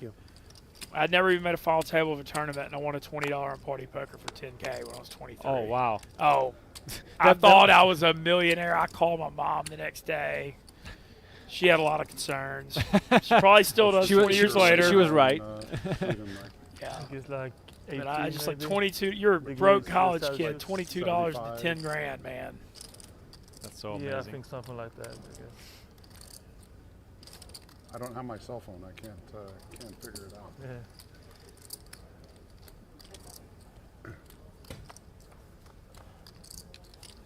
Two weak aces taking a flop here. Silverberg able to connect though with the 4. Zacconi check.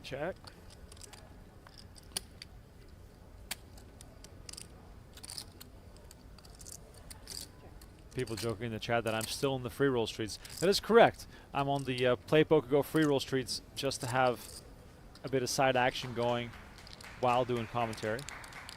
All in good fun. Go try it out. PlayPokerGo.com. We got the free rolls.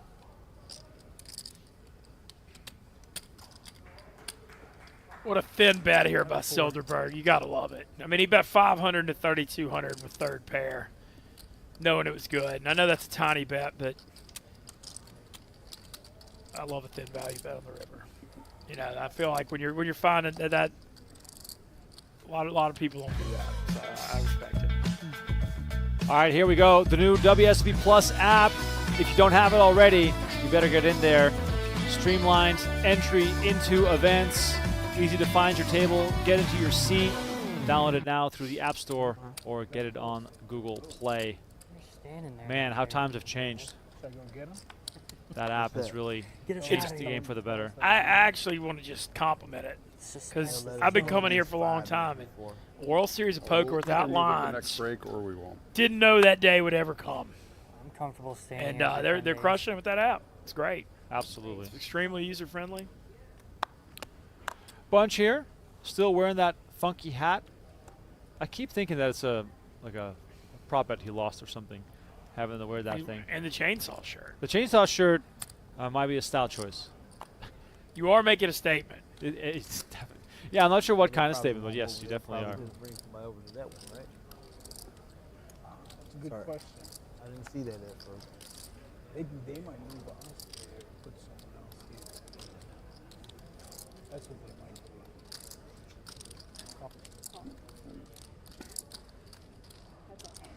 Me in the hat. Yep. First time.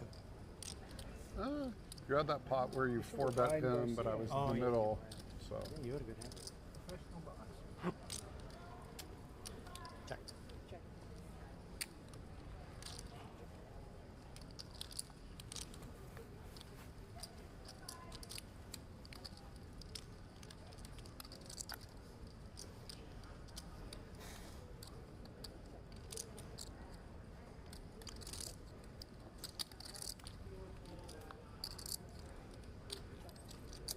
King high. Ace high.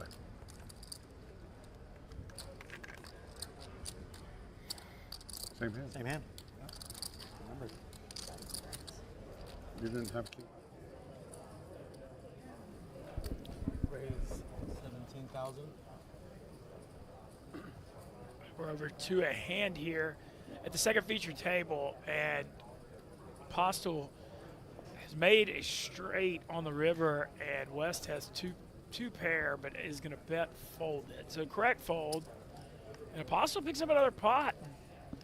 She's won a lot of them. 145,400 chips for her, having a very impressive day one in the World Series main as the women continue to dominate the second feature table. We're about to get a third addition to our broadcast. Remco and I, the one and only Joey Ingram, to join us.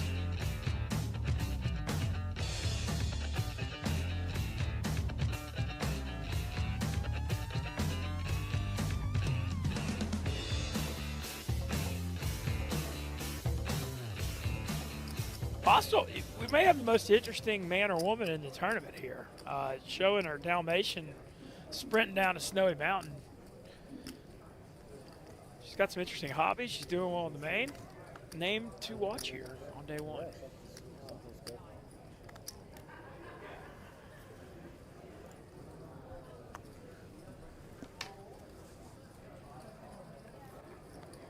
Raise 11.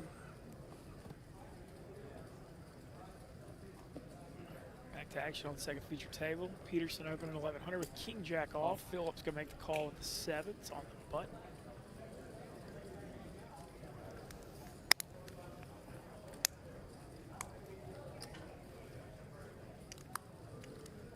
Not sure what Paddock's thinking about with the 3-deuce offsuit here. I think maybe, okay, he realizes it's his turn. I was thinking maybe he didn't know it was his turn.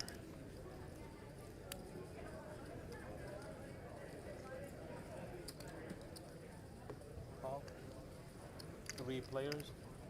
Ramos paying tribute to the late, great Doyle Brunson. Peeling the 10-2 off out the big blind. Checks. Check. Check. Check around flopping the ace high. No improvement on the 6 turn. 7 still good for Phillips here.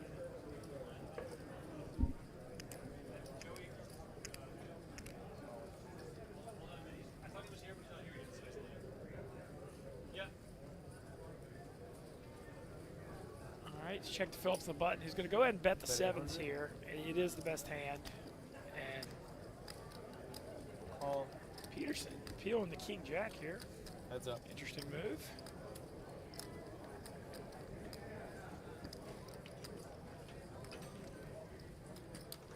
Phillips still good with the 7s. 7.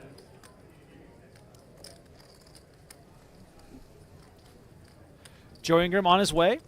He's walking in, he said. So we'll have Joe Ingram joining us for the upcoming couple of hours. I'm excited to hear that, like you said, he's a nighttime is the right time kind of guy. I feel like this is his time to shine, these late night hours. So I'm excited to see the energy he's going to bring to this broadcast. Maybe we'll start an investigation during the show. Who knows? Yeah, maybe we can start the first judgments. Yeah, exactly. That'd be quite funny. All right, quick reminder here that if you want to beat the best and crush the rest, you better sign up to GTOWizards.com/PokerGo to get started. Start it for free and save 10% on your first purchase. No limits, no excuses over at GTOWizard.com/PokerGo. Crush your competition right now. No better time to start working on your game and get prepared for perhaps your first main event next year. Who knows? You never know when you might find yourself in Las Vegas. Also, shout out to the Mega Satellite, the 1 p.m. The 1100 Mega every day at 1 p.m. One of the great, it gives like at least 80 seats to the main every day. People always ask you, what's the best way to get in the World Series main event? You qualify online. There's all kinds of stuff you can do. If you're in Vegas, fire the 1100 at 1 p.m. 1 out of 10 get in. It's like over 80 seats. The best one. He said he doesn't want to talk to you. Shout out. But very, very quietly, he said it. Very quiet. Ortiz opened an ace-queen off. Ortiz with only 11.5K, a little shorter. Is called by Peterson with the King 5 of diamonds. 3 players. All right. We get the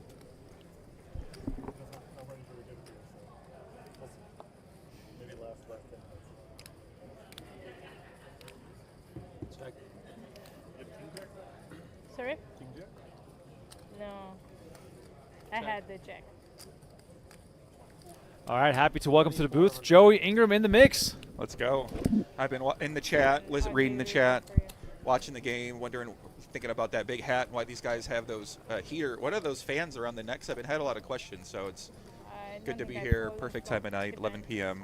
I'm just waking up normally at this time here in Vegas, so. Yeah, I was joking. I said 11 p.m. for Joey is my noon. You know. Yeah, I've been playing every night till 5 a.m. So this is like, this is so beautiful. The main event, day one. How exciting is this? Good to see you back, Remco. I'm so stoked to be able to do this. I said it yesterday as well on the show. It's such an honor to call the action on this event. I'm here with Larry from San Antonio. You just told me you dedicated this tournament to someone. Who's that? I dedicated it to one of my best friends who is in stage 4 cancer, and he loves poker, so I said, this one's on you, buddy. Richie Samarick from Austin, Texas. We're thinking of Richie in his battle. Thank you for sharing that. You also told me that you first came out to the main event back in 1978. Is that right? That is correct. I came out in 76, learned Raz, learned Ace to 5. No one knew how to play No Limit Hold'em. And my uncle, who owned the Stardust, said there's a little No Limit game going on at the downtown. And so I went with 43 other people and played in the 78 World Series of Poker. How cool is that? Thank you so much for the time. We're going to send you back. We're thanking you and your friend during this tournament. Appreciate it. Thank you so much. Bye-bye. Larry Wright, poker legend. Good to have him in the mix. His uncle owned the Stardust, Joey. No problem. His uncle owned the Stardust. What a legend. And he put his hat to his side like that? What's going on here? Good to see you as well, Mincy, by the way. I haven't seen you since last summer. I think I saw you at the steakhouse last year, so great to see you as well. I always love the all the content, especially when you investigate Japanese the world. the same. Thank you, sir. Yeah, Mincy was saying earlier we need some new Joey investigative content. We need a poker. Trust me, you don't want to hear the investigations I'm working on. So maybe one day. We need a poker Supreme Court. A poker Supreme Court. But I mean, how do you? Isn't that Jungle Man? I thought Jungle Man was. But you can't enforce anything. That's the Jungle problem. Man enforces it with his. What do you mean? He puts people's phone numbers on Twitter. Yeah, you know, post your conversation on Twitter. That's not enforcement to you. Joey, playing all hours of the night, as you mentioned, you and I running into each other time and time again. How's the summer been for you overall? It's been great. I mean, a lot of good things going on. Some things could be better, some things could be worse, but it's been a real great summer for me. Can we expect to see you take a last-minute stab into the main event? I was thinking about it. Yeah, I was thinking about going into day 2 or just buying in for the 60 BB. Still on the fence. I just been playing so much cash games, so to think about switching to tournament mode and then getting locked in, channeling Jesse Lonis, Sean Deeb, the GOAT, and Victor Blum. It's good to see Victor Blum, by the way. He looks healthy. I mean, this is what happens when you get a good backer, is that you end up looking good, feeling good, playing good. So he's got a new sponsorship, so it's good to see him out here. He does look fit. London? Yeah, Victor Blum doing it in all the games, making multiple final tables this summer. What'd you study? You know, way back when, before he was a known entity, could have never imagined him becoming a live grinder like this. Yeah, I feel like the evolution of every online poker player is to become a live poker player at some point. So it's good to see Victor out here, and it seems like he's taking his game pretty seriously. Looks like he got that backing by Phenom Poker, so that usually gives you backing once people are still believing in you and they want to support you and they want to put you in a position to succeed. So it's good to see him having such a huge summer.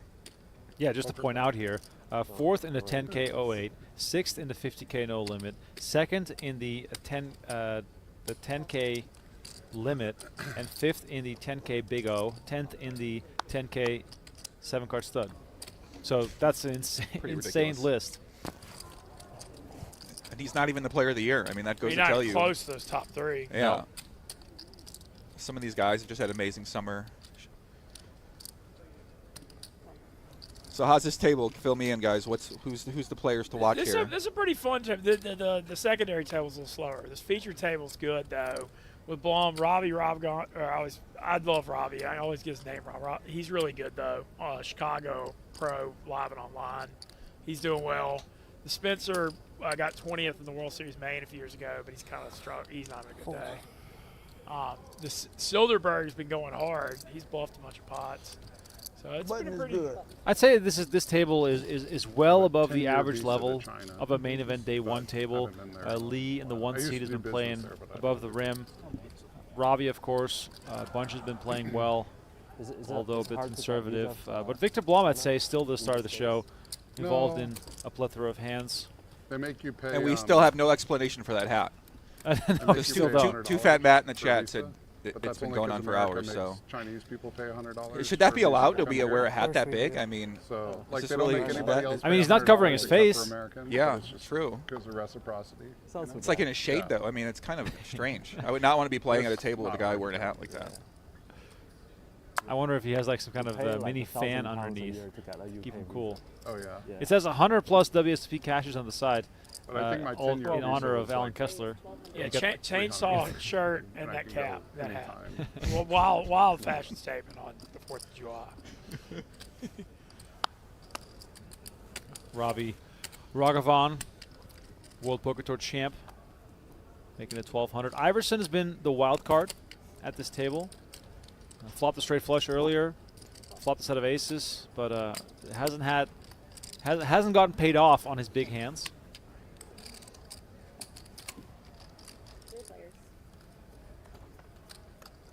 Oh, his shirt has Alan Kessler on it. Wow, that's Yeah, that is that's a what I like weird- I said, man. Man's making a statement. What are we doing? Yeah, okay, I like that. Alan Kessler really has fans out there. Well, he's also on the hat. No, I didn't The- really like wear that. He's on the hat. They Yeah, the did think guy. I was weird It's 'cause Alan I'm- Kessler holding a chainsaw. Oh, On- that's on- Alan Kessler on the hat? I didn't think so. I thought that was like a 1970-year-old 70s actress or something like that on the hat. I Look couldn't at the even tell. chainsaw. You can Look see at the the chain- hair, though. I mean, that just looks like You they're in like wear an old I family mean, the sitcom. Kessler, the Kessler with the shades, just man. Icon. I do love Alan Kessler. So I do too. I've done it forever. Chainsaw. But yeah, the table talk has been fairly limited. I feel like New players have been edition that will be pretty debuted focused. on day 2 of the main. So We're bouncing back and forth between tables as we look at Philip Sternheimer here on one of the outer tables. Sternheimer winning his first bracelet earlier this year. Very emotional after winning his bracelet, giving much love to the USA, the country that took in his grandparents, I believe, during World War II. Sternheimer, now a longtime resident of the UK, but also an American citizen. And look at this, gets the drag a pot. phenomenal jacket. Love that jacket. Yes. Two Great colors. Great jacket game, indeed. You've been known to rock the jackets. I got a lot of jackets. Yeah, I love wearing a nice jacket. Play poker. I feel like you need a nice jacket when you play poker. Honestly, most poker rooms are so cold that you have to bring a yeah. jacket. Either a nice hoodie or a nice jacket. Sometimes a blazer. This is our horseshoe table. We got Natalie Ramos and Iona Apostle, the two women. The two women have been running this table. Yes, they have been. 25. 25. 2,500.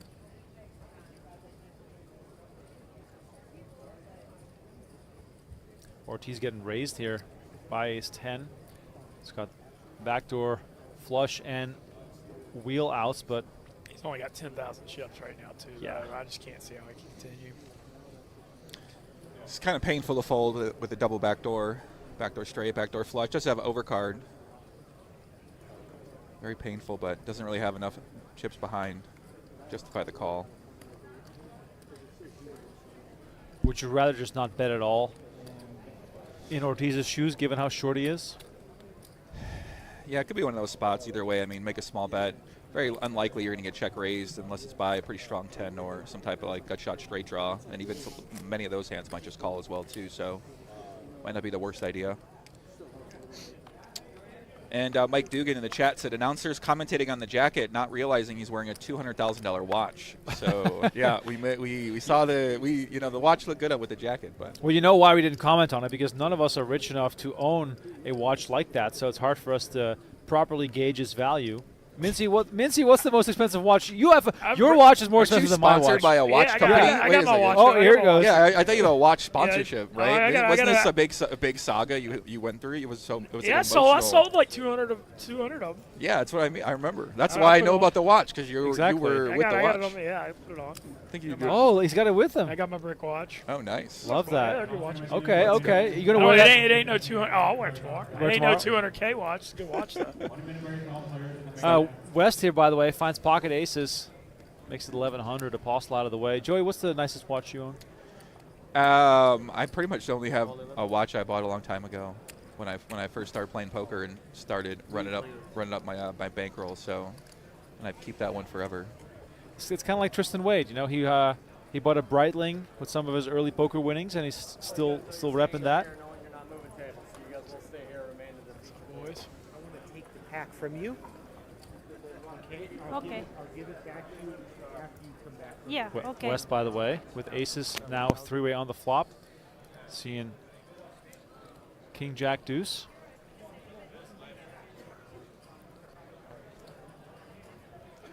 Okay, so And, you're the fine he gets to take it down here. Have a good break, guys. Players going on break. We are not going on break. We're just going to show you a quick 20-second commercial, and then we'll fast forward through the break. You'll have a new secondary feature table for you as Eric Lindgren and John Reardon will join us on that secondary feature table. We'll see you guys in just a few seconds.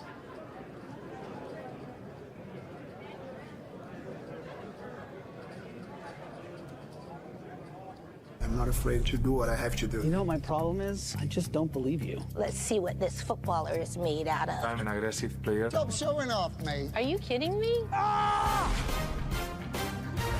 Anything can happen in a big game on tour. All right, we are back on the Las Vegas Strip. It is nighttime, but there's still plenty of poker to be played on Day 1C of the 2025 World Series of Poker main event. My name is Remco Rinkema, joined for the last level of play by Joey Ingram and Mincy. Mincy was playing the main event tomorrow, his 10th time trying to make a run in the big one as we look at the Horseshoe Room. And you can see the tables emptying out.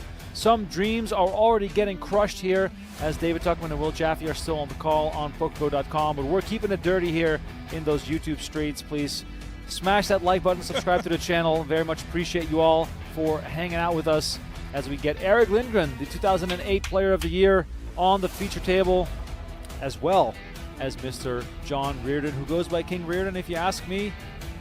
Always wearing the trademark hoodies.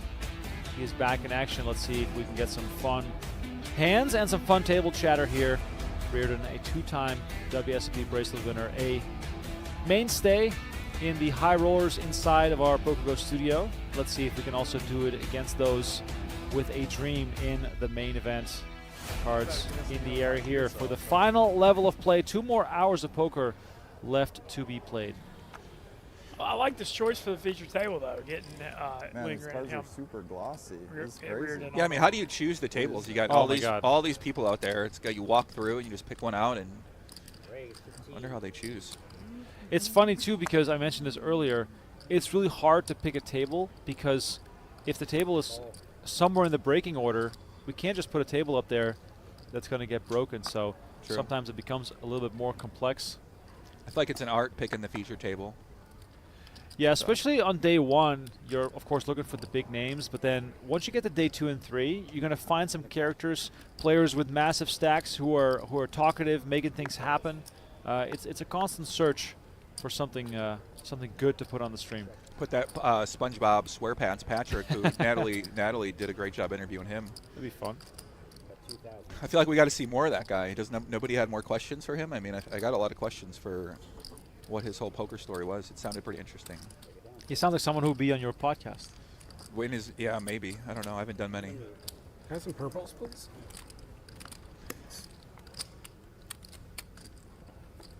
We'll get acquainted here with the other players at the table. Lindgren, 127,000. Good day, 700. Good day 1 for Eric so far.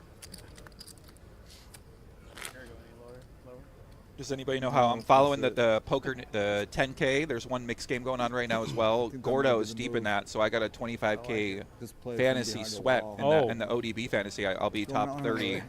Really? If Gordo takes that down, so I got a chance to win that. That's so first price 80K. You never know. Anything's possible. By the way, I just wanted to verify this. So I've been sort of looking for the bio sheets, but it is indeed Joe Bartholdi in the 3 seed. World Poker Tour guy from back in the day, winning the championship back in '06 for $3.7 million. Bartholdi right here with the NAPT hat, one of the old school guys. pretty cool to see him. I remember watching his final table commentated on by the late Mike Sexton and Vince Van Patten. Love those broadcasts, man. That was part of what got me into poker. Mike Sexton events. Those were great. You grew up watching those games, and that's what got you into the tournaments. It was back like in when Moneymaker. I was playing frat house $5 games when Moneymaker won it. And like you're an OG. I thought you were young. I thought you were a little bit younger. I'm 42, baby.